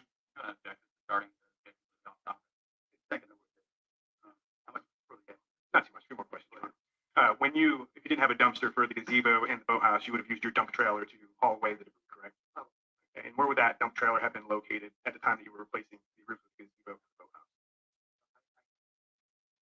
You're not sure? Would it have been placed down by where the pump house was? Okay. So you don't believe that it was parked down by the pump house, correct? Okay. But it could have been. You just don't know, right? Right. When you were replacing the roof of the boathouse and the gazebo, did you ever drop any nails on the ground? Well, I suspect it's possible. Okay. Is it possible there were a lot of nails on the ground? Do you recall there being a lot of nails on the ground? We're pretty careful about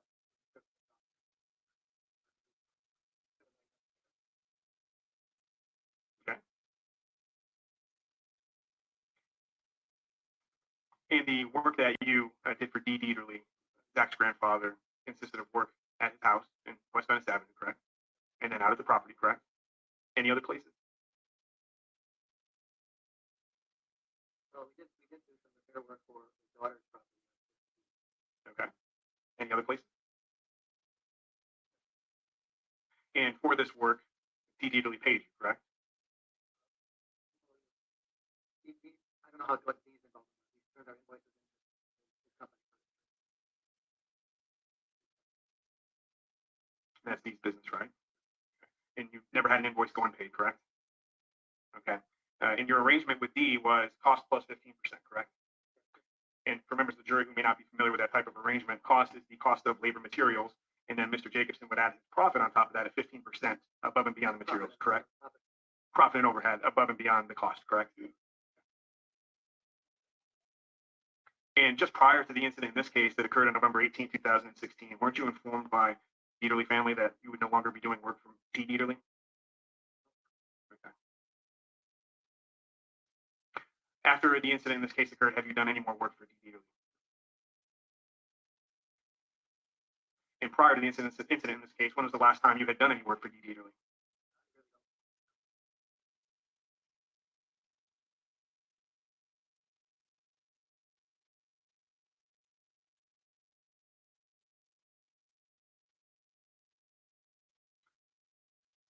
You have a family history of depression, correct? Your mother was chronically depressed, correct, Mr. Jacobson? Objection to be back on that. Well, I'd like a moment to comment, Your Honor. It is in evidence. Okay. Thou shalt, Mr. Jacobson.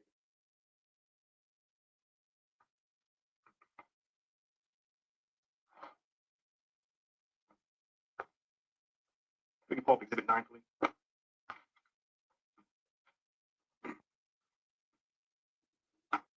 I'm showing you what is Joint Exhibit 9. This is the intake form that you completed for Dr. Matthew Edlin, correct? And this was a series of questions that you had to fill out prior to being treated by Dr. Edlin, correct?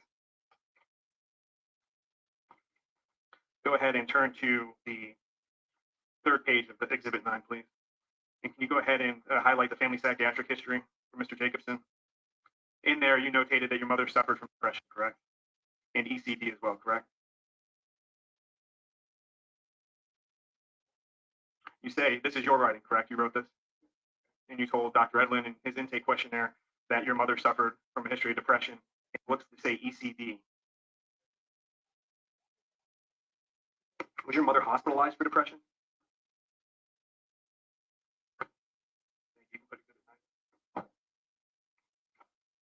So it's safe to say that you have a family history of depression that was with your mother, correct? I believe that.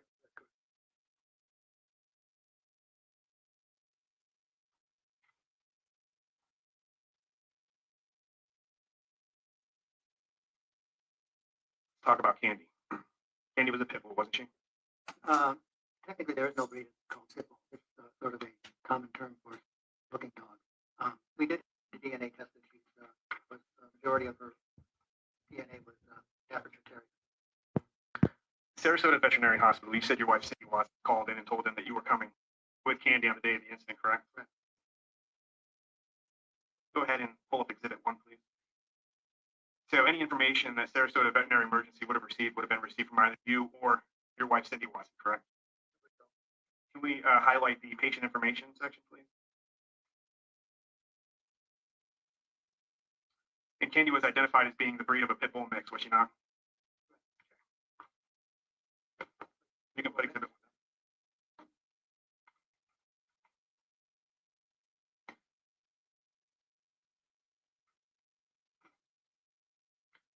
You often had Candy in a prong collar, correct? Or I think what you identified as a, what was it again? What collar? You routinely had her in a picture, not? Yeah. Okay. To include veterinarian office visits, correct? Probably, yes. Can we pull up Exhibit 15, please?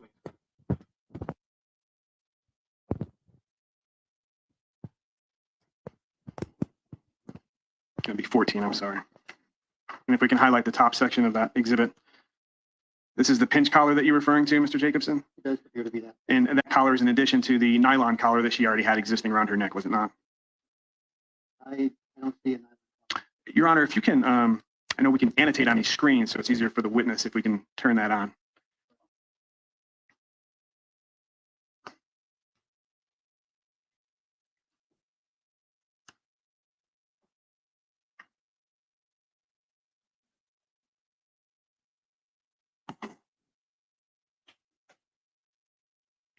Showing the annotations on. And showing a blank screen for everything else.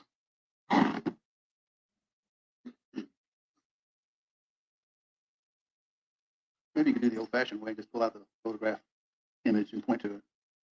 What had happened, Your Honor, is you had taken access away from the computer back there, so I think that you have to give access to both. Okay. The annotation.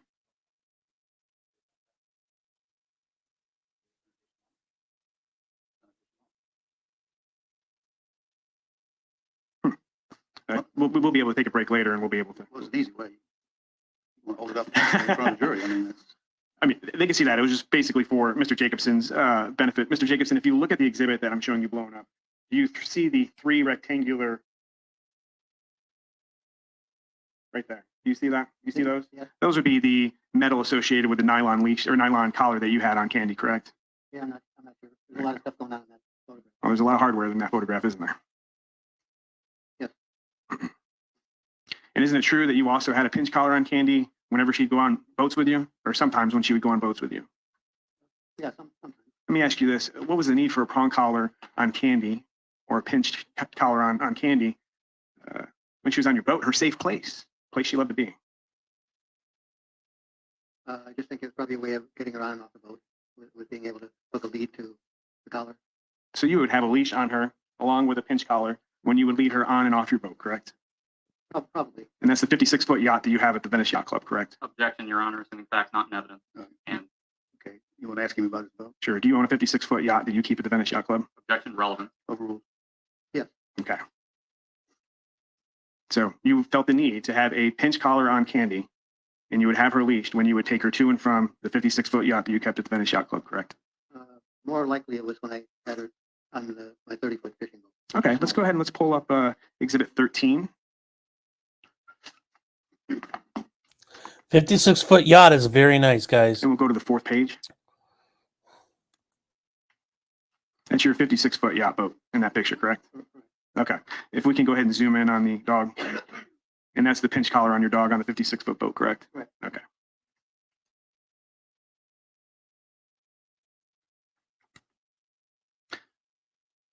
You told people about your dog's aggressiveness, did you not? I don't recall that I did. Did you ever tell anyone that to stay away from you and your dog because you didn't know about the history of the animal that you had with you? I don't recall that. The dog was initially taken by Sarasota Animal Services, correct? Or Manatee Animal Services, one of the Yeah, two. it was one of those two. I can't remember which one it was. Okay. And you went and you picked the dog up directly from the Animal Services, correct? Actually, Cindy had done that, and I can't remember if she picked it up from Nate on her animal rescue or from the county.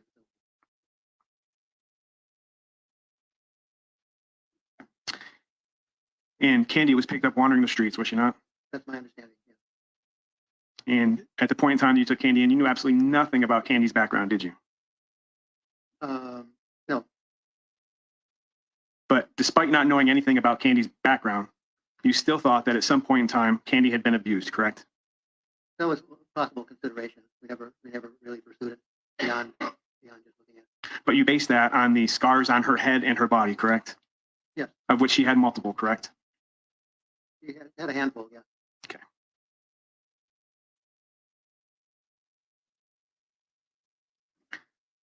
And then you decided to adopt Candy at the end of 2014. I believe that's the timing. Prior to Candy coming to you and you adopting Candy, she had not received any specialized training from your knowledge, correct? Not for my- And she didn't receive any training other than training from you, correct? Yes. So she didn't go to a animal trainer to be trained after you took her in, correct? No. You didn't take her to a specialist in dog training, correct? No. And the specific things that she was trained in or that you had trained her in were really 3 things: healing, coming when called, and staying, correct? Those would be the primary ones. And aren't those, I mean, you've owned dogs all your life, correct?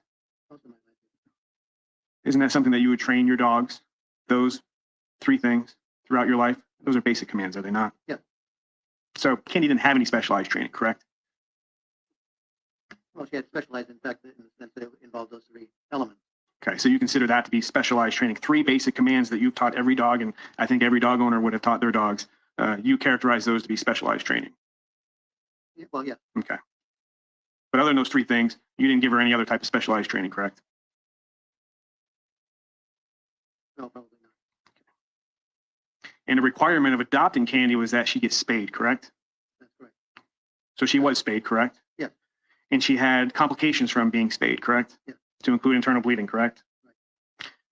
And you were deposed in this case once recently, another time about 4.5 years ago. Do you remember those depositions? I remember them being taken. I don't remember all the details of them. Okay. Do you remember testifying that Candy would be responsive to you when you called her? I don't recall that. that would be true. So whenever you called her, she would be responsive to you and come to you, correct? Yeah. And that was all the time, correct? For example, if you told Candy to stay or come, she would always obey and stay or come, correct? For the most part. And yet on the date of the incident, you didn't call her, did you? I didn't call her. You didn't call Candy. You didn't say anything to Candy on the day of the incident, did you? I don't recall that, but If we can play clip 11, please. Or I'm sorry, excuse me, not clip 11. It'll be 10, but don't worry about it. We'll move on. And in November 2016, you had 4 other dogs, correct? I believe so. And Candy would be kept separate from those other dogs. I think we heard from your wife's testimony yesterday, correct? She was only kept separate from early on during her pregnancy and when she had had the puppies. We kept her separate from all of the dogs because she would be protective of her litter. And after that, she was with most of the other dogs other than the poodle that we had. We were concerned about them wanting to take out. So you were concerned about the poodle staking her turf with Candy the pit bull? Yeah. You know Zach, right? I know. You know of him, right? Of him. I mean, you've been friends with Deaterly for how long? Probably 20 years. And throughout that entire time, Zach was his grandson, correct? Yeah. And in fact, Deaterly only had 2 grandchildren, correct? Yeah. You're not neighbors with Zach, correct? Neighbors with Zach? Do you live next door? No. Did you live next door to him in 2016? No. Did you live next to the property owned by Mr. Deaterly's family in 2016? Is that, the answer to that is no. Did not Okay. You live about 4 miles away from that property, correct? Probably. Okay. And in addition to what you told the news agency SNN about Candy not knowing Zach, in addition to that, you can't ever recall ever seeing Zach petting Candy, correct? No. And you don't believe that Zach ever interacted with Candy, correct? Probably not. And you can't recall any specific interaction Zach may have had with Candy prior to November 18, 2016, can you? Well, I remember a couple of occasions where I was speaking with Zach while Candy was with me on a leash. That would be about the only time that I spoke. Do you recall testifying January of 2018 that prior to November 18, 2016, that you never recalled having a discussion with Zach about the dog? That's probably it. Okay. But yeah, your testimony is different here today, right? Yes. Okay. Prior to November 18, 2016, you don't ever recall Zach specifically asking you about Candy either, do you? No.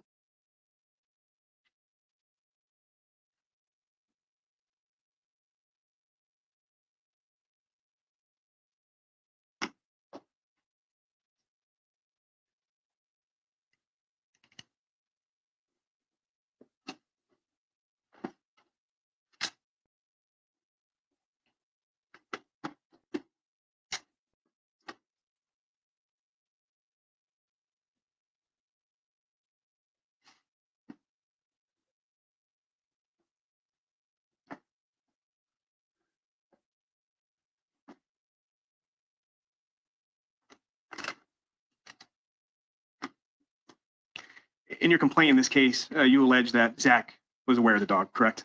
I believe so. And you were aware, or you allege that Candy was familiar with Zach, correct? I don't recall that, but probably. Okay. Let's talk about the Luella Lane property and the address in which this incident occurred. That was 220 Luella Lane, correct? Correct. And that's a property in Nokomis, Florida. And describe that property for the benefit of the jury, please. It's actually there's 2 parcels I believe involved in it, and a total of about 12 acres, and it is a park-like setting. I mean, keeps it. At least he kept the place very manicured, so it was a very park-like setting with 12 acres.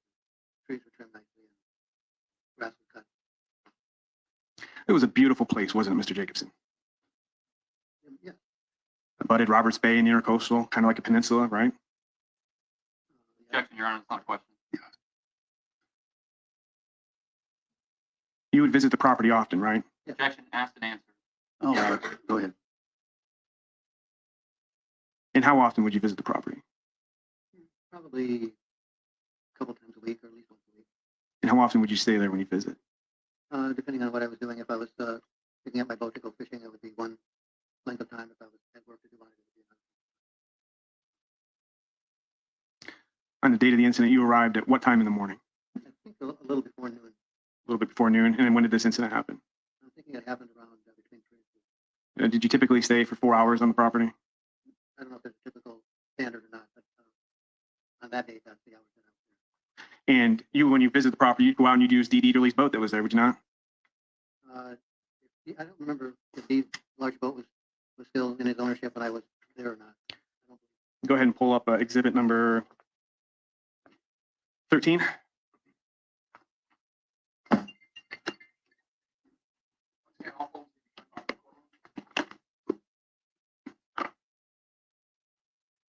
And we're going to go to the very last page of exhibit 13. Spring loaded, whose boat is that? That's Diesel. Okay. So you would go to the property, Dee's property, which was very well manicured, very beautiful, and you would use Dee's boat, correct? On certain occasions, yes. Okay. I mean, it wasn't a daily use of the boat. Did you treat the property as though He's it a was your own, happy Mr. little Jacobson? doggo. Happy little So I doggo. didn't assume any ownership rights, but I was careful about what I did there. It was such a beautiful spot. Help me understand this. You're a general contractor that worked very long hours, correct? Get up at 5:30 in the morning and go to work, correct? Come home between 5:30, 6 o'clock at night? Yeah. Typically 12-hour days, correct? Yeah. And you would typically work 5, 6, 7 days a week sometimes, correct? Sometimes. Okay. So help me understand how you still made it out to this property 2 to 3 times every week to spend time out at the property. I think overall, I mean, the times that I spent there were largely on the weekend. I typically did not work on the weekends.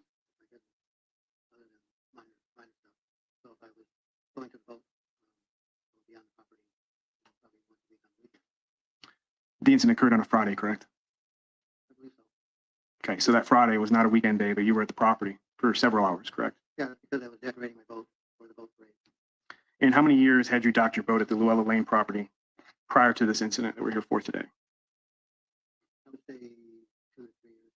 Not longer? I don't believe so. And after this incident occurred, you no longer park your boat there anymore, correct? That's correct. And you're no longer allowed on the property, correct? I don't have any interest in going. Okay.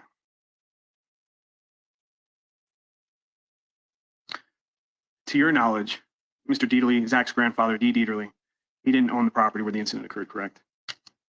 I later discovered that there were actually 2 parcels there, one of which was owned by the Deaterly family, and one of which was owned by something called the Spring Release LLC. Spring Release LLC is who owned the property where the incident occurred, correct? But if D. Deaterly, your friend and Zach's grandfather, had owned the property, you probably wouldn't have sued, would you? Objection, call for speculation. Sustain. Let's talk about the split rail fence on the property that you testified to earlier. Go ahead and pull up exhibit number 36, please.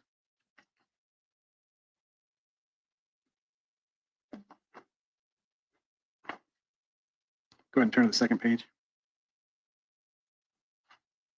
This is the split rail fence of the property, correct?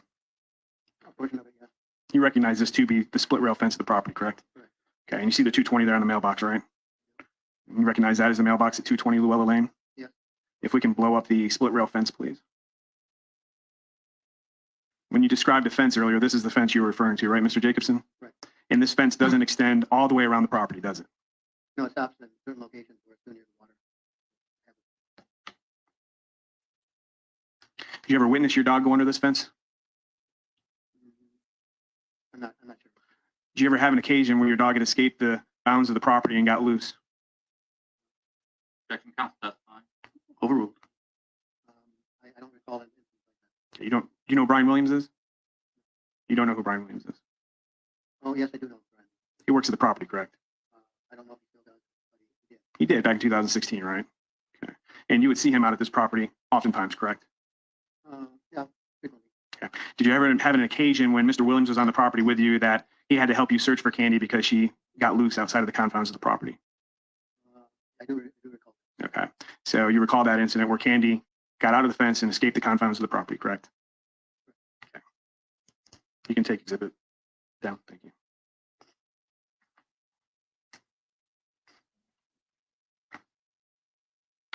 Go ahead and pull up exhibit 35, please.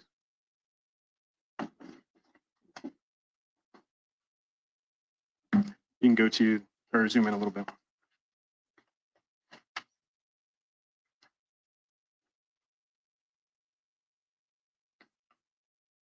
This is a survey of the property where the incident occurred, correct? Okay. It's in evidence is Exhibit 13. Do you see two separate docs there? If we can zoom in on the docs. Okay. And would you keep your boat at the northernmost dock or the southernmost dock?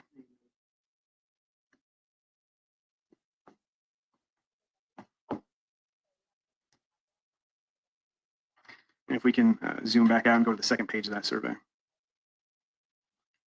Actually, go ahead and go back to the first page, please. And zoom in a little bit over the pump house or woodshed that's identified.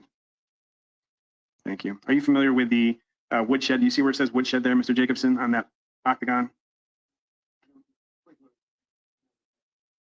You're familiar with that being the pump house, correct? On the date of the incident, where was your truck parked?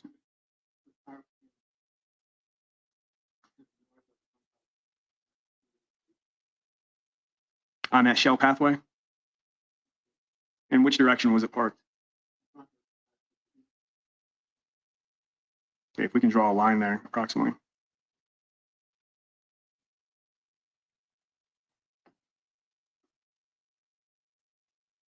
Around right there, Mr. Jacobson, or over to the right more? Okay, so that's where your truck was parked, right?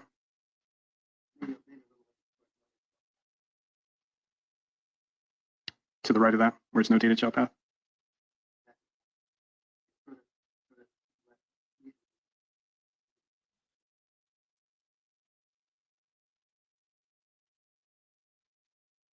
Like that, Mr. Jacobson? Okay. And that was the direction that your truck was parked, correct? The property had a wet spot on it, didn't it?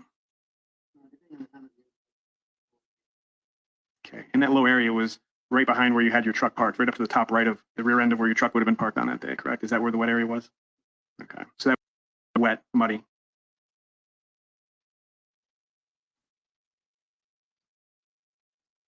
So your truck was parked there. Where were you at the time that you heard Mr. Deaterly yell out, "Hey, Rod"?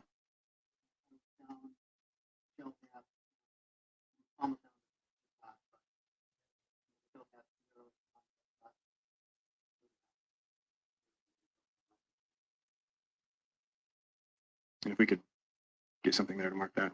A little farther south of that, Mr. Jacobson? Yeah, a little bit. Right there? Okay.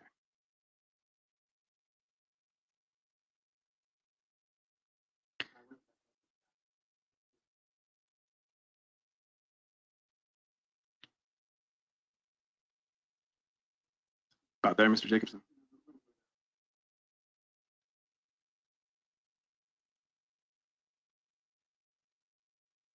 Okay.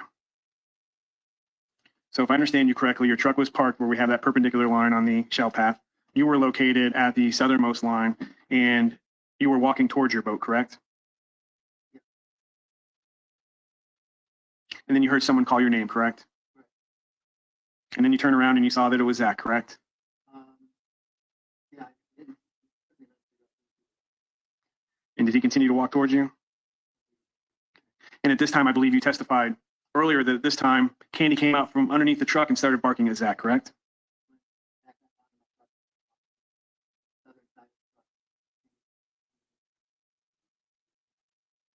And you witnessed Mr. Deaterly kick dirt at Candy, correct? And did you presume this to be because he wanted to kick her away? Sure. Did you presume he did this to get her away from him? Okay. In fact, you testified during your deposition, did you not, that you believe Zach kicked dirt at the dog because Zach believed she was a threat to him?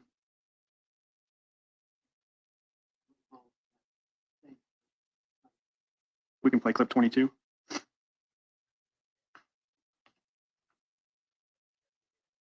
Would there be any particular need for him to have kicked dirt at her to get her away from him? No, I mean, he obviously felt that her barking at him was a threat, which is not the case. Your dog was not on a leash on the date of the incident, correct?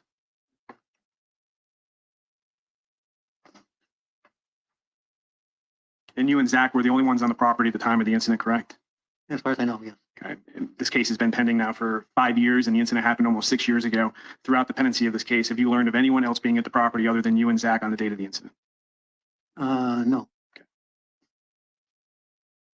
And you had testified earlier that at the time that Mr. Deaterly initially shot at Candy, that you were standing in front of him, but that's not true, is it?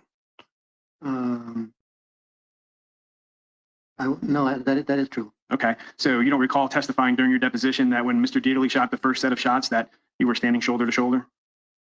Yes, that's correct. If we can play clip 76, please. So she was coming to you when Zach shot. Right. She was approximately, I would think, 10 feet away from him when she shot. You said she was approximately 10 feet away from you? When he shot her. And approximately how far away were you? 10 feet.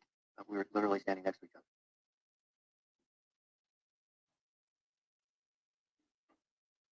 Were you standing shoulder to shoulder? We were approximately aligned.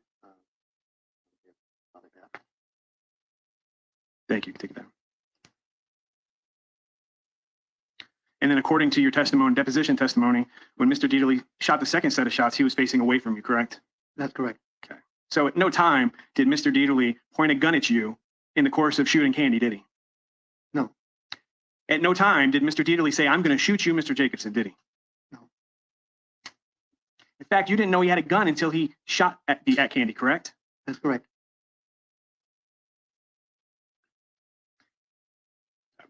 Did you want to break for lunch, Your Honor? I've got a lot more of cross-examination. Yeah, come on.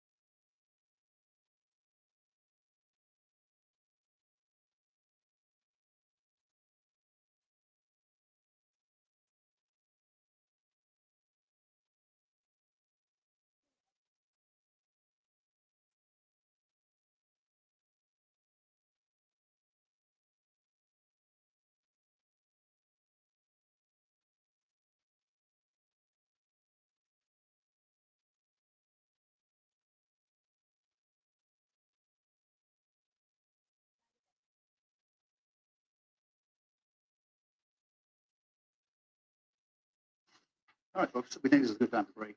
We're doing pretty good on time.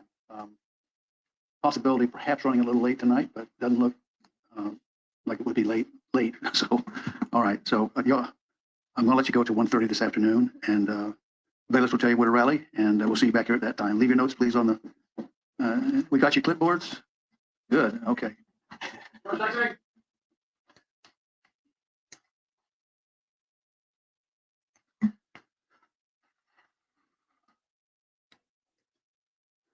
Okay. Anything until we reconvene? No. Dr. Morse, after this is complete, Dr. Morse will testify at 4. And would we want to accommodate Dr. Ellis the same, since now we do have the technological capacity? That was one of the issues that we deferred on. Again, I have to check that. Okay. Just be the same thing. You're okay with doing it by Zoom? Yeah. And how, you okay? Just let me see if I get the technology issues resolved, and I'll see if I can work with you. Okay? Perfect. Thanks so much. All right.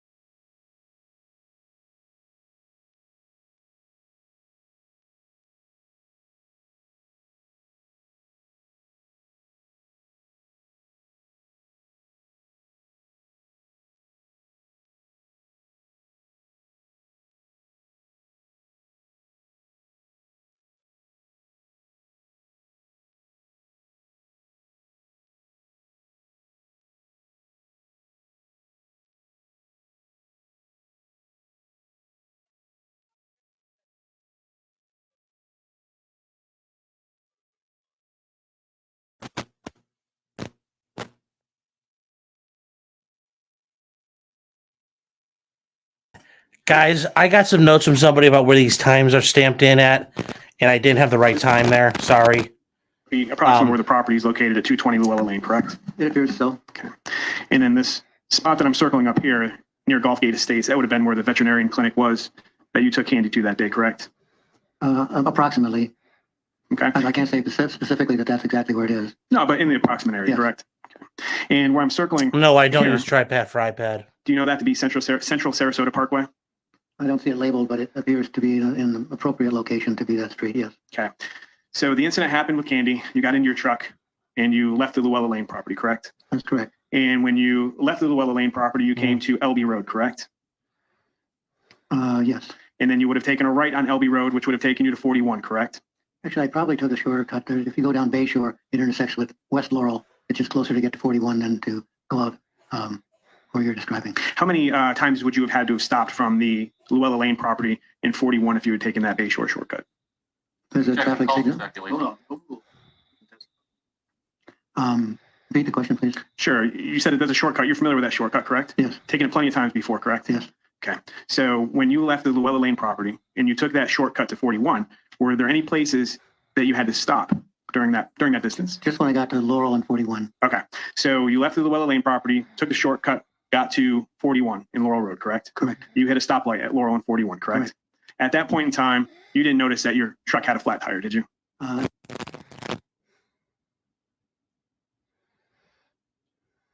mean, Where yeah. I'm circling in red, that would be where What? Laurel and 41 meet, correct? Or excuse me, up here. That would be where Laurel and 41. Correct.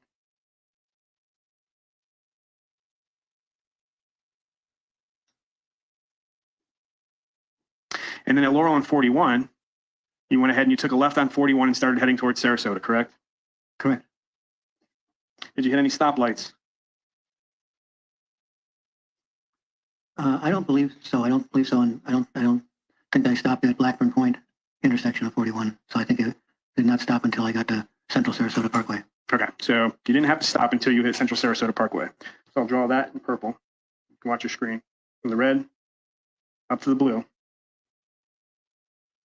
That's how far you drove without having to stop, correct? Yes. It's approximately 8 miles, correct?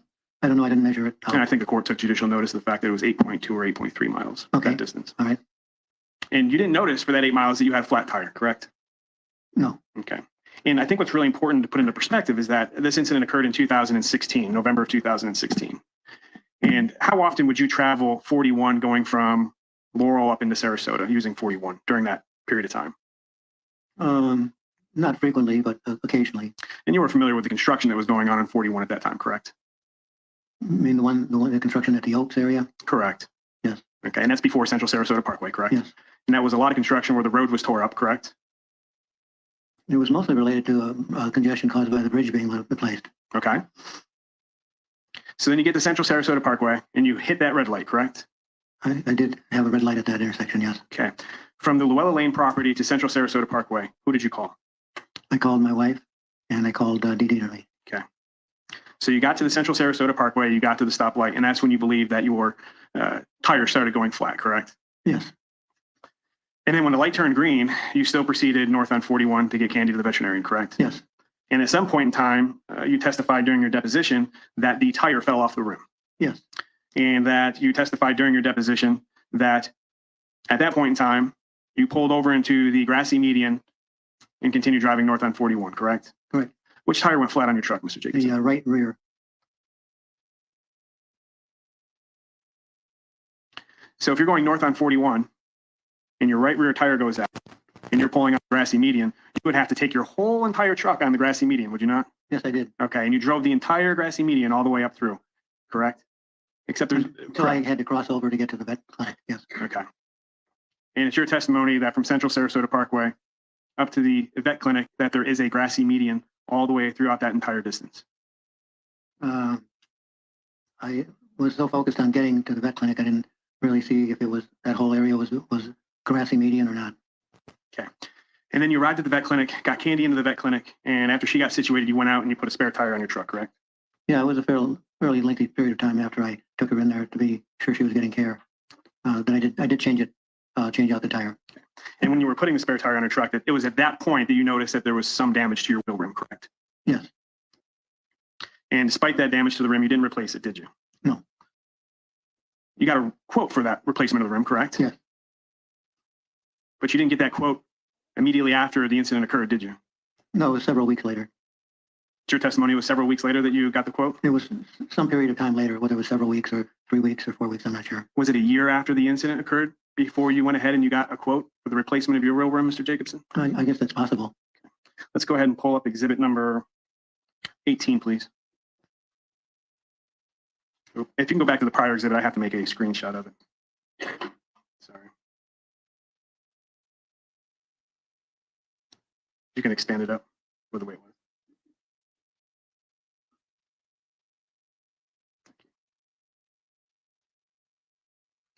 Okay, if you can go to exhibit number 18, please. And if you can blow up the date on the top right-hand corner of that exhibit, please. Exhibit number 18 is a joint exhibit. That's the quote that you received for the replacement of your wheel rim, correct? Right. And you received that quote on November 21st, 2017, correct? According to this, yes. And that was a year after the incident occurred, correct? Approximately, yes. That was after when this lawsuit had been filed, correct? Can't remember the date of the filing of the lawsuit.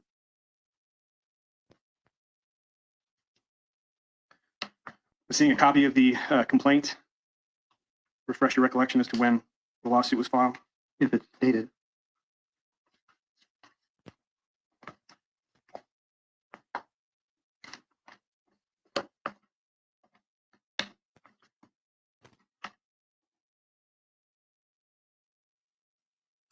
That's interesting. Bear with me for a second, Mr. Jacobson. All right, Ampish, have a nice day.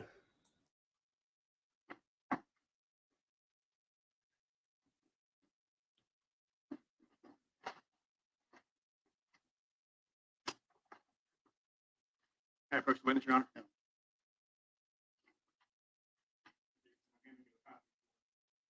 Deposition in this case, exhibit 1 of your deposition copy. You look at the back last page of the complaint.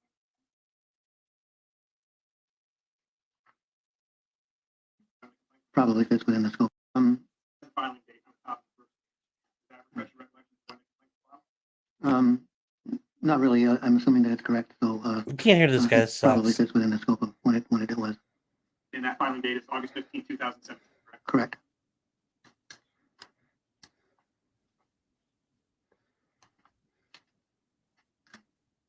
So this quote was received after you filed your complaint in this case, correct? It seems that way, yes. And the only reason why you got this quote was to provide it in discovery, correct? I don't really recall. I did get it in order to replace it at some point, but I had no idea what the value of it was. And if you can zoom out and then zoom in to the cost, please. And replacing the rim would have cost you $339.17, correct? Yes. And the reason why you didn't replace the damaged rim is because the cost of replacing it to you, as you testified to during your deposition, was pretty substantial, correct? Yes. It's a lot to replace your rim. $339.17 to replace a rim that you allege Mr. Deaterly damaged was too costly to you in November of at least 2017 when you got the quote, correct? Yes, it appears that way. Yet in 2016, your business, Island Building Company, had income in excess of $1.5 million, did it not? Your Honor, relevant. It's not in the form of a question. Okay. You may ask it in the proper form. Mr. Jacobson, in 2016, It's a your humble business, Island brag. Building Company, had in excess of $1.5 million of income. I'm not sure without looking at the record.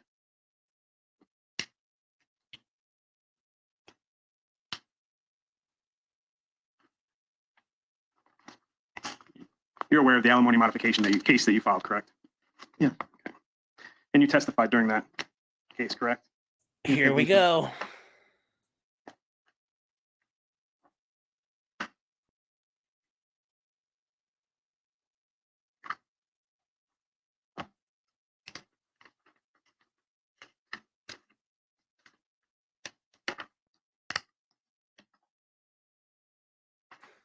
It's going to be interesting. Do you recall testifying during a hearing in that case on November 17, 2017? I don't remember that. The date. Would seeing your testimony from that case refresh your recollection of that? Oh. Okay. May I approach the witness, Your Honor? And Mr. Jacobson, I'm just going to give you a second to read through that. The entire, Or you don't have to read through it, but you can look through it.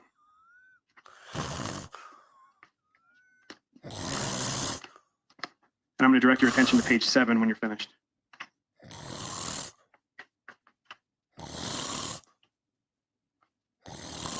And specifically lines 6 through 9 on page 7, Mr. Jacobson. And let me know when you've had an opportunity to read that. Yes. Does that refresh your recollection as to the income that your company, Island Building Company, made in 2016? Yes. And what was it?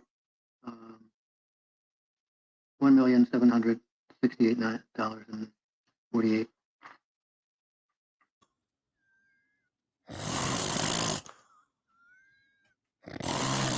And around the time that you received this quote for the replacement of your rim that you testified was too costly or the cost was substantial, you reported making approximately $21,925 per month, correct? Probably, yes.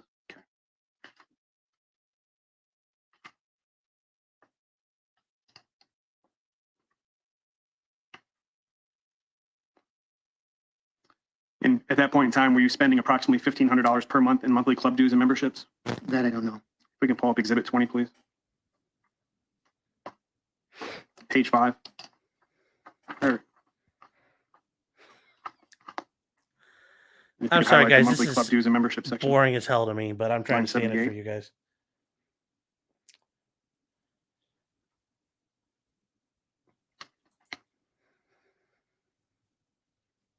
And Exhibit 20 is a financial affidavit dated November 10, 2017 from your alimony modification case. Ooh. And on this financial affidavit, you reported spending $1,500 per month in monthly club dues and membership, correct? Correct. And were you also spending $300 per month in monthly vacations? Probably. If you can scroll out. $1,500. I mean, that's not too bad for country club memberships. Is that correct? Yes, that's what it does. And at the same time, you had 2 boats, one that was 30 feet and the other 56-foot one that you described earlier, correct? Correct. And at the same time, you were spending $3,243 per month towards that 56-foot boat, correct? That's page 6. That's not that much money for the boat. Line 91. When I think about it.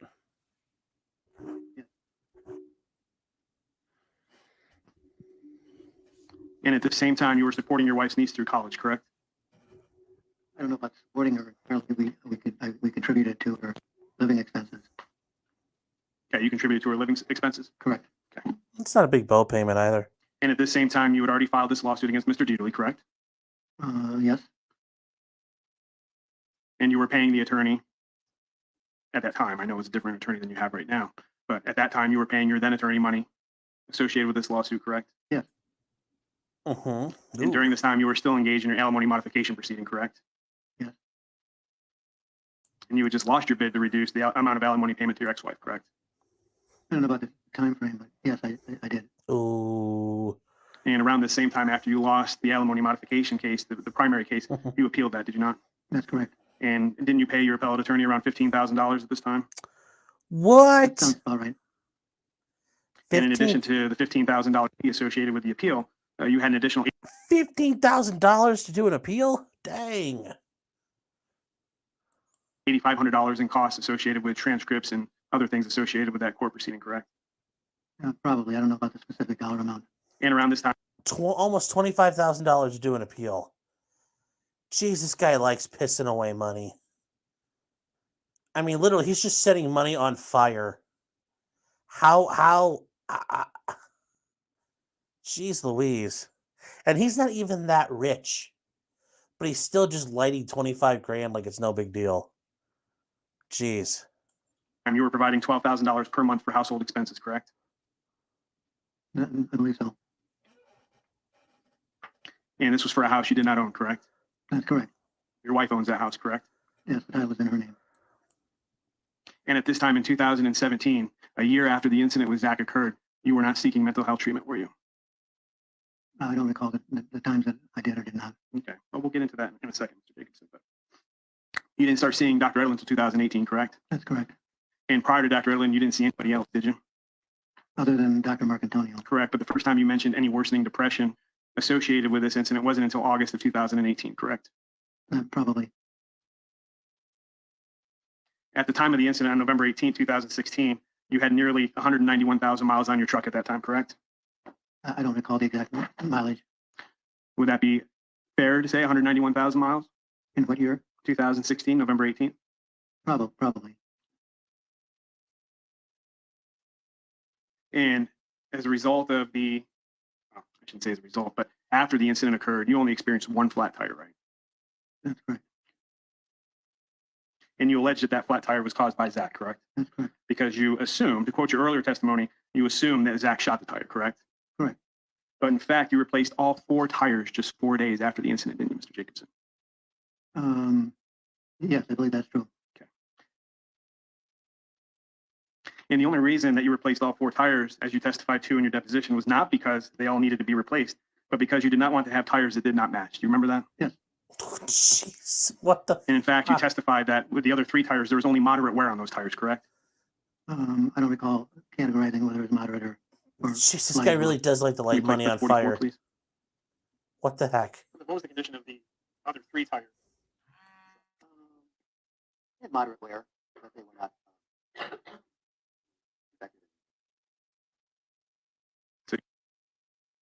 For wear, and they were not defective in any way, correct? That's correct. In other words, you actually replaced all 4 tires just so you would have all 4 of the same type of tire, correct? Yes. And the total cost for repairing those 4 tires, or replacing those 4 tires, was $1,057, correct? That sounds right. You testified earlier that you assumed Zach shot the tire out of your truck, but just to be clear on the record, you did not see any bullet strike your tire, did you? No. And you don't know for sure what caused the tire to go flat, do you? No.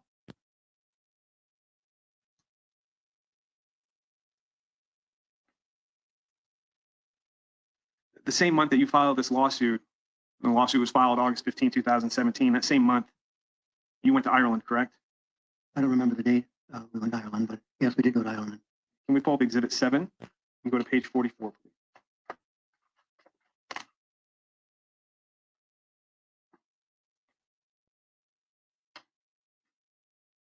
you pull up the date, please?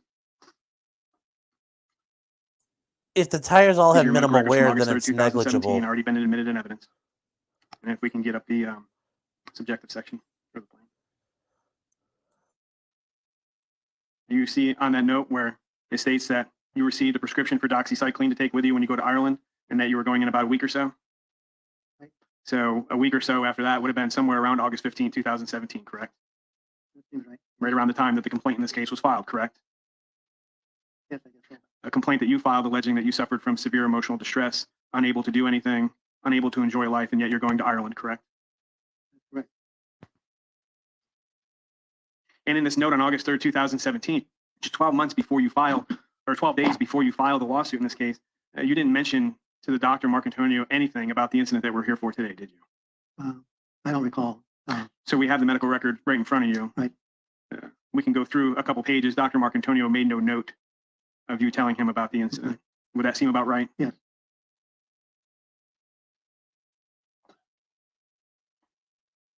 After the incident, you didn't stop working, did you? No, I worked less hours, but I did not stop.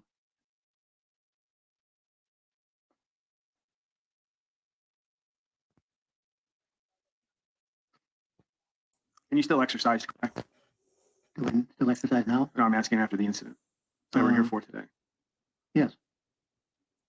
And you still went boating, correct? I didn't really vote as much after the incident, immediately after the incident. Okay, but shortly thereafter, or sometime thereafter, you went back to boating, correct? Yes. You were here yesterday, sitting at the plaintiff's table, correct, during the testimony of your wife? Yes. And do you recall your wife Mm-hmm. Good questions. I know where this is going. testifying that you had not been boating? Sorry, Kathleen, the poll's stuck. She wasn't telling the truth, was she? No, I wouldn't say that. Okay. And then you heard your wife's testimony yesterday that you hadn't been fishing in years. You heard that, correct? Correct. But that's not true either, is it? No, that is true, because I have not been out fishing. Okay. Do you recall your updated deposition that I took back in April? Not in full detail, no. What's the name of your friend that lives in Wisconsin? A number of them, The one that you go fishing with? Roger Stanek. Roger Stanek. Didn't you testify during your updated deposition that after the incident, you had gone fishing with Roger Stanek? I don't recall saying that, but it probably was true. Probably was true. Yeah. Do I need to get your updated deposition and go through it with you? It's argumentative. Did you also testify that you had gone fishing with Roger Stanek in the last year? He doesn't. He lives in Wisconsin. They spend time here in the winter months. So I'm not sure what time frame we were talking about. Okay, so today is June. Mm-hmm. So in the winter of 2020 to 2021, did you go fishing with Mr. Stanek? No, I don't believe so.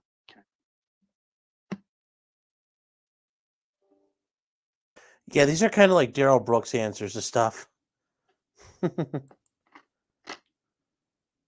This is bad. Wow, he is crashing and burning, I think, overall. At least for now.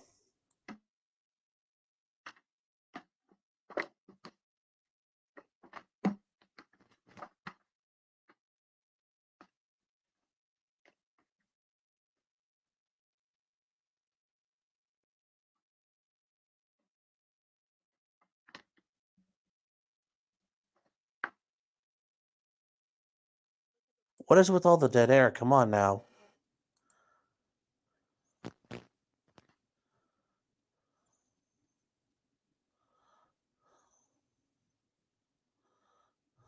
Go ahead and turn to page 210 of your deposition.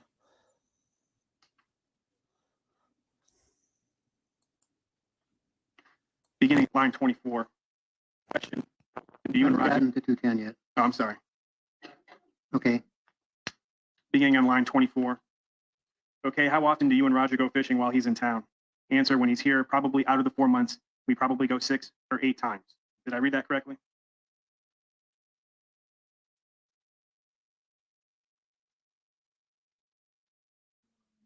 Which lines are we talking about? Beginning on page 210, line 24. Question. Okay, how often do you and Roger go fishing while he's in town? Beginning on page 11, line 1. Answer, when he's here, probably out of the 4 months, we probably go 6 or 8 times. Did I read that correctly? Right. And when you would go out with Mr. Stanek on fishing trips, how long did the fishing trips usually last for, Mr. Jacobson? Probably just a half a day or a day. Okay. So when you would go fishing with him, it would be a day, correct? Or half a day to a day, right? And when you would go fishing with Mr. Stanek, would you carry on conversations with him about the dog Candy and Candy's death? I can't recall if I did or not. If you begin on page 211, line 16, question. Okay, and out of those day trips fishing, how often do you discuss the distress or your trauma associated with the incident between Candy and Mr. Deaterly? Answer, well, it's brought up whenever we're together, depending on what we're doing. It doesn't, it may be 10 minutes of explaining how I'm not feeling well, but it's not a specific sit down time, no. So after the incident occurred, you still went fishing with your friend Roger Stanek, correct? Yeah. And that would include recent trips fishing with Roger Stanek during the wintertime or winter months that he would be down here in Florida, correct? We haven't done it for a couple of years, no. Because they've been staying in a different area. Go ahead and turn to page 212 of your deposition, Mr. Jacobson. If I understand your testimony correctly, you said it's been a couple of years. Wow, since you he's went fishing. beating this guy If you look at apart. line 20, question, when's the last time you went on a fishing trip with Mr. Stanek? Answer, it would have been, they returned in, would have been March of this spring, 2022. Did I read that correctly? I'm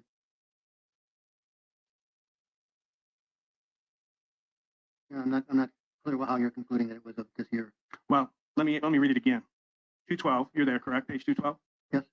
Line 20, let me know when you're there. Yes. Oh, and let me preface this by asking you a couple questions. You were deposed on April 27, 2020. I'm not clear. It happened this year, It was dude. 2 months ago, correct? Yes. Page 212, line 20. When's the last time you went fishing on a fishing trip with Mr. Stanek? Answer, it would have been, they returned in, would have been March of this spring, meaning 2022, correct, Mr. Jacobson? Seemingly, yes. Oh, it's your testimony, is it not, Mr. Jacobson? Yes.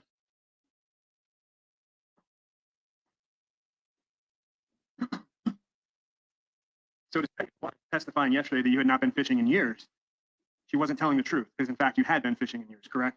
Yes.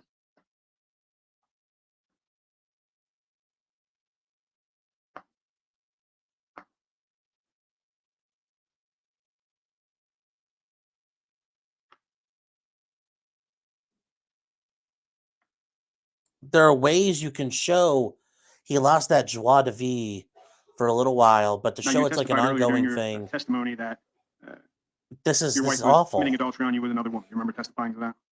Yes. Your first wife, not your current one, your first wife. Which caused you depression, did it not? Yeah, I probably did. I mean, after that occurred, did you not go seek the care of a professional, healthcare professional? Yes. You sat down with either a psychologist or psychiatrist, correct? Psychologist. And not only did you seek treatment after that occurred, but you started taking the prescription Zoloft, correct? That's correct. And you never stopped taking Zoloft between the time of the incident involving your ex-wife and the incident with Mr. Deaterly, did you? No, I don't believe so.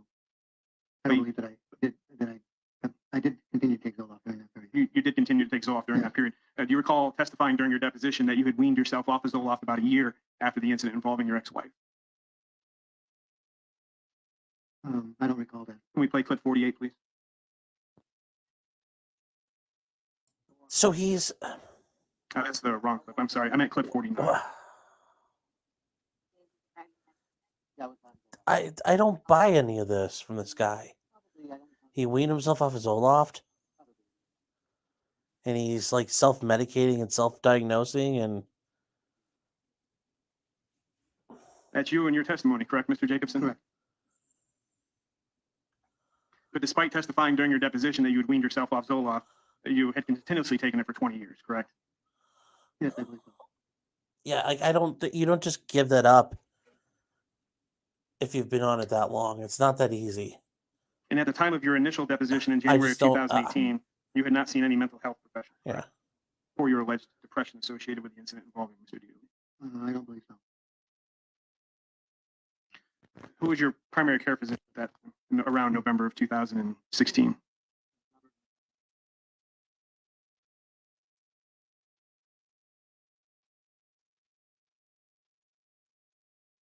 we pull up? I was going to say, I thought he didn't answer a question there. I was like, where's the dead air? These are records that are in evidence. These are Dr. Marcantonio's records for your patient care, Mr. Jacobson. The very first record that I have is dated April 19, 2016. Do you see that?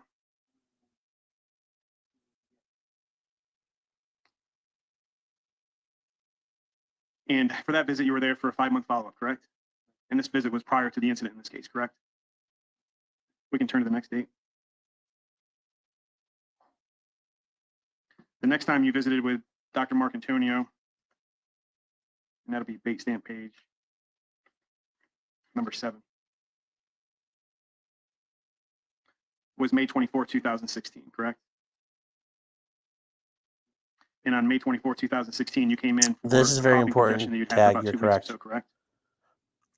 And this was before the incident in this case occurred, correct?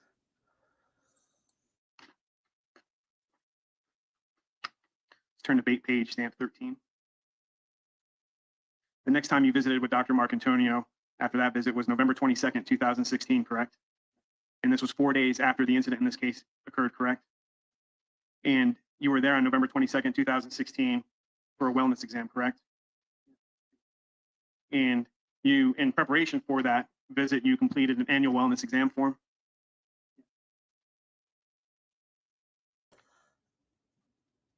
Here comes those wellness forms where he checks stuff off. On November 22nd, 2016, you didn't mention the incident that occurred 4 days prior to Dr. Marcantonio, did you?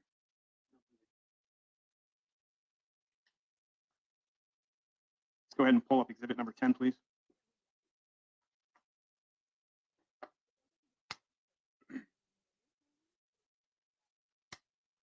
This is has been admitted into evidence as Boom. Exhibit 10, joint Exhibit 10. This is your 2016 Medicare Wellness Exam form dated November 22nd, 2016. Is that your handwriting, Mr. Jacobson? Okay. Are the check marks in the answers in response to the questions your check marks? You don't know who filled them out? Let me ask you a question. When you met with Dr. Marcantonio on November 22nd, It's an 2016, excuse for everything here. he reviewed this annual wellness Excuse exam for form with you, everything. correct? And in doing so, you gave him the answers to the questions in this form if you hadn't already filled it out, correct? Excuses for everything. Just accept Okay. it. But nevertheless, you went over this form with Dr. Just Marcantonio during accept your it. visit on November 22nd, 2016, correct? Well, let's turn back to Exhibit 7, bait stamp page number 13. Do you see in Dr. Marcantonio's notes where he states he brings in his wellness forms, which were reviewed in detail, page by page? They will all be scanned into the EHR, correct? Yeah. Now, in reviewing the annual wellness exam form found at Exhibit 10, in reviewing that with Dr. Marcantonio, if something wasn't true, you would have corrected Dr. Marcantonio about that, correct? On November 22nd, 2016, in response to the question, over the past 2 weeks, how often have you felt Bye, down, Gene. depressed, or hopeless? What was your response? And that's Exhibit 10. So I'll re-ask the question now that it is in front of you. Over the past 2 weeks, how often have you felt down, depressed, or hopeless? What was your response? Over the past 2 weeks, how often have you felt little interest or pleasure in doing things? What was your response?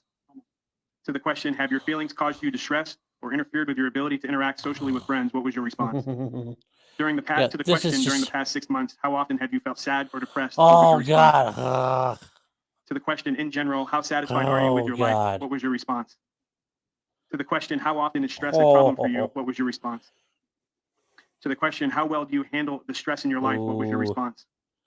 Ooh. To the question, how often do you get the social and emotional support you need? What was your response? You're just crushing them now. Can we scroll up a little bit, please? Can you see it now, Mr. Jacobson? Just crushing him. Let's go ahead and turn back to Exhibit 7.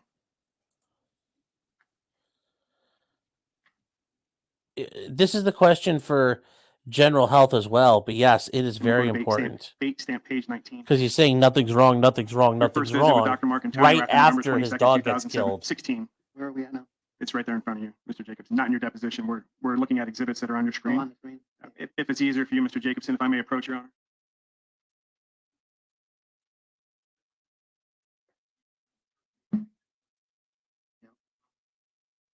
Honor. Guys, we have a delivery Amazon's coming up. I gotta go take care of that. I'll be back in a second.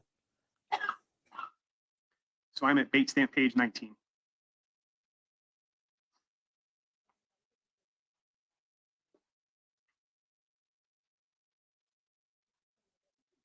And this is May 1st, 2017, correct? And on May 1st, 2017, you presented with a complaint that you had right shoulder pain and bradycardia, correct? That's correct. And during this visit on May 1st, 2017, you made no mention of the incident involving your dog and Zach, did you? Certainly not. If you can turn to bait stamp page 25. Your next visit after May 1st, 2017 occurred on May 23rd, 2017, correct? And this was for a 6-month follow-up, correct? Yeah. And under history of present illness, Dr. Marcantonio stated in general that you were doing fairly well, correct? And on May 23rd, 2017, you made no mention about the incident involving your dog and Zach, did you? Let's go ahead and turn to bait stamp page number 31.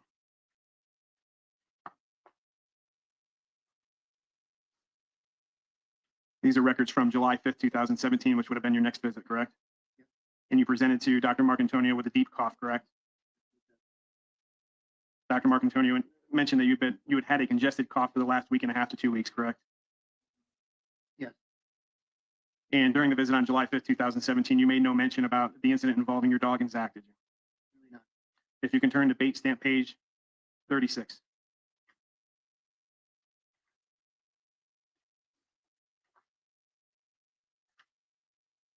Your next visit with Dr. Marcantonio occurred on July 11, 2017, correct?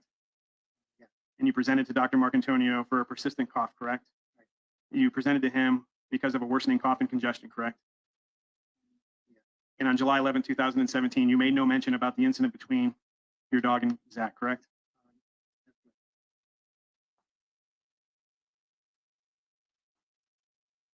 Go ahead and turn to bait stamp page 41.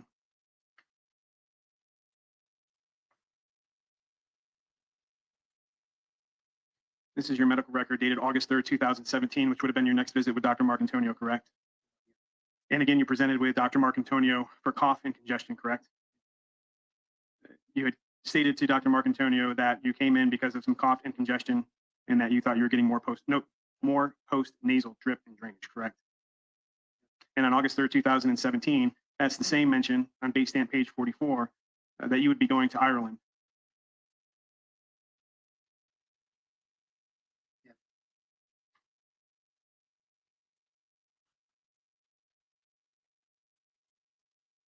Can you turn to date stamp page number 46? Your next visit with Dr. Marcantonio after you returned from your trip from Ireland was November 29, 2017, correct? Yes. And you went to see Dr. Marcantonio on November 29, 2017 for a wellness exam, correct? Correct. Do you see where he notates that you brought in your wellness forms, which are reviewed in detail? Do you recall completing a 2017 annual wellness exam form for Dr. Marcantonio? No, I don't. We can bring up Exhibit 11, please. And you can also look at it in the book that you have in front of you, Mr. Jacobson. Please let me know when you get there. Yeah. This is what's been admitted as Exhibit number 11, Joint Exhibit 11.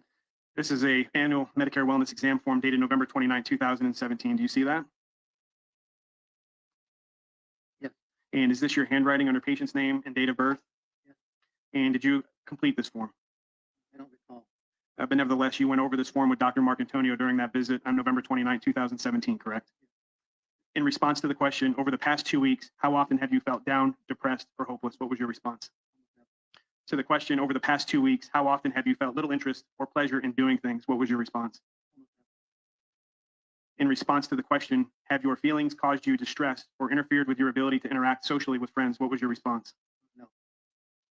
In response to the question, during the past 6 months, how often have you felt sad or depressed? What was your response? Almost never. And this was a year after the incident involving your dog and Zach, correct? In response to the question, in general, how satisfied are you with your life? How did you respond? In response to the question, how often is stress a problem for you? What was your response? In response to the question, how well do you handle the stress in your life? What was your response? I'm usually able to cope effectively. So we're going to switch back to exhibit number 7, Mr. Jacobson, at date stamp page 46.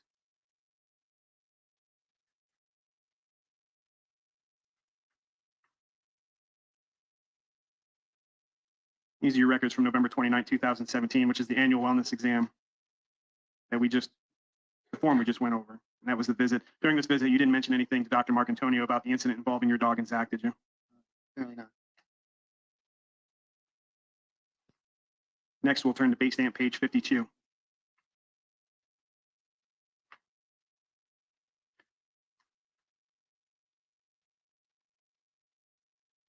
The next time you saw Dr. Marcantonio after November 29, 2017 was February 27, 2018, correct?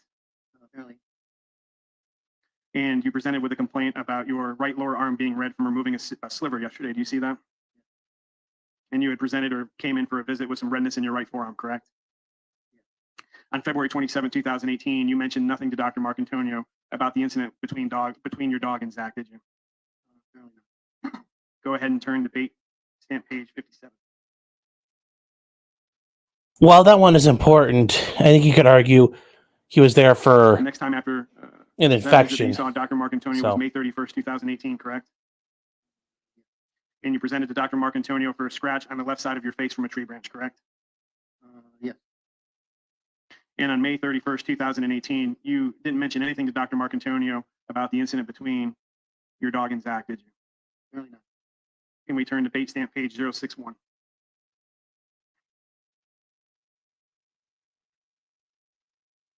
It's not fraud. I think this guy's just Your next trying to visit with milk it. Dr. Marcantonio occurred on June 5th, 2018, correct? Yes. And you presented to Dr. Marcantonio for a 1-week follow-up for the scratch on the left side of your face, correct? And during this visit with Dr. Marcantonio on June 5th, 2018, you mentioned nothing about the incident between your dog and Zach, did you? No, apparently not. And then we can turn to base stamp page 065.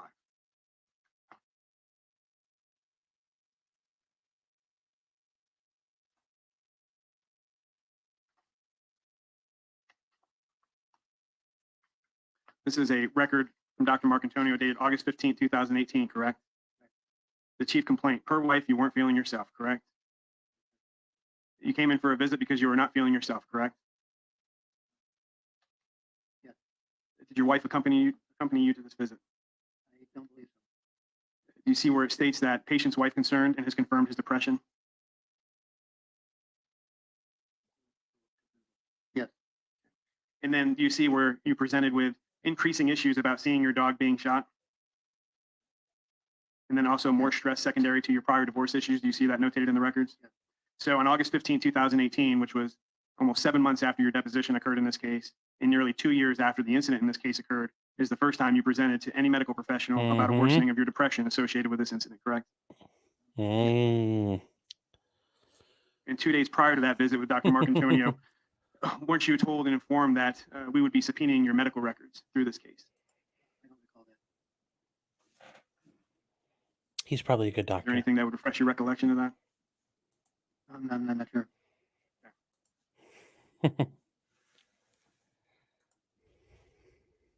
Mm-hmm. Not looking good for him.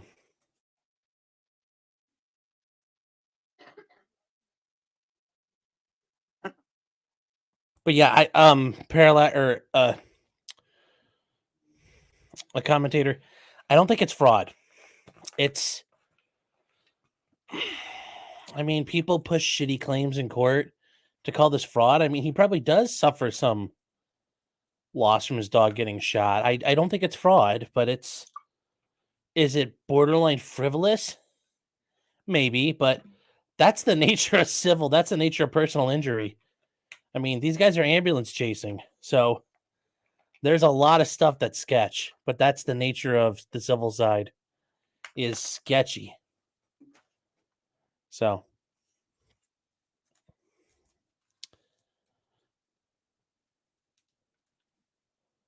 also, I do think somebody mentioned this earlier, since the wife has guardianship or did. Yeah, I think she's calling shots here. And she probably hates seeing all his money getting pissed away in the divorce.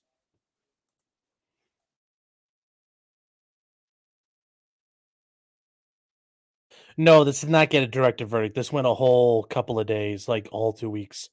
It went into week 2. It went 6 days. So there was no directed verdict.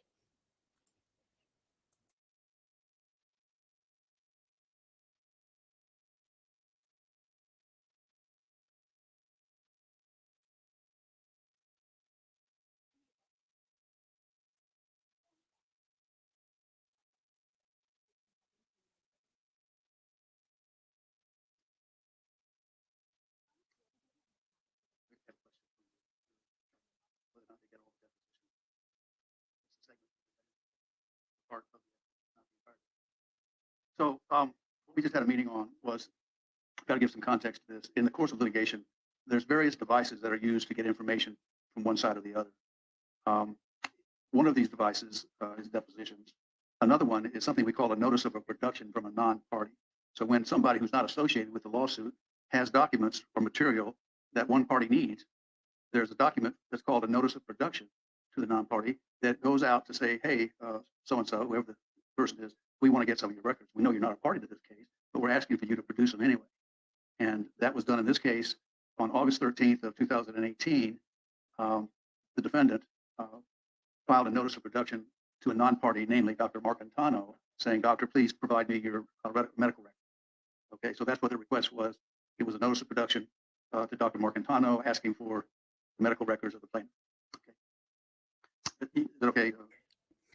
Libcom, that's a fair, Your Honor, that's a fair statement, and I can go with that. I can go with that too. I think we need to. I'll go ahead and I'll show you what will be marked as Defense Exhibit A. And this is the notice of production from non-party directed to Dr. Marcantonio. And on the second page is the date of August 13, 2018. You recall that, Mr. Jacobson? No, I do not. Okay. And can you scroll 2 more pages over? Or excuse me, go back 1 more. And can you go into the document requested section? Were you aware on August 13th, 2018, that I had issued a notice that I intended to subpoena your medical records from Dr. Marcantonio pertaining to any mental health or psychological or psychiatric issues for you? Okay. I guess at this time, Your Honor, I would move the Defense Exhibit A be admitted into evidence. I believe you're taking judicial. Oh, Your Honor. Madam Clerk, we'll print you a hard copy. You can take it down. We can pull back up exhibit number 7. And this is the Dr. Marcantonio's notes from August 15th, 2018. And Dr. Marcantonio referred you to see a psychiatrist, correct? And that psychiatrist that he referred you to was Dr. Matthew Edlin, correct? And Dr. Edlin, you only saw a total of 5 times, correct? Probably, yes.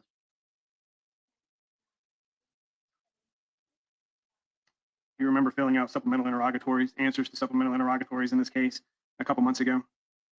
Not all the specifics. Okay, but I think your wife testified yesterday that you gave her the answers and she typed it up for you, correct? I believe so. Okay. Can we pull up exhibit number 27, please? We'll highlight the answer to question number 3. In your answers to interrogatories, you stated that you had sought treatment with Dr. Edlin approximately 10 to 12 times, correct? But in fact, it had only been 5, correct? Yeah. You can take it down. And during your treatment with Dr. Edlin, he did not prescribe you any medication, did he? Not that I recall. Can you play clip 51, please?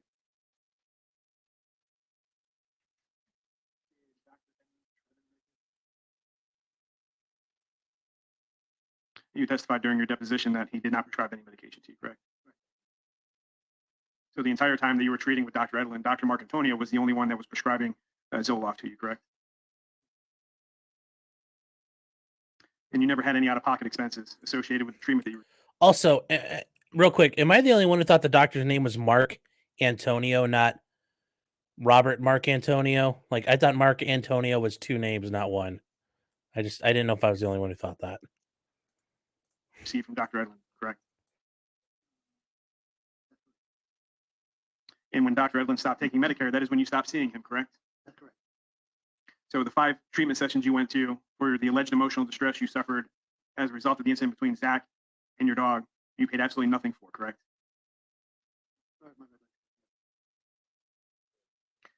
In addition to Dr. Edlin stopping taking Medicare, you also stopped seeing Dr. Edlin because you said that the cost of $210 for a 30-minute session was too high, correct?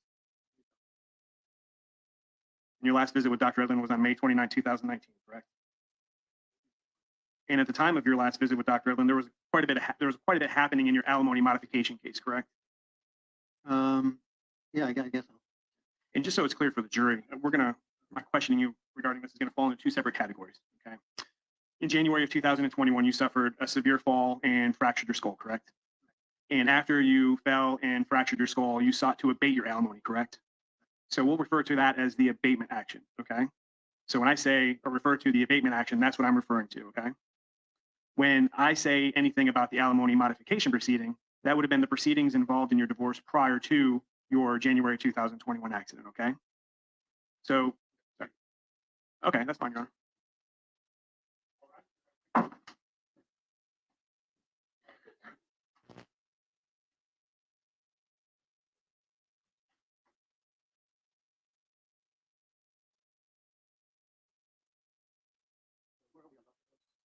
Dr. Morris, 4 p.m. So, Your Honor. All right, hold on, guys. Wait, what are they doing? Well, they look like they all took a break. We're starting back up.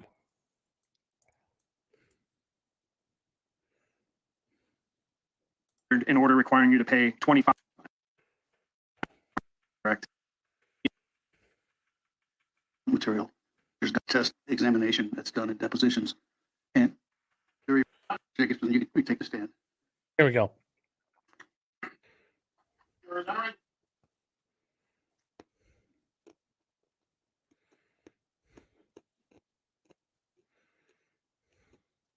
Okay, we have the jury reseated and the parties are present. I just want to add something to the juror question about the depositions. You can have a seat. The reason we don't allow depositions to be in evidence is that there's a far-ranging examination that's done in depositions. And whatever comes in the courtroom has to pass a test. This is the evidence code of the state of Florida. I've got to decide what evidence is admissible based on the legislature's guidance. To a large extent, a lot of that doesn't apply in depositions, so there's a lot of extraneous, irrelevant material, maybe prejudicial. So we don't allow depositions in. We allow excerpts of it where it's pertinent, but we don't allow the whole thing. All right, go ahead. Thank you, Your Honor. Mr. Jacobson, before we broke, I'd asked you the question that at the time of your last visit with Dr. Edlin on May 29, 2019, that there was quite a bit happening in the alimony modification proceeding. Is that correct? Seemingly that did overlap. Excuse me? Seemingly that did overlap, yes. Okay. And just to give I know you testified about it earlier that you had paid your ex-wife over $1 million of alimony during the time that you paid alimony, but I just want to be able to provide a little more context associated with that to the jury. You were originally obligated to pay your wife $5,000 per month, correct? And I apologize, your ex-wife $5,000 per month, correct? Actually, the initial was $4,500. Stated It was $4,500 and it stayed at $4,500? Yes. Okay. And then you sought to reduce that payment through the alimony modification proceeding, correct? Correct. And you lost that case, correct? And after losing that case, you appealed, correct? Correct. And in the alimony modification case, you were asking to essentially eliminate your alimony altogether, correct? We're trying to demonstrate a supportive relationship between her and her partner. Okay. And you were asking the court to eliminate the alimony altogether, correct? Correct. And in seeking the modification of your alimony, you paid in excess of $600,000 to include your attorney's fees and your ex-wife's attorney's fees, correct? Yeah, that sounds right. And on May 19, 2019, then Judge Padar Berlin, who's now Judge Padar, entered an order requiring you to pay your ex-wife's attorney's fees in the amount of $67,237.50 and costs of $9,292.50 for a total of $76,530, correct? God dang, he got. This was 10 days prior to your last visit. Whoo! That's a lot of money. Ooh. God. I'm not going to lie. If I took a beating like that, that would be. Ooh.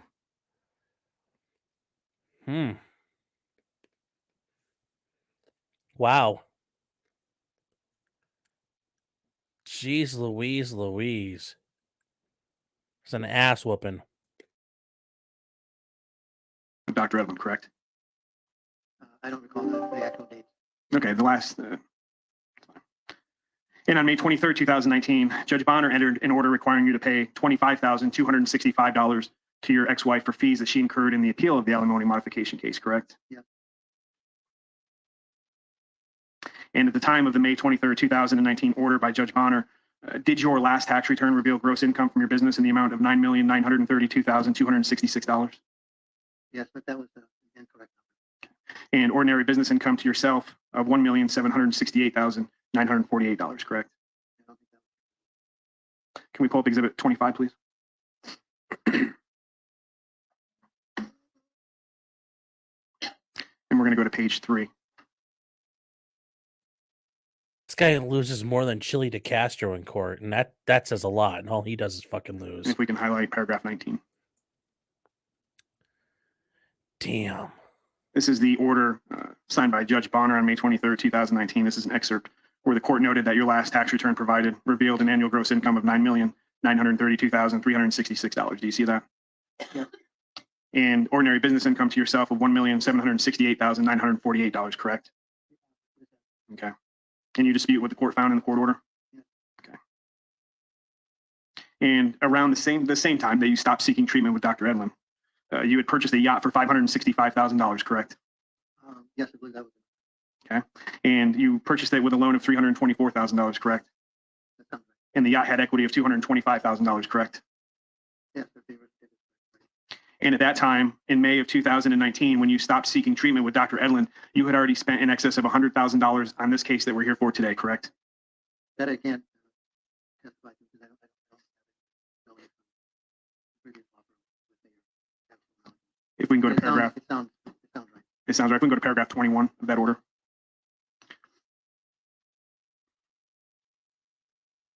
Do you see where the court noted that you had spent over $100,000 in attorney's fees in an unrelated civil lawsuit of which you were the plaintiff?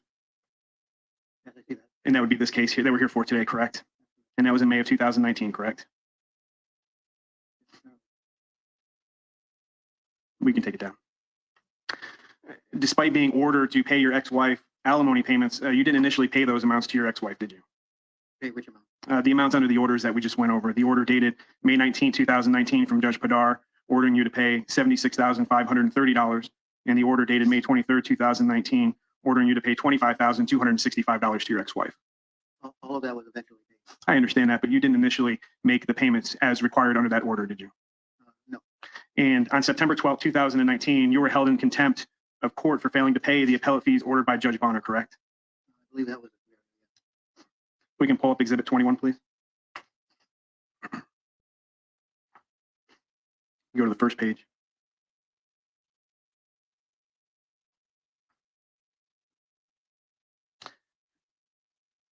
Under the contempt order dated September 12, 2019, did the court determine that you had the ability to pay the amount of $25,265?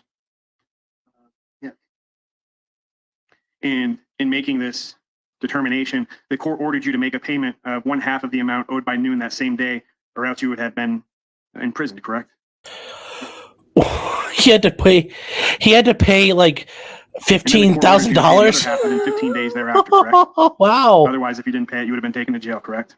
Wow. And prior to September 12, 2019, you made no effort to make payments to your ex-wife pursuant to the court order dated May 23rd, Wow. 2019, did you? I don't recall not paying. Guys, just to think about this too, if he's getting told for attorney's fees every single time he's getting ordered attorney's fees, that's the court determining he didn't really have any merit to do what he was doing and filing the actions he filed. Attorney's fees every time. Jesus Christ, he's getting beat down. This guy looks like he likes to sue everybody for everything.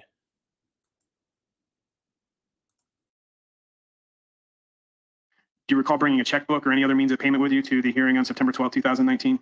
No. Meaning you did not bring it, or you don't recall? You did not bring a checkbook or any other means of payment, correct? Correct. And you were aware of the hearing that you were going to be held in contempt if you failed to pay, correct?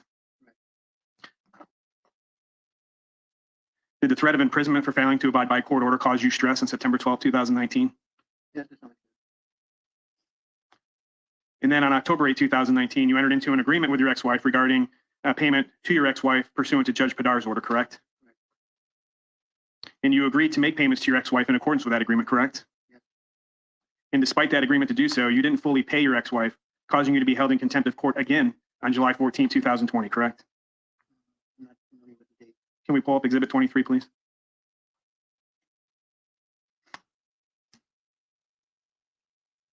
And let me know when you're there, Mr. Jacobson.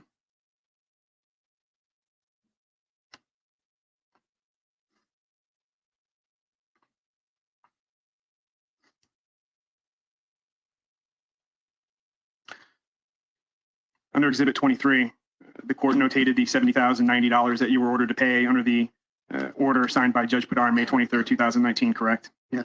And then the order notates that you again that you entered into an agreement to pay those amounts, correct?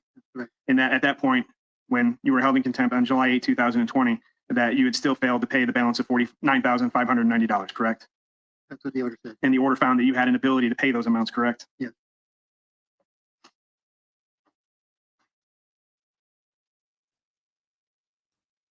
Did being held in contempt of court and being required to make these substantial payments to your ex-wife cause you any stress? To some extent, it really caused me anger more than anything. And despite these two court orders that were entered by the court, by Judge Padar and Judge Bonner, requiring you to pay your ex-wife's attorney's fees associated with the alimony modification and the appeal of that, you were still nevertheless required to pay your ex-wife monthly alimony payments in addition to that, correct? Right. And you failed to do so, correct? I don't recall failing to do so. Okay. Weren't you again found in contempt of court on January 10th, 2022 for failing to pay alimony to your ex-wife? That may be the right time frame. Okay. But you remember that, right? Yeah. And again, on January 10th, 2022, the court had determined that you had an ability to pay alimony to your ex-wife, didn't it? Yes. However, recently, you entered into a stipulation with your ex-wife where you would pay her $100,000 and you would no longer have to worry about paying her alimony again. Is that not correct? That's true. Safe to say that you're now completely done with your ex-wife? Yes. And you had paid her in excess, I believe you testified earlier today, in excess of $1 million total in alimony payments, correct? Correct. In getting rid of your ex-wife and those alimony obligations, you felt a sense of relief, didn't you? To some extent, yes. In December of 2019, you were sued by American Express, correct? Well, the company was. Excuse me? My company was. Oh, you're the sole owner of the company, right, Mr. Correct. Jacobson? Correct. Without you, there's no company, correct? That's correct. Okay. So in December 2019, you and your company were sued by American Express, correct? Correct. And were you sued for failing to pay a line of credit? with American Express? Yes. And the amount that you owed to American Express was close to $100,000, correct? Close to what, $100,000? Close to $100,000. Yes.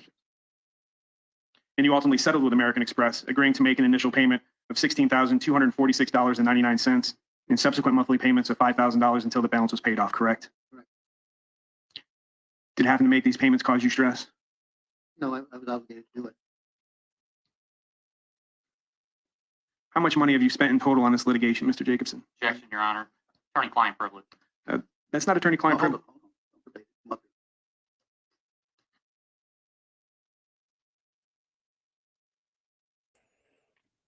So, yeah, he's sued by everybody. This is bad. Big Chungus is right. My boy got as much money as he does problems. Yeah, mo money, mo problems. It's always been true.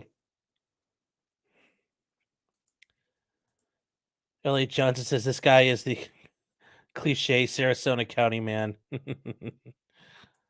Yes. Big Chungus says sued by America. Let's just skip ahead to see where he's at because we're almost done with him.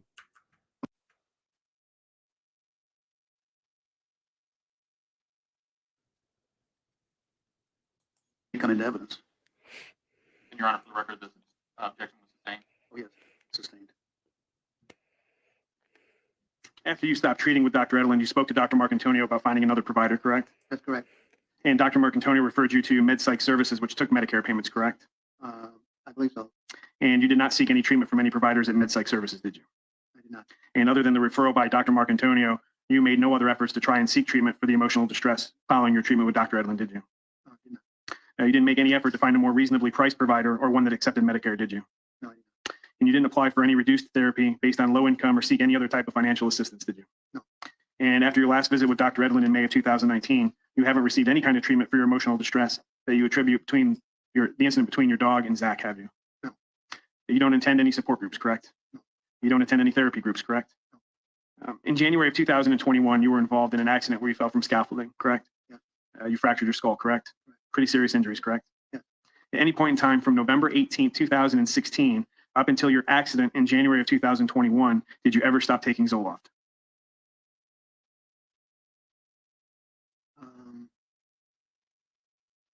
Yes, I think I did.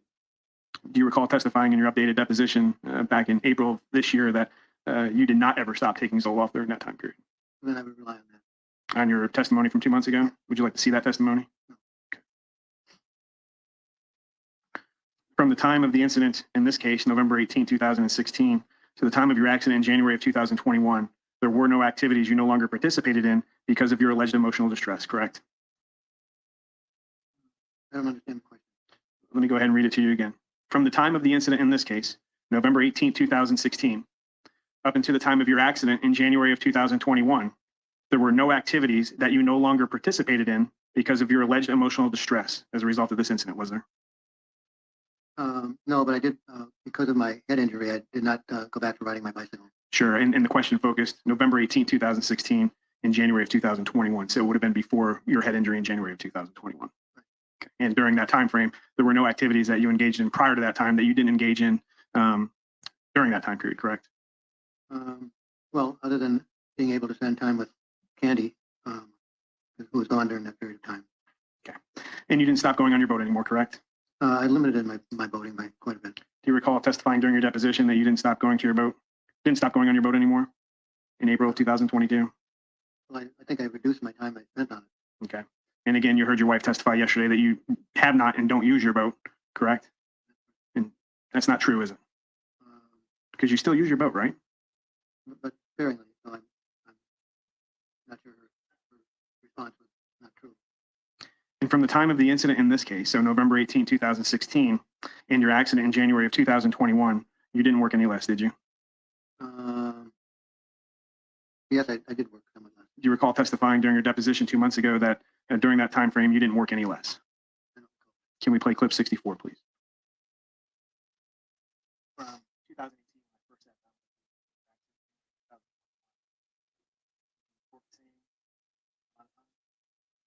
Immediately I'm back into that 2018, so prior to your fall. Okay. So my question to you is during that 3-year time frame, did you work the same amount of time during that 3-year time frame? Yeah. And after your accident in January of 2021, you only stopped working for a little while, correct? Probably, yeah. Do you recall your wife? Well, let me ask you this. For how long did you stop working for after your accident in January of 2021, Mr. Jacobson? A number of months. How many? Well, I didn't drive for almost a year, so it probably would be 8 or 10 months. Did you listen to your wife's testimony yesterday where she testified that you didn't work or drive for 14 months? Yes, I guess I do remember her saying that. And that's not correct, is it? No, her timekeeping may be better than mine. Do you recall testifying during your deposition in April of 2022 that you only stopped driving for about 4 or 5 months after your January 2021 accident? I don't recall that. Can you play clip 65, please?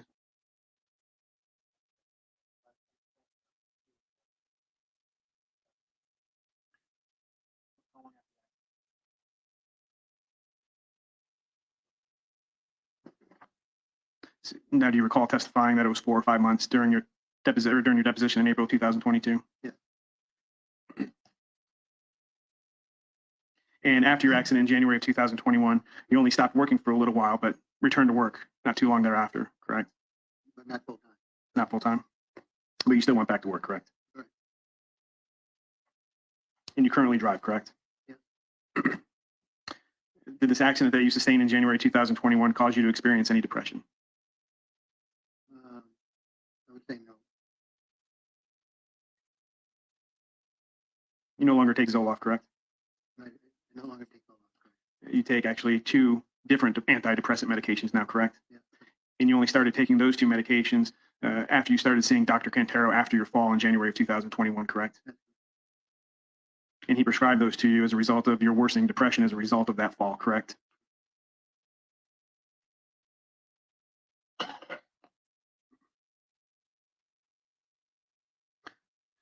Do you know who Richard Reith is? Yes. Who's Richard Reith? He was I think he's a PhD that was hired by my wife and her attorney to evaluate And that was for the alimony abatement proceeding, correct? And in that proceeding, you were attempting to try to not have to pay alimony at all until your condition got better, correct? Do you recall him testifying for you during one of your alimony abatement proceedings? And that was during one of the contempt of court proceedings, correct? I don't know if that was part of it. I don't know if it was part of that or not. And that was, you had a visit with him in December of 2021, correct? Yeah.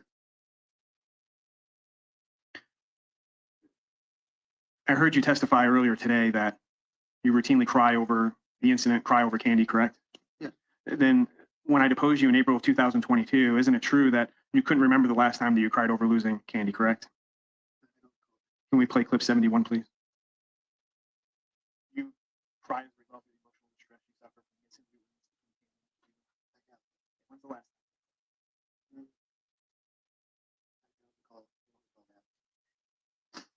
That was your testimony, correct? Right. And when you did cry over candy, it wasn't for any length of time, was it? What do you mean by any length of time? It wasn't. While I was tearful, you mean? Correct. Well, it was a substantial amount. I mean, I tend to be not very emotional about things, but I certainly was with that. So I'll ask you the question again. And when you did cry, it wasn't for any length of time, correct? Yes, I don't know what you mean. Okay. What's the length of time to you? Well, let me ask you this. How long do you cry? When you cry about candy, the last time you cried, you couldn't remember when that occurred, but when it does occur, how often or how long does it last for? How long do you cry? 5 or 8 minutes. And I know that in April of 2022, you couldn't recall the last time that you cried over candy. As you sit here today, do you remember the last time you cried over candy? Yes. When was it? Just a couple days. Okay. And how long did you cry for? Probably 5 minutes. And I was by myself driving.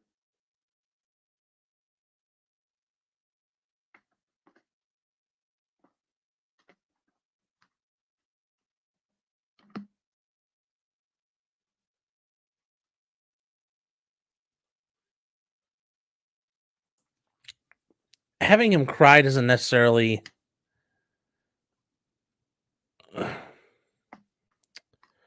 You can have sorrow and distress without crying, though. Did you ever say or testify that if D had owned the property where the incident occurred, that you wouldn't have sued him? Objection again, Your Honor. Calls for speculation. Same question from earlier. It is not the same question from earlier, Your Honor. I'm asking if he ever said that he wouldn't do that. Thank When you had the truck parked at the Llewellyn Lane property, it was backed in, correct? Which would mean that the tailgate was facing the Roberts Bay, correct? Facing where the dock was. Correct. And the front was facing outwards towards the entrance of the property, correct?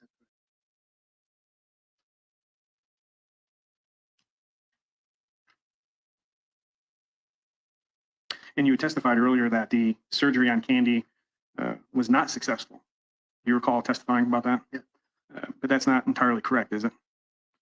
So it wasn't, they didn't manage to save her life. But they didn't manage to save her life because you wanted them to stop CPR on your dog when she was in post-operative recovery, correct? Yes, she had arrested on 2 occasions, and they asked if they wanted me to have them resuscitate her. She arrested again, and I did not want her subjected to that. Okay. May I have a minute, Your Honor? Yes.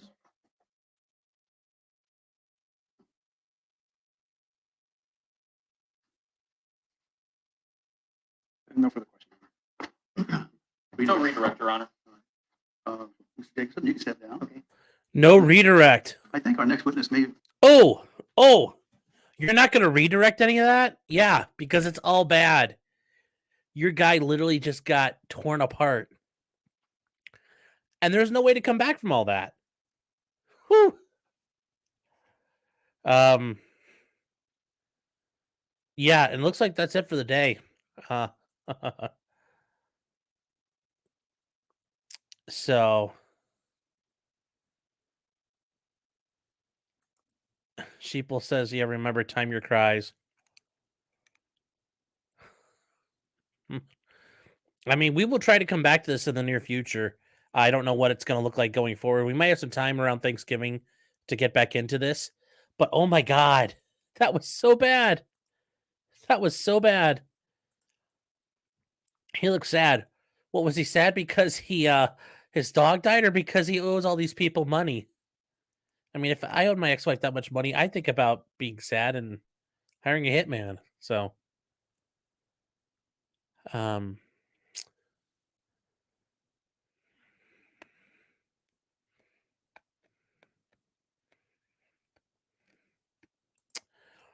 Brent, it's not strange when there's nothing to rehabilitate. You're not coming back from that, so it makes total sense. He looks completely emotionless. Remember, though, in the meantime, this guy has suffered a head trauma. He fell off scaffolding, and he's old already. He's born in 46. So he's an old-timer. I mean, he's an old dude. He's 74 right now. Actually, wait, how old is he now? 50. He's 76. He's 76. So you're 74, 75. You take a fall like that off of scaffolding and crack your head. God almighty. It's a testament to God he didn't die. So his brain's already going to be screwed up. So I don't know how much of that's that, or he's just kind of mopey, or what his deal is. But that is it for tonight, guys. I think we're going to wrap it up, and we'll catch on with day 3 at some point in the future. Tomorrow night, 9 p.m., we will